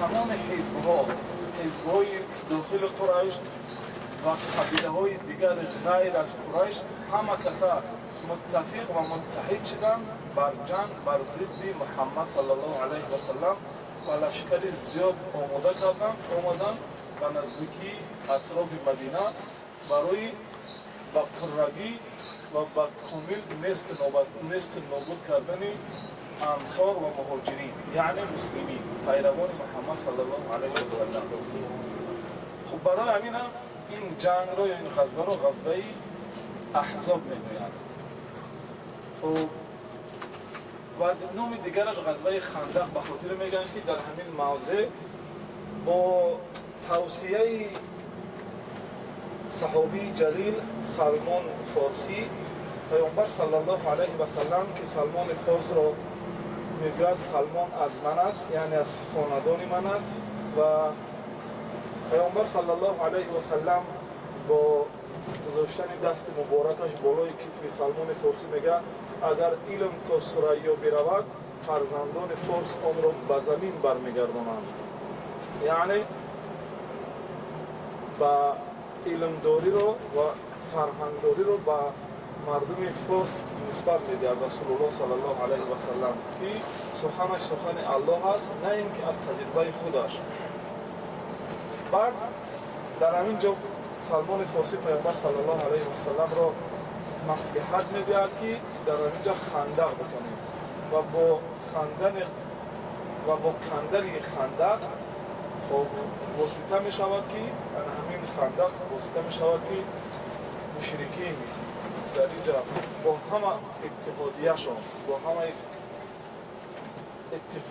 اتفاق شدگیشون چی میکنن مغلوب می شوند در جنگ همون موقع در رو برای ما خب و در همین جا بگیم حتی بنی نظیر در چی در مدینه که همراه رسول صلی الله علیه و سلم عهد کرده بود که هیچگاه اگر بر ضد شما کسی لشکر بکشد ما با او همراه نمیشیم عهدشون میشکنن با احزاب و مشرکین یجویه میشوند و بر ضد پیامبر صلی الله علیه و سلم جنگ میکنن بنی قریظه میگه ما بر ضد ما نه این طرف میشیم نه اون طرف اما در بدن رسول صلی الله علیه و سلم در اینجا باید با زنها یا که با باقیمانده های عاجزان و ناتوانایی که در مدینه زندگی بدن بر او هجوم میکنن انا همین قصه است که در اینجا نمیفرویم مسجد خندق داره همین اتوبوس فقط همین میبینیم میگذاریم میریم برای اینجا یگون جای چی نیست همون موقع یا موضع این همینجا یگون چیزی بگیم اینجا میبینیم اینترس نه بگیم که باید اداش کنی یعنی ضرور باشه در اینجا نماز خوندن یا که یگون جا را چی کردن برای همین شویم بکنن که از همین اتوبوس ببینیم این همه خطی تمام است بعد این به مسجد قبا میریم انشاءالله این موقف ششمی نو بشود یعنی ایستگاه ششمی سفر زیارتی ما در مدینه منوره مسجد قبا میشود که پیامبر صلی الله علیه و سلم انا همین مسجد را با دستان مبارک خودش اولین شخص می شود که لای میکند، اولین شخص می شود که سنگ میکشد و دیوارهای اولین انا همین مسجد را در عالم اسلام بنا میکند، خشتاش میگذارد و بنا میکند. مسجد قبا اولین مسجدی است که در اسلام بنا نهاده شده است. در روی زمین اولین مسجدی که بنا نهاده شده است حرم الله کعبه مشرفه در مکه مکرمه است و در جهان اسلام، در عالم اسلام اولین مسجدی که بنا نهاده شده است و آن هم اولین سنگگذاری و اولین خشت‌هایش با دستان مبارک محمد نبی صلی الله علیه و سلم انا همین مسجد قبا است. پیامبر صلی الله علیه و سلم میگوید که هر کی روز شنبه از خانه‌اش طهارت کند، چی سواره چی پیاده به مسجد قبا بیاید و 2 رکعت نماز بخواند، مثل آن که یک عمره کرده است، یعنی برای او ثواب یک عمره داده می شود. برای همین بگیم آخرین موقف ما مسجد قبا می شود. در مسجد قبا 2 رکعت نماز می کنیم. به همین خاطر خب سفر زیارتی ما با وقت می رسد در مدینه منوره و نماز ظهر را، نماز پیشین را اگر تونستیم رسیم به جماعت در مسجد نبی، یا اینکه اگر نتونید امام هم که در روم کلمه که دیدم کردیم میریم در اونجا با جماعت در مسجد نبی بخونیم نماز پیشین. برای همین در این جمع یک کمی به سرعت‌تر باشید. خب بعد اعلان دیگر همینه که ما پیشکی خبر میکنیم، بعضی خبرها را 24 ساعت پیش میکنیم که به همه چیز آمادگیتون رو بگیرید. تو فقط نماز پیشینه 24 ساعت وقت بگیم 25 ساعت پیشتر اعلان میکنیم که برادرها فقط با خوندن پیشین مباشرتاً بگیم زود بعد پیشین ما باید کامنت‌ها را خالی کنیم، از کلیتا را در دست کلیتا را همش باید بسپریم در دست من. کامنت‌های کی چیه؟ کامنت‌ها را بیاره بسپرد. خب چند کس بودن، چند کامنت‌ها بودن می نویسیم شد و ما باید در چی را بسپریم انشاءالله. با ترک کردن مسجد نبوی یا مدینه النبی و رأس پا به مکه میگردیم. کسایی که احرام نگرفتن مردا، برای زنها همون لباسی را که عوض میکنن در مقدار، یعنی در ذوالفیضه همون احرام حساب کرده میشود برای آنها. دیگه نموش چه؟ نه خب انا برای مردها باید که احرام کسی که نداشته باشد احرام بگیرد. برادر اهل دین در مبین ما هست، هممون یک جویشینه، یک نمود احرامی که هم کچیسش خوبه هم سفیدیش هم خشنای، احرام خشنای 40 ریالی گرفته. احرام را میگیره همراه خطشان، میریم از مدینه. در برآمدن مدینه در مقداری پیامبر صلی الله علیه و سلم محض خود پیامبر صلی الله علیه و سلم همراه اصحابش در همون جا احرامشون رو بستن، ما هم در همون جا احرام میپوشیم و نیت میکنیم در همون جا. این اولین فرض عبادت ما میشود. یعنی همین سفر طولانی که ما کردیم، این زیارتایی که کردیم اینو در آمد سفر بودن، در آمد سفر بودن. اصل مقصد ما برای خاطر ادای عمره است که عمره ارکان دارد، 2 رکن دارد. عمره ادا نمییابد مگر اینکه انا همین 2 فرض و همین 2 رکن عمره را به جا نیاریم که اولین رکنش فردا یا پگاه در ذوالحلیفه در میقاتگاهی که پیامبر صلی الله علیه و سلم همراه هزاران صحابی در همانجا احرام پوشید و از همانجا نیت کرد تمسک کننده به سنت اصحاب پیامبر صلی الله علیه و سلم و پیروی کننده با سنت نبی صلی الله علیه و سلم همونجا احراممون رو میپوشیم و در همونجا نیت میکنیم. با گروه 14 41 با طرز خطی نیت و با طرز لفظی نیت رو میفرستیم در ذوالحلیفه و با همین 2 رکعت نماز احرام میخونیم که در اول رکعت اولش بعد الحمد قل یا ایها الکافرون و در دیگریش قل هو الله احد و با همین بعد از نیت کردن لبیک گویان اصدقائي وحبايبي كتير الراجل المشهور الناجح ودايما بيكون ايه خلاصات چیزی که مهم است در این چیز خدام انا عندي فانزات كتيره وانا زيك آماده باشن که بعد کشید نباید مدینه رو ترک کنیم. عامل ايه يا اشرف ابو ظبي؟ اخي الله اتفضل يا باشا خیر بگرداند هر نیتی که ما کردیم برای ادای زیارت اماکن مقدس در مسجد نبی صلی الله علیه و سلم.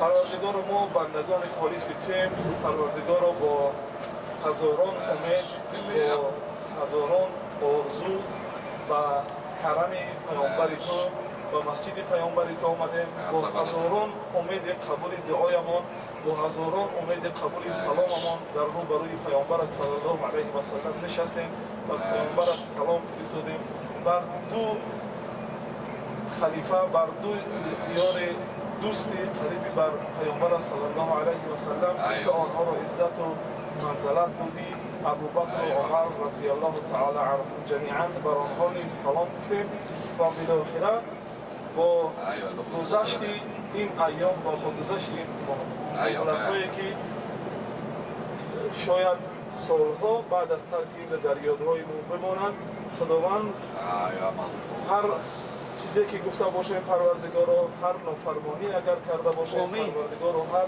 نقص و کمبودی که اگر در این سفر عبادتمون کرده باشیم پروردگار رو رحمت و عفو و غفران تو بزرگتر از این کمبودی های ما است. پروردگار ذوالجلال عزیز و مجید این کمبودی های ما رو از بحرشان بگذر و گناهان ما رو مغفرت بفرما و سلام و لا بس انت ما تكلمنيش يعني هم مش صغيرين احنا نتكلم مع الناس انا كلمتهم مره واثنين تو قبول کننده و مستجاب کننده دعای یا ارحم الراحمین یا غفور و یا عفو و یا رحمان برحمتك یا ارحم الراحمین.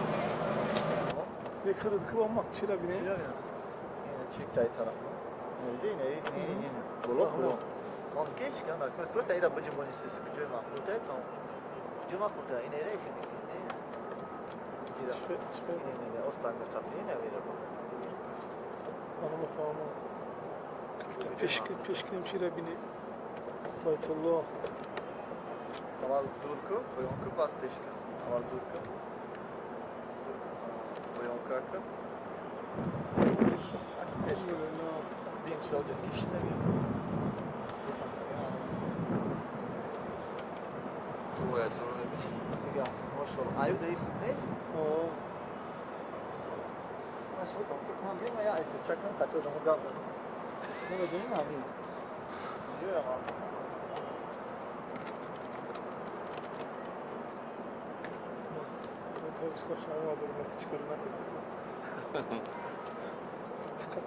دیدم بعیده میبینی یا قیدی ها؟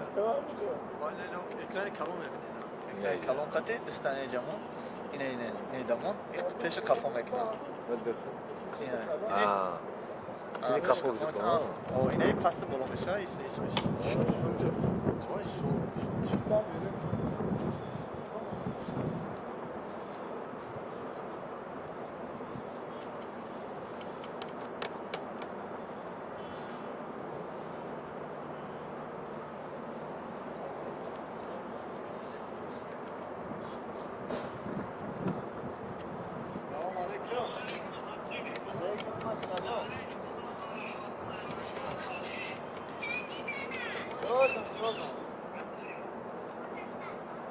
اینجا چه دک جویم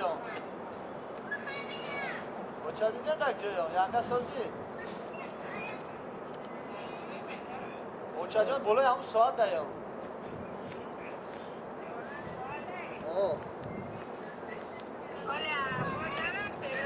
نه نه اوچا جان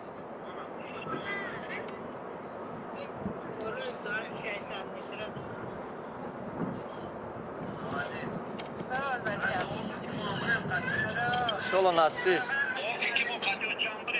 انشالله یا بشناسی را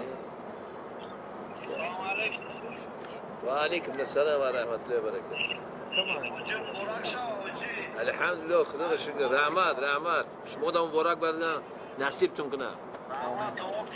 البته در بلندی 500 متر دعا کردیم که خداوند همتون با همدیگه نصیب گردونه. آمین.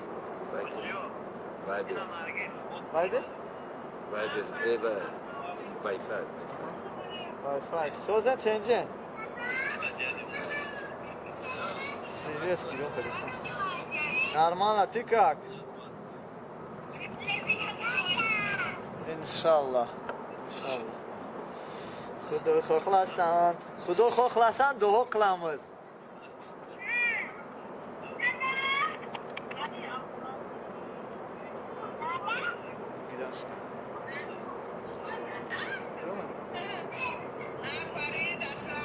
Алейкум вассалам. Настройте. Аллах башкир, все хорошо.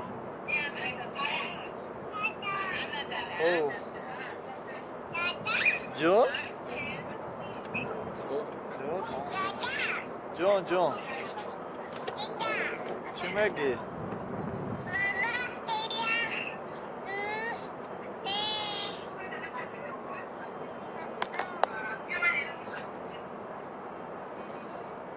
حالا خیلی زنگ تو میزنم پیشم دادم من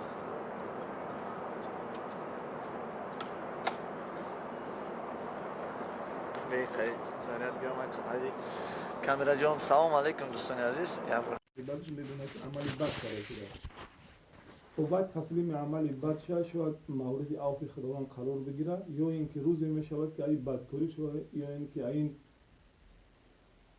راهی کجش روزی میشود برمیگردد اما گمراه کسی است که ادعا و زعم میکنه که گویا که در راه حق باشد گویا که در راه راست باشد برای همین پناه بطلبیم از خداوند چون که در بزرگترین نعمت خداوند وقت هدایت الله است در ضد هدایت الله تعالی در مقابل همین کلمه گمراهی نیست برای همین هم گمراهی بزرگتر از کجروی بدراهی است ما همیشه از پروردگار طلب بکنیم که خداوند ما را در گمراهی قرار ندهد برای همین هم حتی اصحاب رسول صلی الله علیه و سلم دعا میکردن پیش پروردگار که پروردگار ما را راه باطل ما را راه حق نشان بده و نصیبمون بگردون که در آن راه باشیم و راه باطل نشان بده و نصیبمون بگردون که از آن راه دور باشیم ما هم در پیروی اصحاب رسول صلی الله علیه و سلم که الله در کتاب خودش رضایت خودش را بر بالای آنها اعلان کرده است با امید که پروردگار از ما راضی باشد از الله تعالی همین دعا را میکنیم که پروردگار ما را نصیب هدایت خودش بکند پروردگار ما را نصیب دور شدن از گمراهی بکند پروردگار ما را راست نشان بدهد و باطل نشان بدهد و نصیبمون بگرداند که ما در راه راست پروردگار باشیم و نصیبمون بگرداند که از راه باطل دور باشیم آغاز اولین سخن ماست به الحمدلله رب العالمین یعنی که به الحمدلله هست در هر صورت اولی که پیامبر صلی الله علیه و سلم به بسم الله سخن آغاز کرده است اما هیچگاه به الحمدلله سخن آغاز نکرده است الحمدلله کلمه است که اولین کلمه است که جای اول را در کتاب مقدس الله جا گرفته است یعنی کتاب الله تعالی به الحمدلله آغاز و شروع نمیشد برای همین موقعی که الحمدلله در کتاب مقدس دارد یعنی در قرآن داده است اولترین و نخستین جا است الحمدلله کلمه است که الله تعالی وقتی که آدم بابای ما را آفرید وقتی که از روی خودش با اون رو دمان آدم علیه السلام پدر ما وقتی که اولین بار چشماش گشود یکمین کلمه ای که به زبانش آورد گفت الحمدلله الحمدلله کلمه هست که نام پیامبر ما محمد صلی الله علیه و سلم داخل همین شامل از همین کلمه است محمد یعنی در درون همین کلمه حمد است حمدگو یا که الحمدگو کسی می شود که شخصی متواضع است شخصی است که راضی از آن چیزی است که پروردگارش می‌آورد اون چیزی که ما ان شاء الله در سفرمون یا که در هر در خونمون در هر جایی که باشیم از جمله در این سفر عبادتی که ما همراه داریم چی مشقت میاد یا که چی جایی میاد که از اون چیز شاید موافق خواهش شما نباشه که در اون چیز شما رو نفوره یا که موافق فوریش شما نباشد، هر چیزی که میاد انسانی که در همون حالت اگر هم میگوید برای که اون چیزی در دست ما میاد خالصانه به یگون حیله و مکر و فن خالصانه برای خاطر خدمت شما میکنیم. ما تشکیل کننده یا مؤسس کننده تحت جوابگری اول پیش خداوند دیم، تحت جوابگری ریاست خودمون در این ریاستی که عضوی ریاستی که ما داریم تحت جوابگری در تحت هوای کوشش میکنیم که به یگون خطاگی برای کسانی که همراه ما سفر هستن خدمتشون بکنیم. جایش میشود شاید که مثال موندشتگی باشیم، به هر حال کوشش میکنیم که خودمون بداریم تا جای را خدمت شما را بکنیم. اما ما هم انسان هستیم، اگر جایی میشود که انسان خداوند انسان رو در قرآن کسی که ناقص است و کسی که خام است گفتگی است، برای همین جایز می شود که اگر از جانب ما یگان خامی شود، از جانب شما اگر مورد بخشش یا که مورد چی قرار بگیرد، انشاءالله این همان علامت حمد گفتن الله تعالی است. مراد از حمد گفتن عملا است، نه مراد از حمد گفتن فقط به زبان راندن است. برای همینم چی مشقت می شود، چی مصیبت می شود، همراه اصحاب محمد صلی الله علیه و سلم کسانی بودند که عهد بستند با محمد صلی الله علیه و سلم در این سفر حجشان، گفتند که چه نقمت است چه نعمت است، یعنی چه عذاب است چه راحت است. ما عهد کردیم که با تو صادقیم، راست روزیم از اون چیزی که تو میکنی با محمد صلی الله علیه و سلم. برای همینم یعنی در حالت نعمت، در حالت خدمت خدمتیت اگر اظهار نعمت بکنی، این کلمه شکر است. کلمه شکر در برابر نعمت خداوند آدم اگر اظهار نمیشه این شکر است. اما چی در برابر نعمت و چی در برابر مصیبت اگر انسان اظهار جواب نعمت های الله تعالی بکنه، اینا حمد میگن.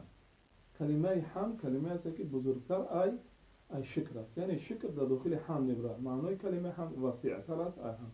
برای همینم حدیث قدسی که صحابی از پیامبر صلی الله علیه و سلم روایت میکند و رسول الله صلی الله علیه و سلم اون رو از پروردگار خودش الله ذوالجلال روایت میکند، یعنی حدیث قدسی همینا میگن که از الله تعالی روایت میشود که وقتی که ملائکه ها را الله تعالی میپرسه که شما بنده مرا ثمره حاصل عمرش گرفته، یعنی فرزندش جانش گرفته، چی گفت؟ میگه که حمیدک و استرجع، تو را حمد گفت و به سوی تو طلب بازگشت کرد.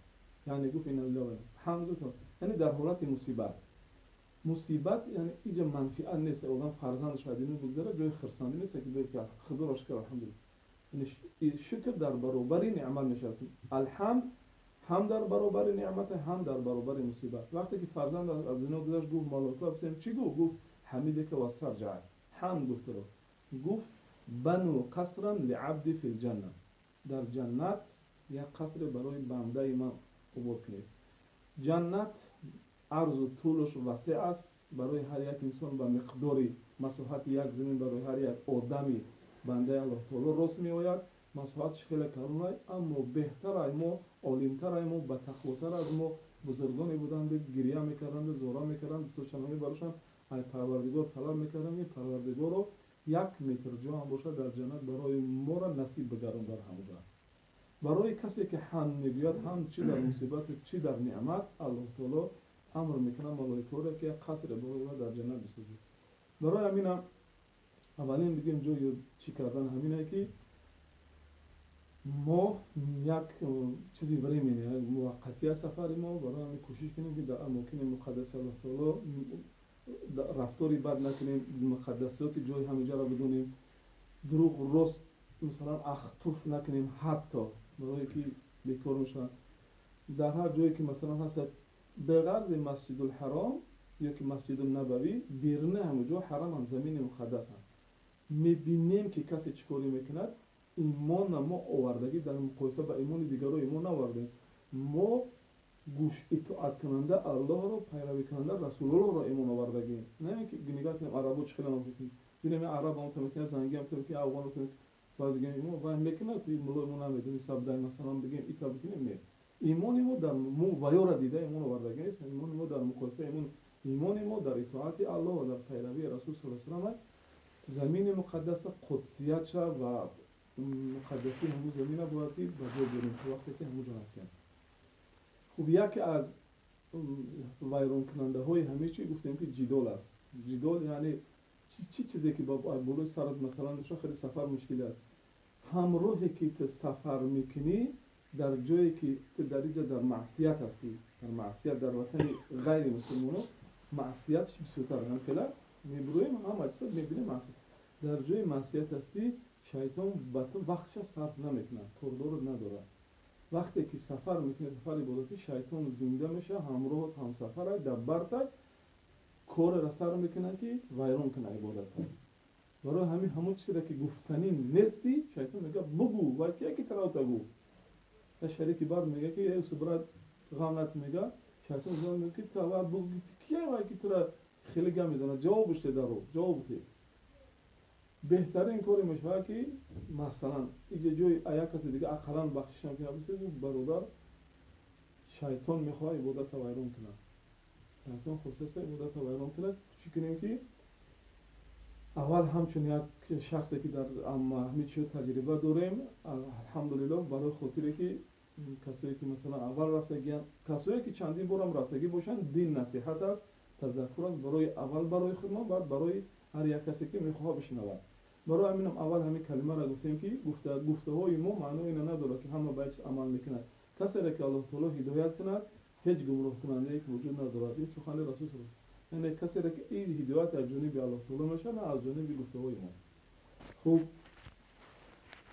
درس ما بگیم توسط همین کلمات ما در چی هم گذاشتن در واتساپ هم در گروه گذاشتن ما همه چیز باید همه چیز آغاز کنیم که پشت چی ما خوب همراه انشاءالله در اونجا باشیم در مکه مدینه هر یک سنگ هر یک رفت اومدن همینجا یک پیغمبر برای چی علت انشاءالله همونجا در هم مقطعش جویش که مثال یک جا باشیم بیان میکنیم همین قصه هایی که برای چی همین قدسیت پیدا هم تاریخی درباره هر یک مسجدی که در مدینه است ما چرا بیان میکنیم اینجا دیگه جای اون چیز نیست مهمی ما فقط همین چیزی که یک لحظه تو نماز شما به طرز پرکتیکی بیان بکنیم که رفته و یگان آدم خودش ایامی گروپ جدا میونه که تنها میمونه یا که یک جایی هم که باشه همین دلش اطمینان قطعی باشه که در سرش پروگرام برنامه تعلیمی باشه که ما همین خیلی باید بکنم موضوع مثال حراسان باشه که آنکوز چیکار میکرده باشیم همین خیلی حراسان باشه برای همین خاطرم همین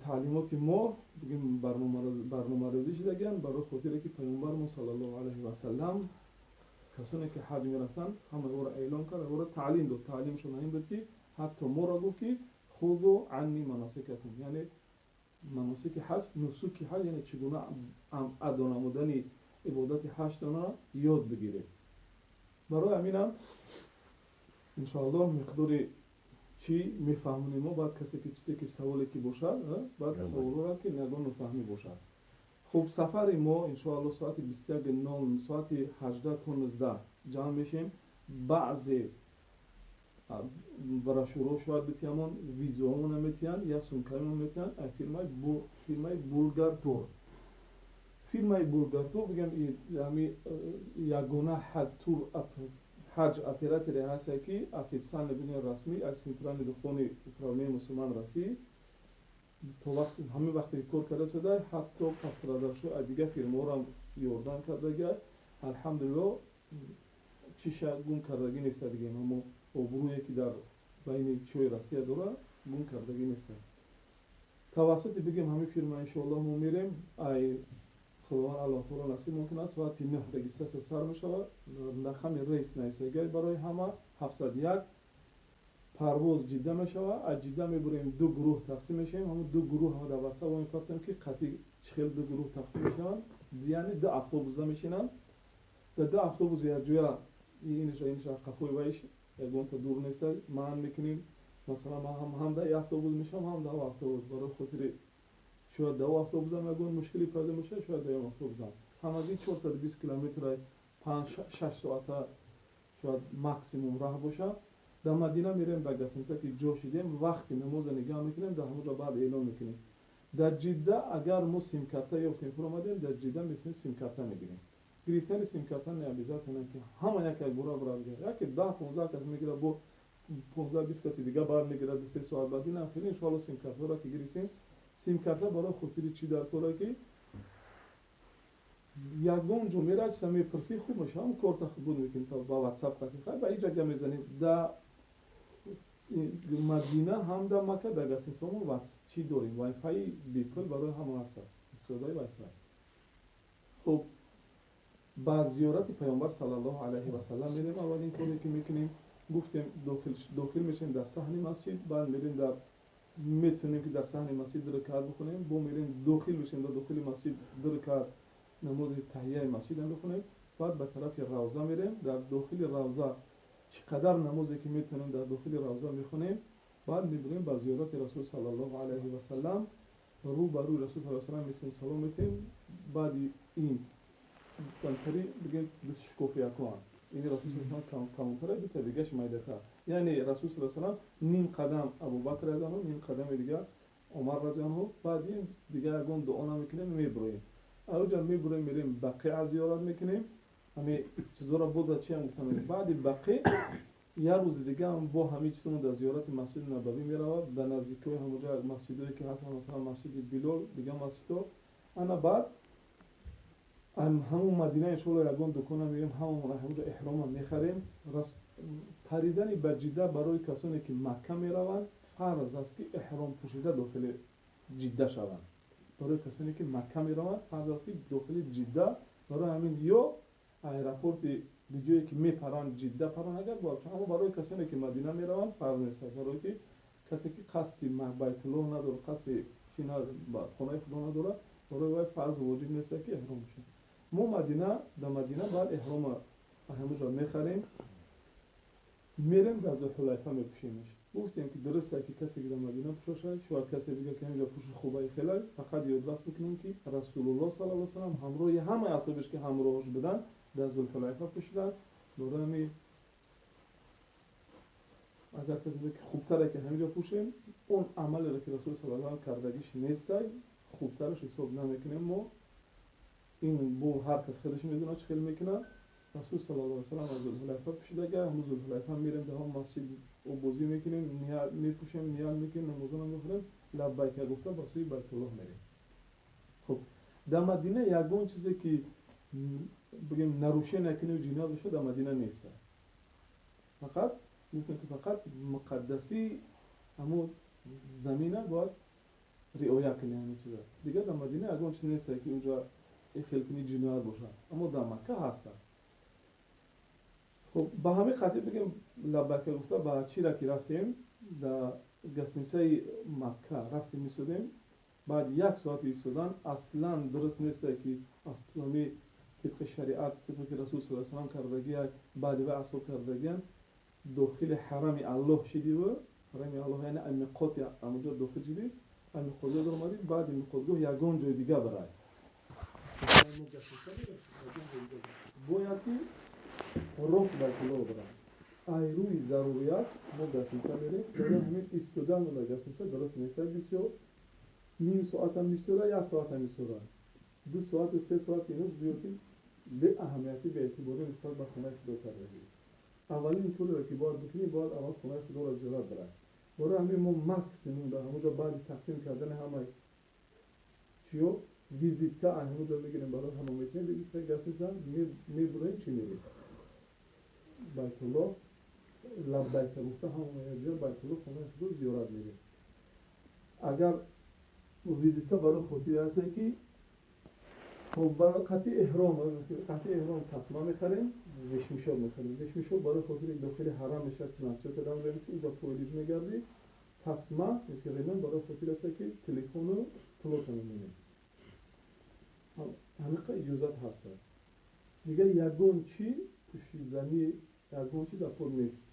خب بعد با همه کسا رفتیم یه جا در داخل شدن مسجد الحرام بگیم خونه خودم میدونیم در داخل شدنش دعا است، دعا را هم میپرسیم در واسه هم میخونیمش هم امتا یه جویا بگیم امتا با شکلی بگیم زنده که دعا را میکنیم داخل میشیم. بعد داخل شدن بیت الله هم میبینیم بگیم این مسجد اگر ما داخل شدیم بیت الله هم میبینیم با دیدن بیت الله دعا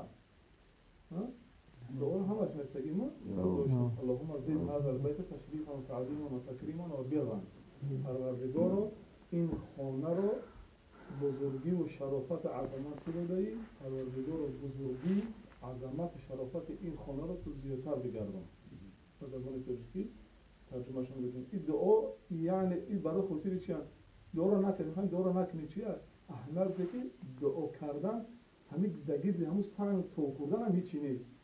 علامتی که انت تا همه چیز رو رعایت میکنی علامتی است که پیامبر صلی الله علیه و آله قدر شده است پیرویش میکنی. علامت همین است که الله تعالی را بزرگیش هم میدونی اطاعتش میکنی. همینه. انا بعد بگیم ما داخل میشیم این همین به همین شکل است بگیم مثلا این چورکن داره ما بگیم از جای داخل میشیم که انا همین خیلی است همینجا مثلا ما میایم داخل میشیم انا همینجا این در همونجا یعنی درش در بلندیه داره انا همینجا حجر الاسود است سنگ سیاه انا همون سنگی که از جنت اومده که همون سنگی که در برای فضیلت چی گفتیم همون سنگی که بگیم سنت بوسه کردنش یا اشاره کردنش یا گوشت رساندن سنت است. همونجا با پوشیدن احرام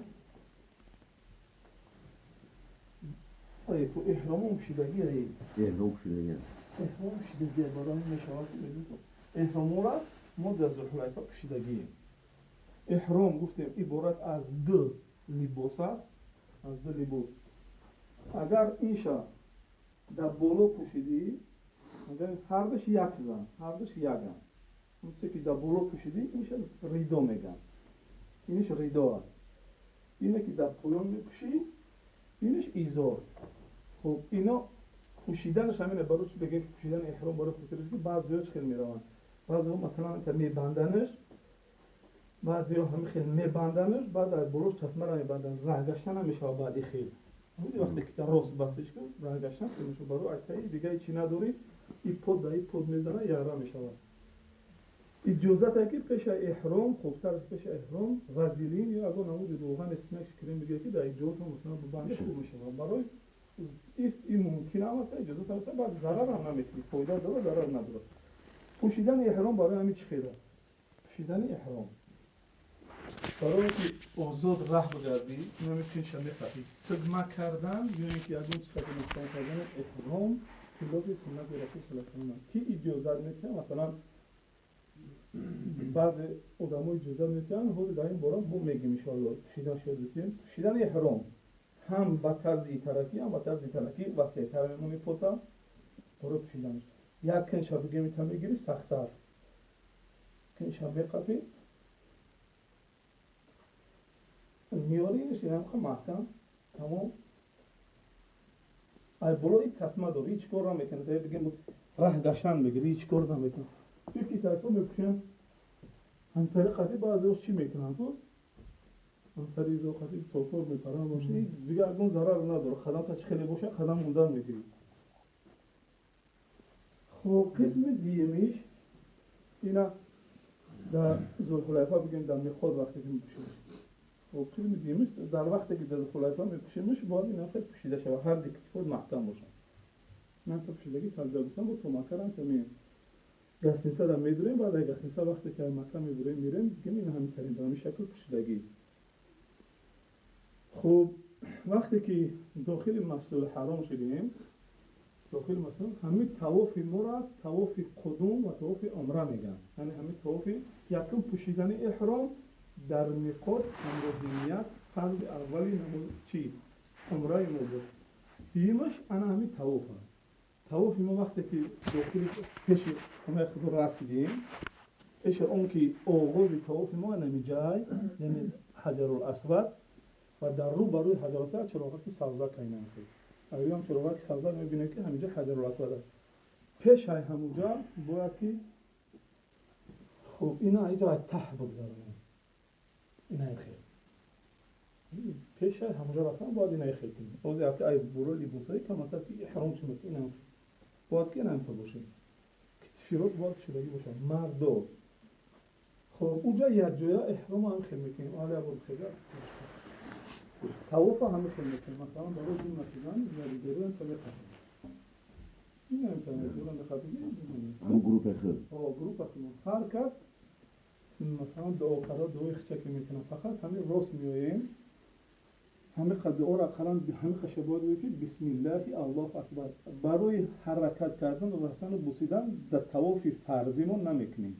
برای طواف فرضی نمیکنیم چی بوسه کردنش چی ایدور اشاره کردن هر دوش سنت است برای وقتی که آدم زور میزنه که باید برای طواف کنه طواف چرا میگن طواف اگر طرف دست چپ طرف بیت الله نباشه طرف دست چپ طرف بیت الله نباشه حرکت کردی همو دور طواف حساب نمیخوره برای خود اوجا را رفتن بوسه کردن آدمو چیکار میکنن ایتا میکنن مثلا چوری میکنن زور میزنن یا که روش و طرف بوسیدن همونجا میشود ای دوری زور میزنن که زور زدن میرون بعد با اوجا را میرسن طواف میکنن فکر میکنن که همون دورشو طواف های اوجا طواف نیست دوره بوی میکنن دوره که بوی نیست طواف فرضی در قصدن نقص در فرض میکنیم و کمبودی در فرض میکنیم برای خاطر یک ادای سنتی که جایگزینی وای چیه رسول الله صلی الله علیه و سلم اشاره کرده دارید عمر رضی الله عنه را گفت که عمر رضی الله عنه در ازدحام دوره عمر رضی الله عنه را ازدحام فکر که او حاضر ازدحام وقت ازدحامی چی بود گفت قوی گو دیگران را ضعیفا را عذر میدی خب تو عمر رضی الله عنه دوری اشاره کرد برای همین مراد ما این نیست که سنگ بار نشه کنیم مراد ما بگوییم که پیروی سنت رسول الله صلی الله علیه و سلم پیروی پیغمبر است برای خاطر ما همش نجات پیش کردن الله تعالی میگه این در قرآن ان کنتم تحبون الله فاتبعونی یحببکم الله اگر شما ادعا دارید که الله را دوست می‌دارید پیروی کنید رسول الله علامت کسی که پیروی نمیکنه رسول علامت همینه که الله را دوست نمی‌داره نعوذ بالله دوست که نداشته یا بعد می‌بینی همین خیلی میشه ضد دوست داشتن بعد دیدن برای همینم عبادت هوس آدم نیست عبادت اطاعت است عبادت زیر فرمان نه اینکه ما رفتیم همونجا رو ما چک کردیم الحمدلله بعد تلویزیون هم تاریخ کردن برای ما زدیم یا نگرد که شما تاش کردیم ما چک نیست عبادت فرد در دیگه امکان نداره که تا همونجا یکون کسا عذر نتی نره بوسش نکنه که همینا بعد بکن یا غیر امکانه که تو بگو جا بوسه کنم یکون کسا عذر نتی حاضر نیست تا برای که نیست دیگه نو ایلوجی همینا دفعه فرضی نکن برای که دفعه فرضی امکان هسته که نکنیش اجازت دادگی نه اجازت که طبق سنت یعنی رسول الله چی بوسش میکنی چی یکون چیزا میرسونی سه نمود چی بوسش میکنی چی یکون چیزا میرسونی اون چیزا بوسه میکنی چی ایدوری شورش میکنی هر دوشو یک ثواب دارن اینش ایواش فضیلت نداره هر سهش اطاعت رسول صلی الله علیه و خب همین جرمیم رکن یمانی را گرفتیم بعد به چی را حجر الاسود را گرفتیم همینجا را رکن میگن یعنی اساسی برج اساسی بگیم برج رکن یا که رکن حجر الاسود میگن بعد همین اوگل سرازو در میشود همینجا سر میکنیم با برداشتن دستا بسم الله الله اکبر اللهم خب بسم الله الله اکبر اللهم ایمانا بك و اتباعا سنت نبی صلی الله و وفاء بعهدك دعا را میخونی سر میکنی اگر اوسی شکی دعا نکنی همه فقط دعا میکنی که بسم الله الله اکبر همه فقط دعا را باید بکنی بسم الله الله اکبر فرگوی بعد همینجا سر میشه حرکتت باید یک کمی قبلگی میشه یک کمی باید که معنای اینه که گویا که با حرکت این سنت یعنی با حرکت با شتاب گویا نشه در اصل نباید تلابیدا تیز را بگردی دویدن نیست حرکت یک کمی با شتاب با سرعت نیو با گویا که نخیل شتاب کرده سوده گویا خیل رحمی گردیده خوب دعا کرده میین اینا طرف دره که گذاشتیم این دیگریش تری چی دارد یا ولی که پسر دارد و حجر اسماعیل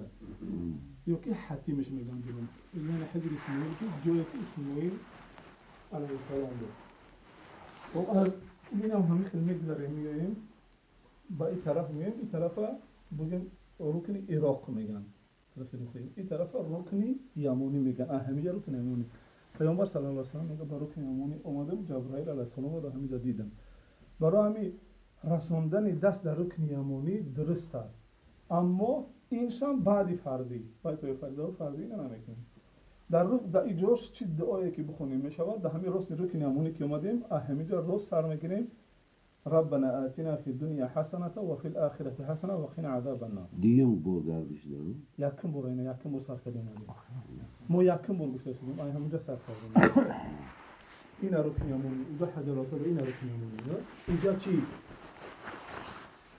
این در اینجا حتیم اینجا عراق رکن چی عراقی اینجا سر میشه رکن یمانی رکن یمانی این رکن یمانی سرش باید حجر الاسود نظر که نمونه همینجا را چرا میکنه ربنا آتنا فی الدنیا حسنة و فی الآخرة فقط همین دعا را بو میم همینجا بو برداشتن دستای شورا به سوی حجر الاسود بسم الله الله اکبر خب بو بسم الله الله اکبر میگیم بو همه خیل بو دعا خونده دیم رکعت دیم دورم همین تا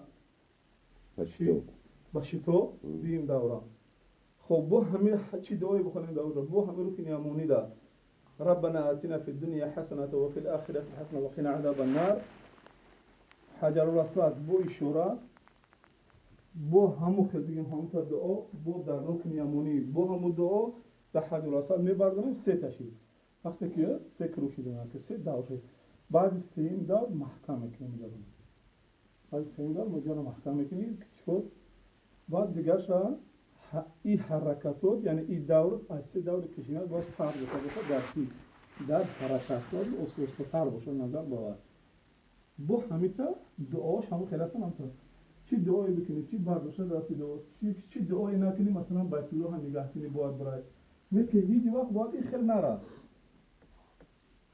گفته که دور همون دور حساب میخوره که طرف دست چپت طرف خونه باشه سنت طواف همینه باید که این طرف بگردی نه که مثلا این خیلی چو کرده بسید قفا و دم رفت زنی اون کساتی این دور هم میریم بعد گشت تو بخیر این دور نمیشون وقتی که برای چی؟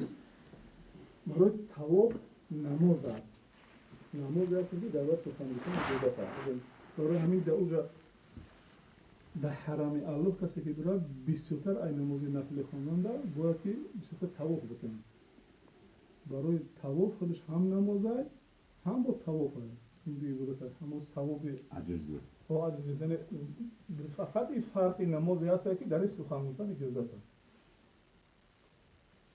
خب بعد این چی را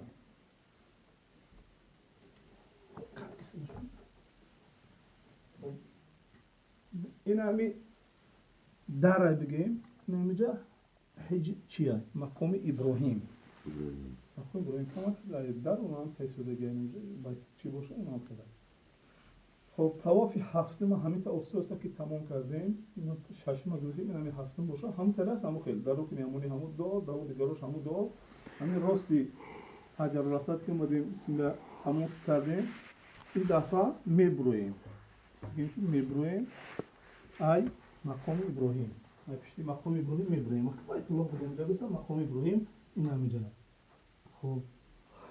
خب دو رکعت نمازی دو رکعت نمازی پشت مقام ابراهیم نیست خیلی لطفاً میگه دو رکعت نمازی پشت مقام ابراهیم نیست دو رکعت نمازی احرام است دو رکعت نمازی طواف است دو رکعت نمازی احرام دو رکعت نمازی طواف است نه که دو رکعت نمازی طواف خونده می شود در پشت مقام ابراهیم موقع نماز خوندن پشت مقام ابراهیم اما این دو رکعت سنتی طواف است ای در جای همین نماز خونده می شود که بین تو بین خونه بین بیت الله مقام باشد خب بگیم که این همینجا همین خیلی در این طرف در همه جاش درسته نه که در این طرف درست نیست. در طرف دست راست. این طرف بیاد خونه در اون طرف باشه مقام ابراهیم بعد خونه باشه درست نیست. در کار نمازی مقام ابراهیم مردم کردن در همین طرف در بجایش باشه خب به طرف بیت الله در کار نمازی سنتی طواف یا که در یاد نیست الله اکبر تمام برای که نیت همینه که در کار سنتی طواف در کار سنتی طواف الله اکبر سبحانك اللهم الحمد یکم سوره قل یا ایها الکافرون. خب در دیمش همتا سجده در دیمش الحمد بعد الحمد قل هو الله احد تمام میکنیم. بعد این با اگر چی دعا بکنیم مخصوصا استفاده دعا کردن رکوع سجود همه رو بعدون میاریم. همه رکوع سجود فقط در کردن که نماز عادی هم که میخونیم میبریم یا جا بگیم آب زمزم نوشیدن آب زمزم بگیم بعد دعاش خطی. خب همونجا هست داشتیم که آب گرم آب خنک کرد یک بار ما طواف کردیم که حرکت کردیم اگر نیست تو جرا پیاده میایم تاس کردگی یک بار آب خنک بخوریم بعد در رو چید میگیرن کسل میشه خود در میگیرن برای همین خب بعد نوشیدن آب زمزم چی میکنیم؟ آب زمزم میخوریم اول در دستتون گرمترش میخوریم بعد خنک بخوریم چیکار میکنن بعد میبرویم سنت است که بگو که ابدا بما بدا الله آیات کلام الله بخونی که این صفا و مروه من شعائر الله اونجا میبرویم طرف صفا میاییم صفا و مروه نمیخورن بگیم بیت الله اونجا داره کم جوش تمامی میخیم بیت الله این همینجا داره صفا و مروه خوبی نمیخورن این صفا اینش مروه. آب زمزم بعد خودمون آب زمزم دم بگیریم همه آدم‌ها جمع شدن کسایی که دیر کردن اولا میریم یگون کس میکوبیم اون کس میکنیم همین از جمع میشیم. خب بعد میریم طرف صفا همین دعا را خوندم با بالای که صفا میبرویم رو طرف بیت الله رو طرف کعبه دستا را میبرداریم دعا را میخونیم لا اله الا الله وحده و شریک له. خب دعا نیستگی هم دعا هسته که هم دعا رو میخونیم ایجا میبرویم ای صفا کم اکد پسترک یک وقت فکری بانو میشه کم اکد میبرویم در برو چند تا خطوی لیمون چراغوی سبزه کن در همون راست میدویم دویدن که با سکان حرکت کنیم تیز میدویم اون هم میدویم زنو کمی ساعت یا با هم حرکت یا تیزتره میکنیم نمیدویم. خب همچه راست به اینجا راست آمدیم و بالای مروه میگیم بالای مروه میبینم خیلی با طول میکنیم گیرده هم بگیم بالای که مروه میبرویم با طرف بیت الله برداشتن دعا همون دعا لا اله الا الله وحده لا شریک له له الملك وله الحمد يحيي ويميت وهو على كل شيء قدير لا اله الا الله وحده انجز وعده ونصر عبده وهزم الاحزاب وحده سه بار همین دعا را خدمت هم میکنیم با هر کسی میکنه خوب میشه. خب بعد سه بار با همین طرف با همون راست چیز دویدن با بالای صفا با وارشان دو رفتیم یک اومدیم دو میریم سه میایم چهار میریم پنج میایم شش انا اگه میریم این هفتمش میشه در طرف مروه تمام میشه. همین دعا را میخونیم بخدو بعد این 23 را برای تا به هم ختم میشه به هم خطی با 22 دعا میکنیم بعد همین به همه خطی تمام میشه یک وجود بمونه بگیم ما احرام باید که سرد روشده خیلی همه خیلی ادویه ای مروه میاییم به همه راهی که صفا دوادیم میبرویم به همه پیش بیت الله میریم مسجد الحرام مسجد میبرویم جوی بگیم چیه تربوی سنتری وقت عبدالعزیز همچه که ساعت هایی که بگیم ساعت همونجا میریم سوکو نیکه جده سرفروشی پریمخر در پریمخر سرامونا الله تعالی خداوند خدا میگه که داخل میشوند مسجدشون احرام میکنن بعد تراشیده سرهاشون رو پس کرده خداوند کلمه را میاره تراشیده و پس کرده برای همین چیز کسی که سرش پس میکنه درسته کسی که سرش میتراشد درسته. اما در حج فرضی رسول صلی الله علیه و سلم در مینا بود گفت که پیامبر صلی الله علیه و سلم وقتی بیان کرده که سوال گفت که پس که نمیو که بتراشیم رسول صلی الله علیه و سلم گفت که الله رحمت کرده از سرتراشیدگی را گفت یا رسول الله بتروشین. پس که رسول الله گفت الله رحمت کرده سر تراشیدگی رو. گفت یا رسول الله سر پس کردگی چی؟ گفت الله رحمت کرده سر تراشیدگی رو، بعد سر پس کردگی رو. درسته؟ این ده حج فرضی ده عمره اگر کسی بتروشه درسته، اگر کسی که پس کنم درسته. با شرط پس کننده مثلا موی سر کی انا همین انگوش اینا که سه تقسیم هایی نمیتونی از بسی همین قب موی سر بلند باشه، ای قب پس باشه پس کردن حساب نمیکنه، عبادت حساب نمیکنه. ای احرام برآمدن حق نداره. آدمی که معنی احرام چیه؟ وقتی که موی سرش نقه میگه هیچ کار نمیکنه پس میگه احرام میبروید. اگر 95 سال عمر بینه 95 سال چی کاری میکنه همش گناه هم. چی کاری که میکنه حتی قطعی زن خودش هم خوبگی میکنه و نکاح قطعی گناه هم.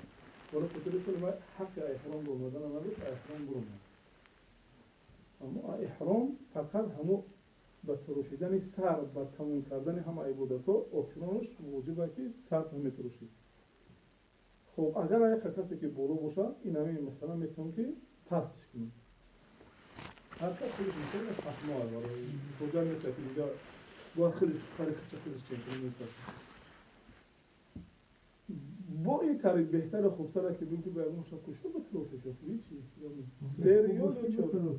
3 ریال یا 4 ریال میسه یا که 5 ریال اصلا اونجا رو باید کنید تو شب میگم میکنه چکله همون اگر یک جا باشیم یا یک جا که یا پریمخ بگیریم قطعه قطعه بگیریم ممکن 3-4 روز روزه میشه همون میتروشیم. تروشیدگی خوبتره برای چی؟ ریشه چی؟ ریشه یگون کار نمیکنی. یگون کار. ریشه یگون. خب بعد همین دیگه این لباس حرام نیست. فقط میتونی چیکارش کنی؟ این لباسی بود که الله تعالی تو را نصیب کرد به همین لباس که یقینی بود همه پروردگار همچنین لباس عبادتی و همین لباس که پروردگار شما زیارت کردی. لباسا که اگر اجازه باشه بوی عرق میکنه غچ دیگه میگیری جا میگیرش میکنی میشویشه. خب ایلو اگر بخواهی نه سنت نه واجبه چی نیست. اگر بخواهی خیلی میگیری میاریشه در خونه جمع میکنی میگی وقتی که ما از دنیا که رفتم انا همین لباسا که در گروه کفنم بار کنی. اگر نکردی این یگون فرمایش از جناب رسول صلی الله علیه و آله این هم پیاد کسی بخواهد تمام. اگر استفادهش آمده چیزی نمیدونم.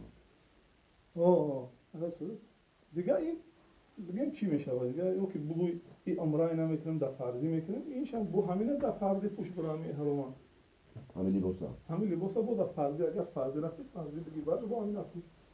البته زمکش کنم. خب به همه قطعی از انشالله به همه قطعی بگیم تمام میکنیم دیگه بعضی آدم گشنه بعضی مولا خواهد دونو رفت میکنیم مثلا یا جای ما هم قطعی یا میبرویم یا سیسامون کم اکد دورتره کرد یا پیاده اساسا میم یا که اگون مثلا هر کس قطعی میکنیم که هر زمان اطفال میرم یا خواهد را بو میبینیم برای که هر سالینا گسین سنه است که این سال گسین سنه نام کرده بینه خلاصه که یا جویا همون با گسین سنه بگیم دیگه تمام اونجا دیگه جایی بگیم تری شهر چی نیست که بگیم شهر اونجا فقط این میبروی فیزیکال آدرس تخصیصات بگن حرام میشینی میای بیت الله خودت با اختیار خودت دیگه نیستن که یه بچه نمیره دیگه بیا یک جا بریم خیلی نیست خودت تو خبر ما عادتم همینه همین یگون کار پر آدم رو بتونم بخیرم تو خمی برام میگم نگاه میکنم چی کار نیست خودم تو خمی برام همون قدمی که اول اگه اصلا بریم الحمدلله سبحان الله استغفار کرده گفته تو پیش خونه خدا رو میام تکبیر بیشتر بزنیم بده درسته تکبیر الله اکبر لا اله درسته چی دوره بکنیم اساسا بیا خودت تو طواف که بگرد برا اگر دور چه کسی وقتی توقع گذاشتن توقع باشه چه انا توقع که کردی بیا به حضور خود توقع بوسه هم کردی درسته بیا بوسه کرد او سوسه خدا بقب او سوسه یک کوره که مثلا حضور نکنید او سوسه خدا جو که هر خیلی آدم میبینی مثلا دیدی که همه ریش دورا معنی نیست که او ریش دورا همش با ادبان آدم ریش دورا سرده رو میبینی که میزنه تا زنه که میبینی که دیگه خیلی این هر یک منطقه مثلا آدمی هست که جهانگردیش نداره بعضی چیزا رو میبینه میگه یه جایی باشه آدما را اهمیت نداره برای درگیری خونه برای عبادت رکن یمانی را بیا دست برسون بوسه که اوست در اینجا بشی اگر در اینجا یگون کجلگی و ترگی شدی همون طواف یا بار دیگه اثر بکنه اینجا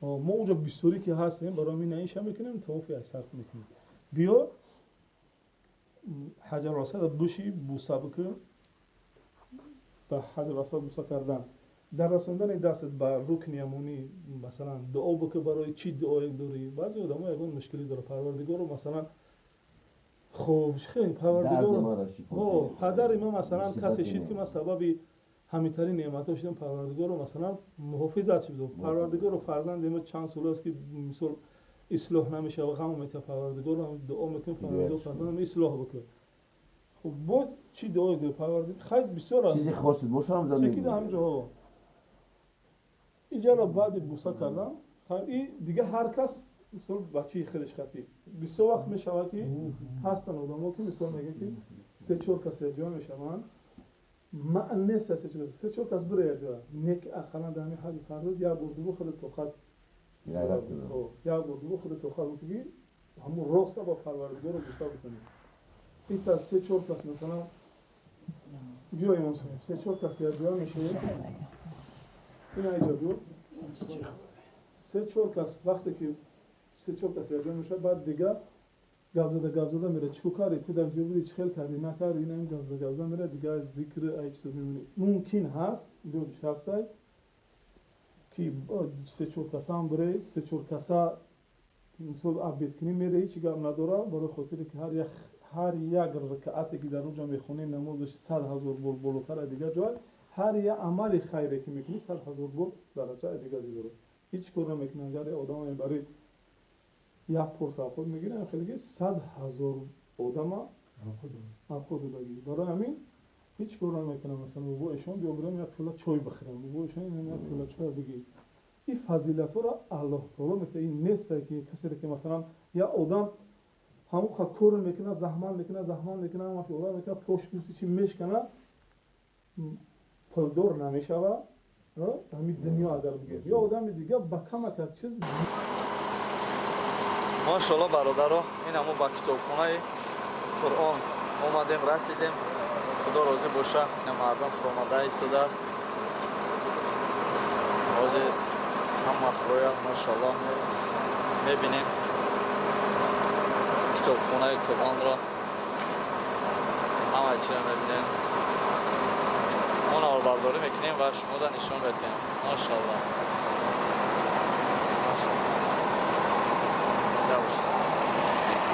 دوستان عزیز نوار را تا آخر تماشا کنین اگر فکر عقیده داشته باشین اگر فهمین درباره دین اسلام اگر سواد داشته باشین برنامه در کامنتر نویسین اگر نداشته باشین نوار محفوظ شود تنها نویسین که الحمدلله برای که حضرت محمد صلی الله علیه و سلم به بسم الله کار میکرد به الحمدلله کار نمیکرد ماشاءالله است الحمد لله رب العالمين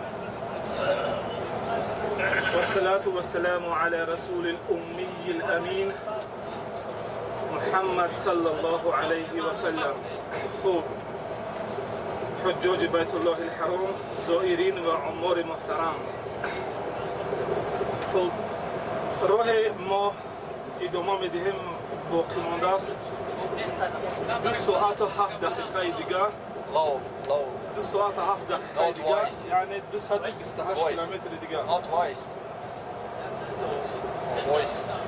آواز ندارم ما في صوت ارفع 228 كيلومتر دیگه یعنی 2 ساعت و 7 مینوت اگر افطوز در راه سرعت رود خب حرکت خط سیر سفر عبادتی ما از غرب عربستان سعودی از شهر جده از گفتیم که از کلانترین شهرهای اقتصادی از لب بحر سرخ به سوی مدینه النبی، به سوی شهری که در مسیر تاریخ در روزهای عمر این زمین این شهر نامی یثریب را داشت.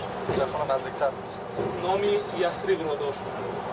با گذاشتن قدم مبارک پیامبر عزیز محمد صلی الله علیه و سلم بعد از هجرتش از مکه مکرمه این شهر نامی مدینه النبی را گرفت، یعنی شهری پیامبر صلی الله علیه و سلم. و تا امروز این شهر با نام المدینه یا اینکه مدینه منوره یعنی شهر پیامبر صلی الله علیه و سلم مشهور است. پیامبر صلی الله علیه و سلم از جمله کسانی گشت که در انهمین یثریب یک شهر ساخت که اگر بگیم بین زیایان یا که بین روشنفکران یک کلمه مشهور است با نام مدنیت. اگر یگان شخص را بینن میگن که همین شخص آدمی مدنیت نوکیش بلند است. انا همین کلمه مدنیت نوکی یعنی شخصی که در آداب و رسم و رسوم و فرهنگ عالی دارد دارای شخصی مدنیت نوکش میگن. انا همین کلمه مدنیت یا مدنیت نوکی نسبت داده شده است یا مأخذش از انا همین مدینه است. یعنی پیامبر صلی الله علیه و سلم در مدینهش شخصان مدنیت نوک رو تربیت کرد. خب در این صحرایی که نه گیاه و نه آب بود و جهالت مردم عرب به حد رسیده بود که تاریخ ها از اون یادآور می شوند که قصه های هست در صحیفه های تاریخ جهالت پیش از اسلامی عرب که حتی بین یکدیگر نه تنها در جهالت حتی در اسراف و در از حد گذرانی هم بین یکدیگر مسابقه میکردند. قصه از عتبه و شیبه است که روز عتبه شیبه رو به مهمانی دعوت میکند، به حد مهمانداریش میکند که با اصلاح امروزه بگوییم رکلام میشود در جزیره العرب که عتبه شیبه را آنقدر مهمانی کرد که از غلاماش و از خودش همش از نان سیر شدن و به همین در مقایسه در اسراف شیبه عتبه را مهمانی میکند و خندق میکند و اما خندق ها را پر از طعام میکند و بالایش را میپوشاند و شیبه را همراه اسبان و شتران و غلامانش به مهمانی دعوت میکند و در وقتی آمدن به مهمانی به طرف خانه شیبه در خندق شیبه میقلتند و در طعام غوطه میزنند.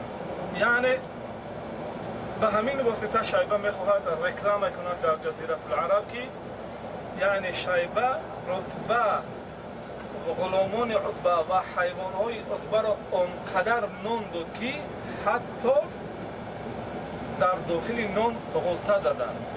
یعنی در همشون حتی با بدنشون زیر نان ماندند.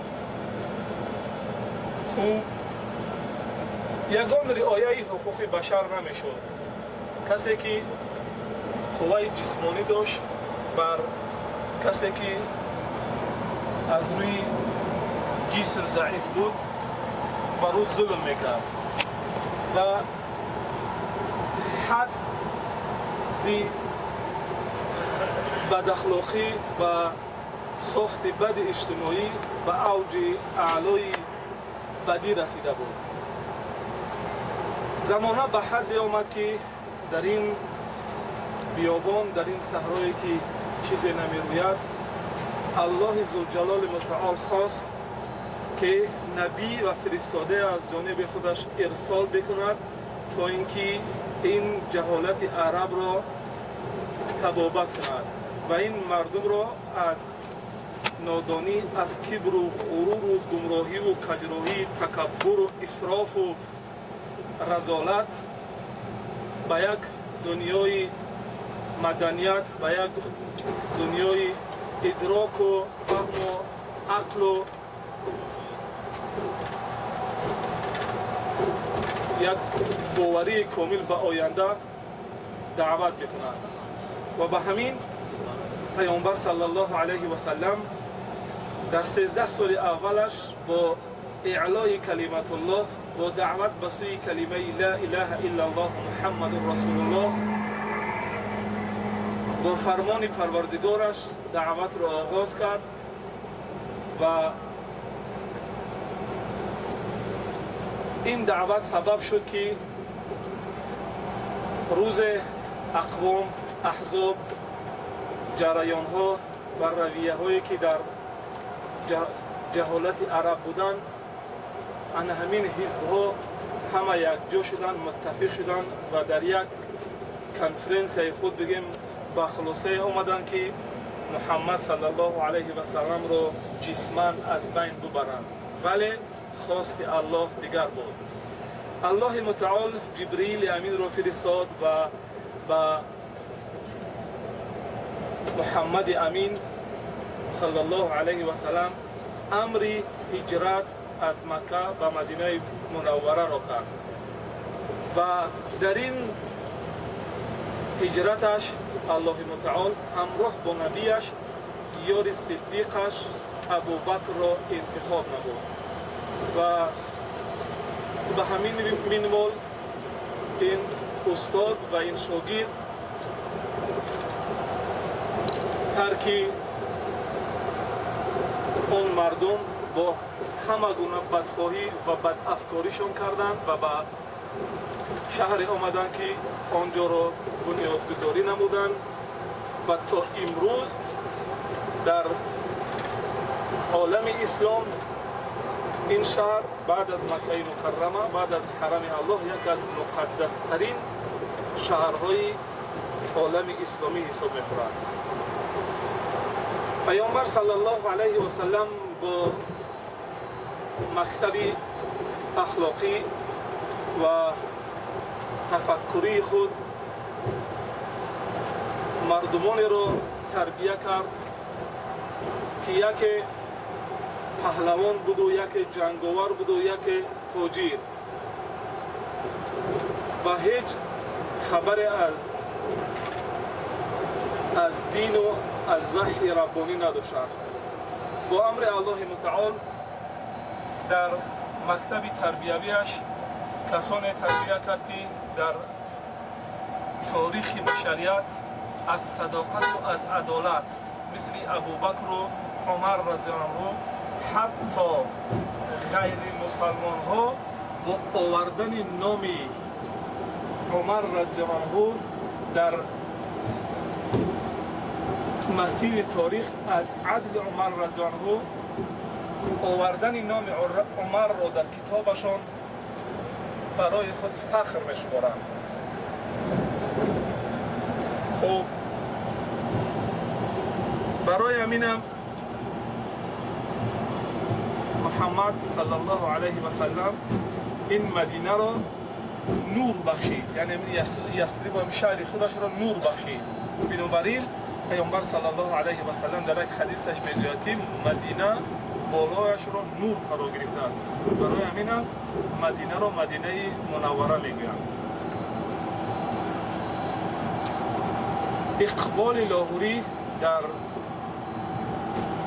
شأن تربیه پیامبر صلی الله علیه و سلم اشعاری را در حق پیامبر صلی الله علیه و سلم میگوید که از دم سیراب آن امی لقب لاله روست از ریگ و صحرای عرب، حریت پرورده آغوش اوست، یعنی امروز از دوش اوست.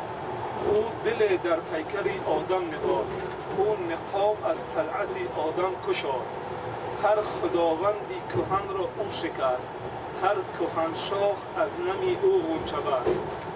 گرمی هنگامه بدر و حنین، صدیق و فاروق و عثمان بوالحسین. حمد بی حد مر رسول پاک را آن که عزت داد مشت خاک را. اگر الله متعال این مشت خاک را جان بخشید، محمد نبی صلی الله علیه و سلم انا همان مشت خاک را عزت بخشید تا دمیزاد گویا به طالب اصلی خود زندگی نمیکرد و در روی خود یک پوست دیگری کشیده بود، در روی خود یک نقاب داشت که پوست اصلی خود را پنهان میکرد و به هر عملی که میتوانست، به هر عمل بیرون از دایره انسانی دست میزد. ولی محمد صلی الله علیه و سلم با تعلیماتش این نقاب را از روی انسان ها کشید و برای انسان ها چهره اساسی انسان ها را نشان داد. و در جهان تاریخ یکی از شخصیت های شد که اگر از نگاه سیاسی بگیریم، جهانگیران و عالم و لشکرکشان عالم شمول مثل اسکندر مکدونی و ظلم ستیزگان که با ظلم جهان را با واسطه آغشته خون کردن ملک به زمین گرفتن، چنگیز و از غرب ناپلیون و دیگرها که میخواستند یک سازمان، یک سیستم برای زندگی این انسانیت سازمان بدهند و حقوق انسان را، اون که ساخت زندگی و اجتماعیات انسان را به نام خودشان نصب بدهند، ولی به این دسترسشان نگردید. محمد ناخوانده صلی الله علیه و سلم در جهان تاریخ بشری مکتبی را به وجود آورد که با گذشتن 1500 سال نامهای اسکندر و چنگیز، ناپلیون و دیگر ایستها و سیستم سازهای ازمی از بین برفتند و در این شب و روز که ما هستیم نام محمد صلی الله علیه و سلم را در یک روز از روی واجب و ضروریات 18 میلیارد بار میگیرند. محمد صلی الله علیه و سلم توانست که در قلب انسانها با مردانگی و خیرخواهی و سخاوت خود در قلب انسانها جا بگیرد و این شخصیت بزرگ، این مرد نورانی برای پیروان و امتانش وعده بدهد و آنقدر برای امتان گریست که در جهان تاریخ روز هم نگفت که آه پدرم، نگفت که آه مادرم، ولی همواره با چشم گریان میگفت آه امتی، آه امتی. این مرد نورانی با وحی روحانی در حیات زندگی که خود داشت برای این امتش خدمت کرد و خدمت برای مردم را بالاتر از خدمت برای نفس خودش گذاشت و برای امتش نصیحت کرد که من خدیم خودم، هر که خدمت کند خدمت کرده می شود. پیامبر صلی الله علیه و سلم گفت والله فی عون عبد ما کان العبد فی عون اخیه. تا آن وقتی که یک انسان در خدمت برادرش باش، تا وقتی که یک انسان در خدمت برادرش باشد، الله متعال مدام در خدمت آن همان بنده خودش است. پیامبر صلی الله علیه و سلم توانست با تعلیم و تربیهش با عقیده و ایدئولوژیش در قلب انسان ها این نور هدایت را عقد بکند، یعنی ببندد و این عقد هیچ وقت کنده نمی شود مگر با کنده شدن دل از بدن انسان. یعنی نام محمد صلی الله علیه و سلم از دل پیروانش هیچگاه نمی رود تا آنکه آن دل از این بدن برود. پیامبر صلی الله علیه و سلم مردم تعلیم داد تا آنکه امروز تربیت شدگان این مکتب محمدی ابوبکر و عمر، عثمان و علی فخر جهان تاریخ شدند. فخر تمام بشریت گشتند. محمد صلی الله علیه و سلم در بیابان جزیره العرب قدم میزد و برای بشریت، برای جهالت عرب تعلیم داد که سلام از کلان است نه از خرد، و بار کودکان را در حرم الله دید که بازی میکنند و با آنها گفت که السلام علیکم. کودکان در تعجب ماندند، هیچگاه این گونه معامله از کلان را ندیده بودند. گفتند تو ای محمد بر ما سلام میدهی؟ گفتند بله من به شما سلام میدهم. محمد امین صلی الله علیه و سلم تعلیم داد که اول کلان سلام بگوید تا آن که این تعلیم بر شخص کوچک بشود و آن شخص کوچک خرد از کلان سلام دادن را یاد بگیرد. کودکان در تعجب ماندند که شاید این مرد ساده باشد و به این مستفید نورانی گفتند که ای مرد، تو میخواهی با ما بازی بکنی؟ محمد صلی الله علیه و سلم برای رعایت حقوق کودک که چیزی را نمیداند، فرق بین کلانسال و خردسال را نمیداند، برای آن که رعایت حقوق این کودکان را بکند و سبب آزار کودکان نشود و گفت بله بازی میکنم همراه شما. گفت اگر میخواهی بازی کنیم مثل شتر 4 پا بزن و ما در بالای تو سوار شویم. شخصیتی که الله ذوالجلال تمام انبیا را به خاطر همین شخصیت فضل و بزرگی داد. شخصیتی که اگر در جهان تاریخ از زمانی که فرزندان آدم ساخته شدند، اگر عیسی را همه گونه چیز داد، عیسی را کلیم الله گفت، روح الله گفت، همراه موسی به حجاب و به پرده سخن گفت.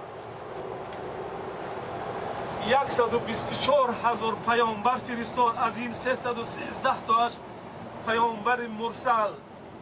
بعضی آنها را معجزات و کرامات داد، ولی انا همین 124,000 پیامبر را روز در اقصا از گورهای خود زنده کرد و گفت که برای شما محمد امین صلی الله علیه و سلم اثبات شود که این محمد امام و اشرف و سید شما است.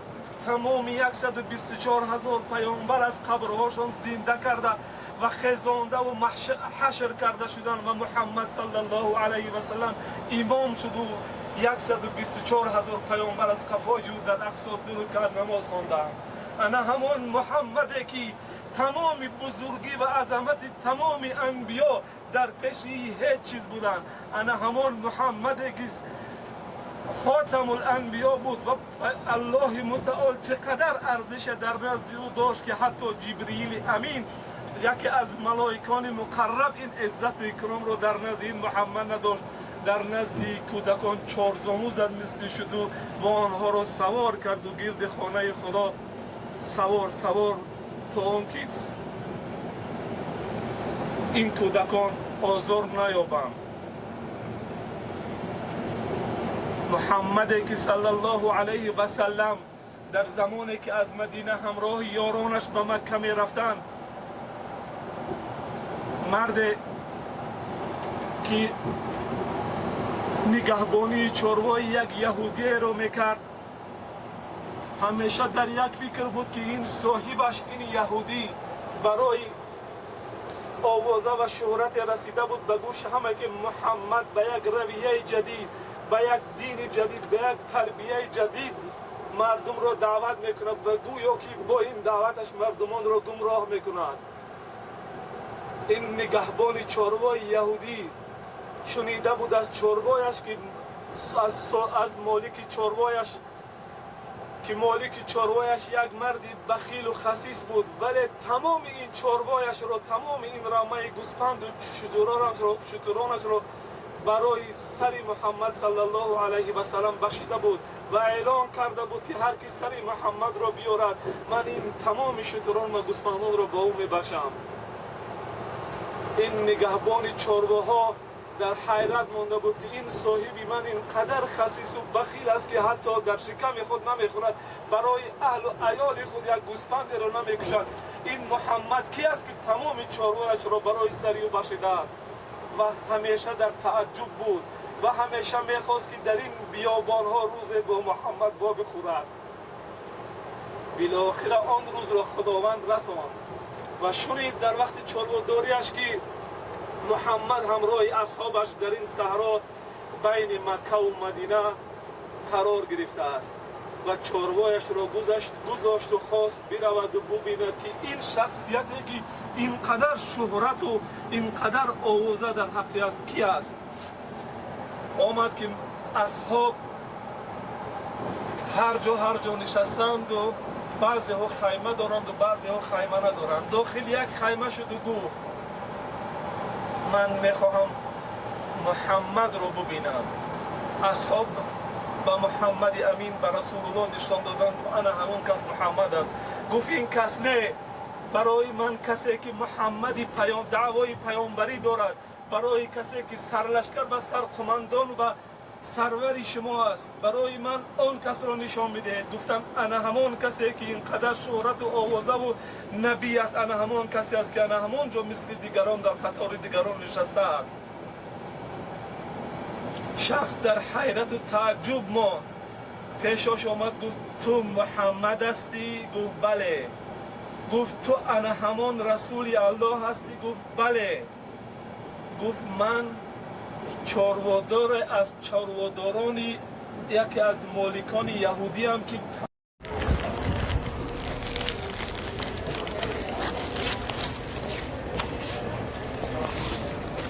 یک نبشه قدر روزا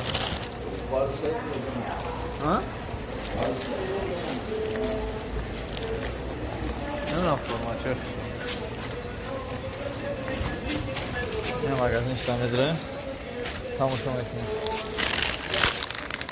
یا فرماچه دیگه در کوره تمام الان فرماچه دیدست با بخل نایت فرمای کنکریت uzun 40 riyal 40 riyal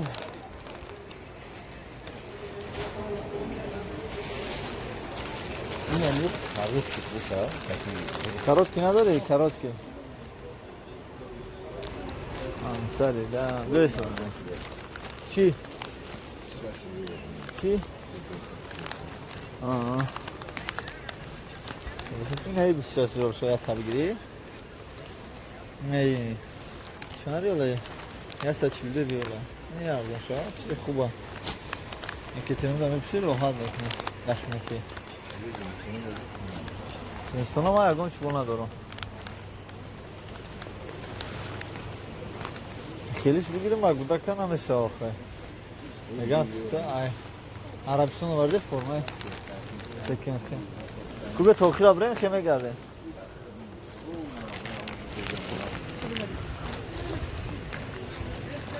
5 ريال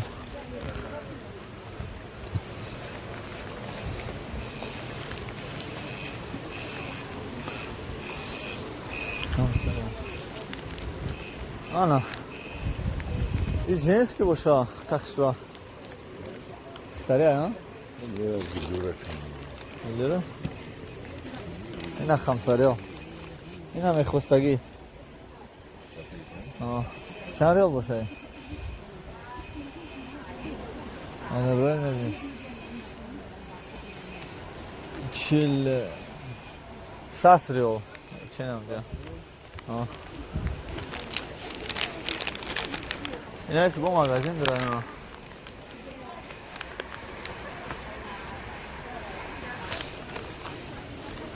اسمریم این اسمریم اسمریم نمیریم چه صدا میره یا تماشا میکنه کیلوگرم آمد هر روزه کرومال زمان ریلمن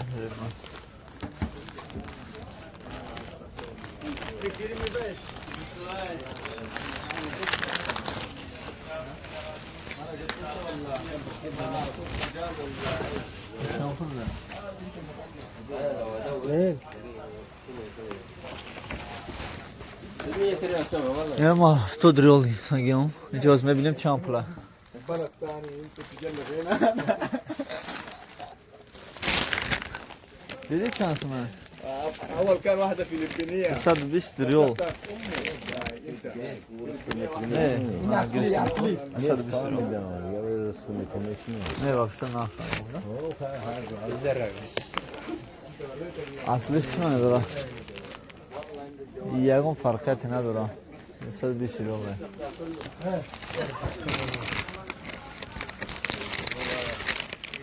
bu şan şunda işte انا طيب ما ادري ايش Kaç geldi? sad bir iş Ha? Saat? ne Saat biz? sad bir iş mi bu sad bir iş Nerede? Saat biz geldi. sad bir iş akıllı sad bir iş sırada var arkadaşlar İdare geldi. ne çağırıyor Dario. ne çağırıyor Ekte 15. İşte var ya. tamam Ekte 15. Beş ya. Ekte 15. 15. Nekiri. Yeter Yok. kanka. Peki Kuk şu duran şu durayla. Ku joinu mu? İnna. Evet. İngilizce. Kugin çıkarıcı ne oldu? Yine. Ma girişsen ona girem hadi. Ma bir girem. Evet. Göramadık şu an. Herkesin jest. Girdik şu an. Normal. Hadi yine iyi dar kura yine. Detaylı dar kura. Ne xeyli oynamaz. Yöneldik mat. Mahmut. Adam aldılar ya burayı abaya. Normal ne? Ah şu sen. Dikkatli de buraya da vallahi.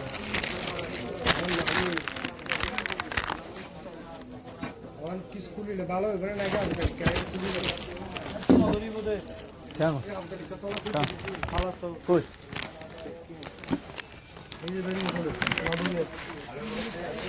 Hallıyor, Çandı çal ya. Çandı. Aka yine çandı. Nem bestipan. Bestipan. Ya, ni Maria. Ne yok. Canıma. Yok ya. Ah ne kostayı kad yok ya. هنا الواحد dalam Josman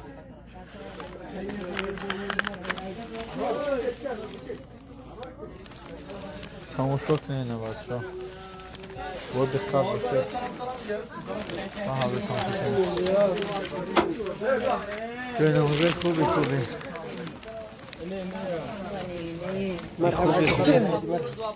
kubi. Kubi. İyi kubi çamplay. İyi çamplay. Hele baksana. Çamplay. Şunlar şanta var, aynı şanta şunlar. Ha. Şunlar 50 lira. Şunlar da var ayrı. Ha. Bu çampo. 35. Yine mi yokuştan bir tabi. 35 lira. Şunlar kadar da var. Tabii giymemiş tabii. 30 bugudu tatı. 35 lira şunlar. Kaç tane alacağım? Dutaş panjo. Saat. Dutaş panjo attı. Saat. Teşekkür. Ne giydin? Oo. 25 duta. 50. 50.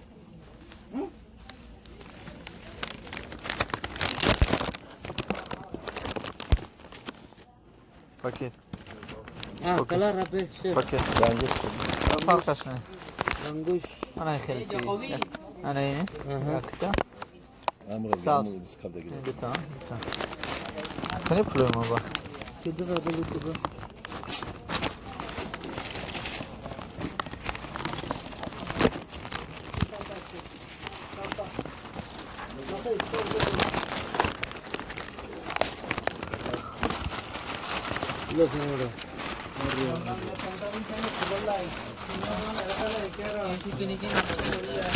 بچه ببریم توی بخور این وزمینه ای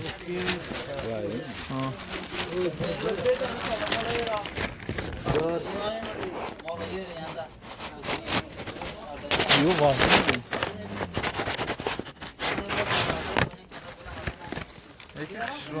یا تا صبح یا تا چند داتیم دیگه سرکارش بخیر بهت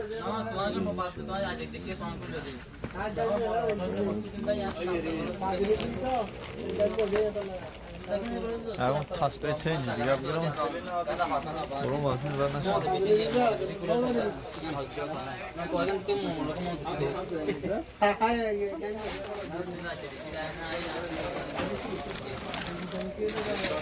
چند تا گرفتی تو؟ آه تو بره اسفنگ جو؟ برو ته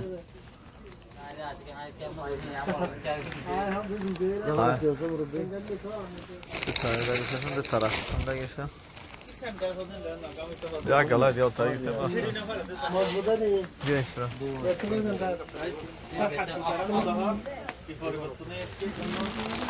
Bir çampla. Ay çampla. Çampla de mankula. İşte mankula. Uçan da. Ne? Yes, yes. Yes. Türkiye. Türkiye. Vah.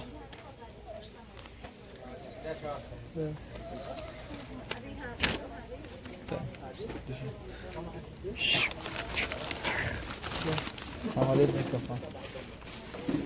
No. Ne? No, no. İndireyim.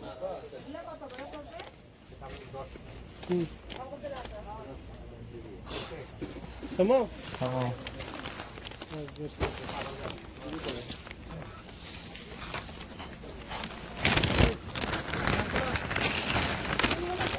Ekm çampla mı?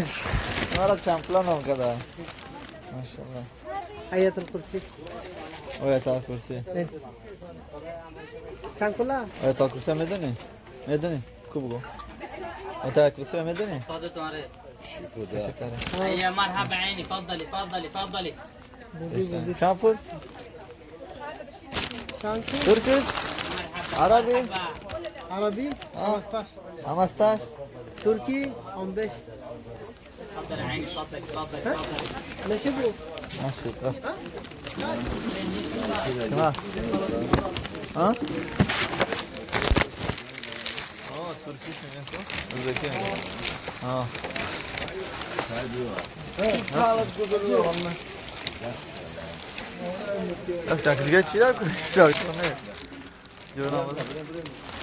Cenazه میخواستگی من اگر شدین جنازه میخواستگی من اگر شدین یک کرده دیگه وقت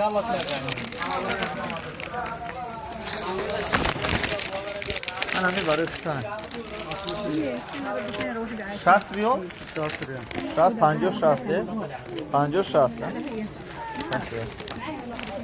این چند ریال 10 سنه 5 مان تو Türkiye'yi alıyor.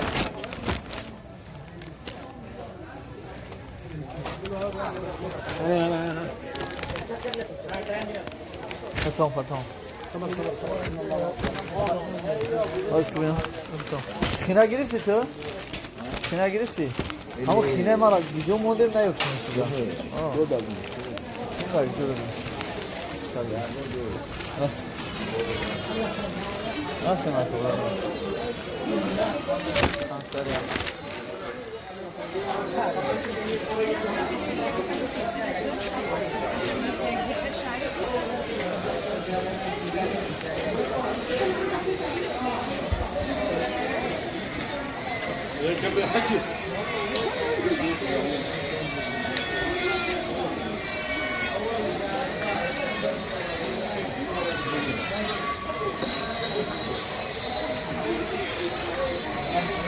Evet, çantısa bu. Ne yağmur bura? مرحبا تفضل. این چند ریال؟ ها؟ چند پول؟ چند فلوس؟ هذا 120. 120 معلوم؟ No? How many? 200.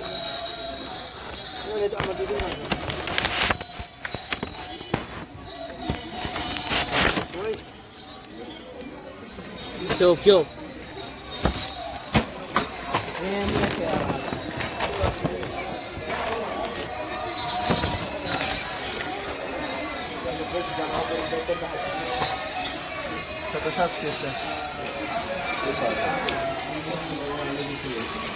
شغل دوره جمع بود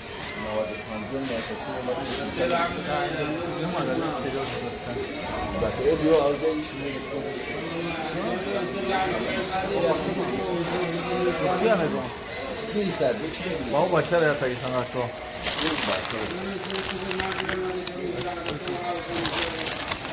على The all out. Men's? Open it. This one border. Border. This one empty.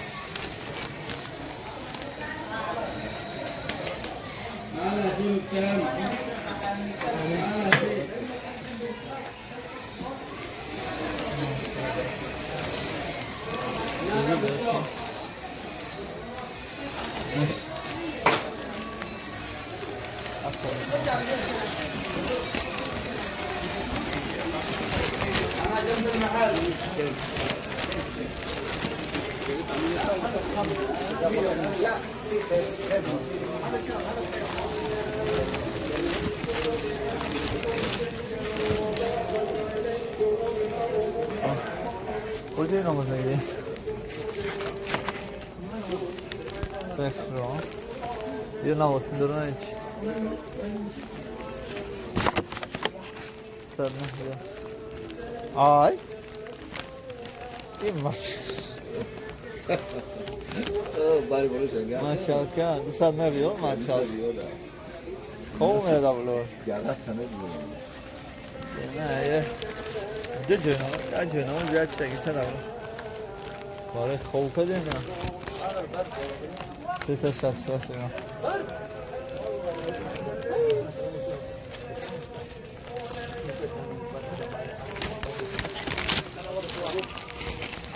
وقت واحد اللي لازم اصلا حسيلش بود اختار ده حسيلش اختار ده چی؟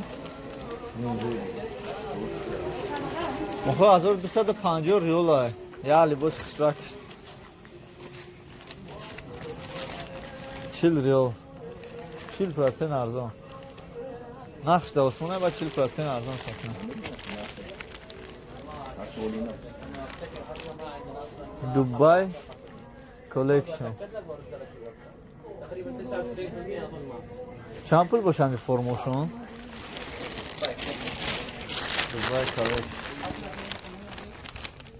620 دلار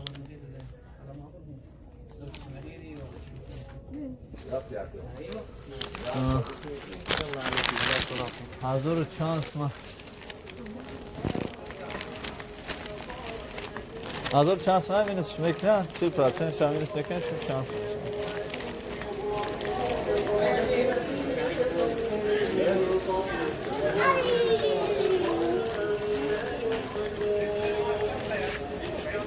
نقش شدیم که میبریم دیگه köy namazı var, ben çıkartacağım onun için. Orada olanı görüyorum.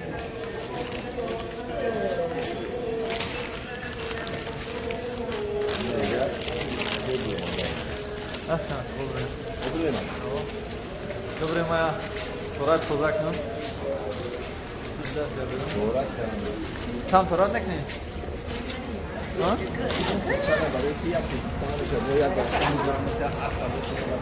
O, barakallah. Barakallah.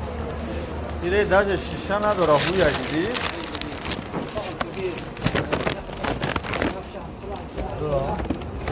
Yo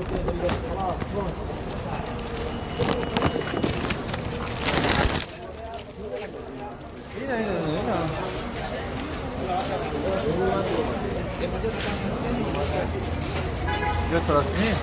Ej, macie bre? Nie, no jak to takiego jest to Halo?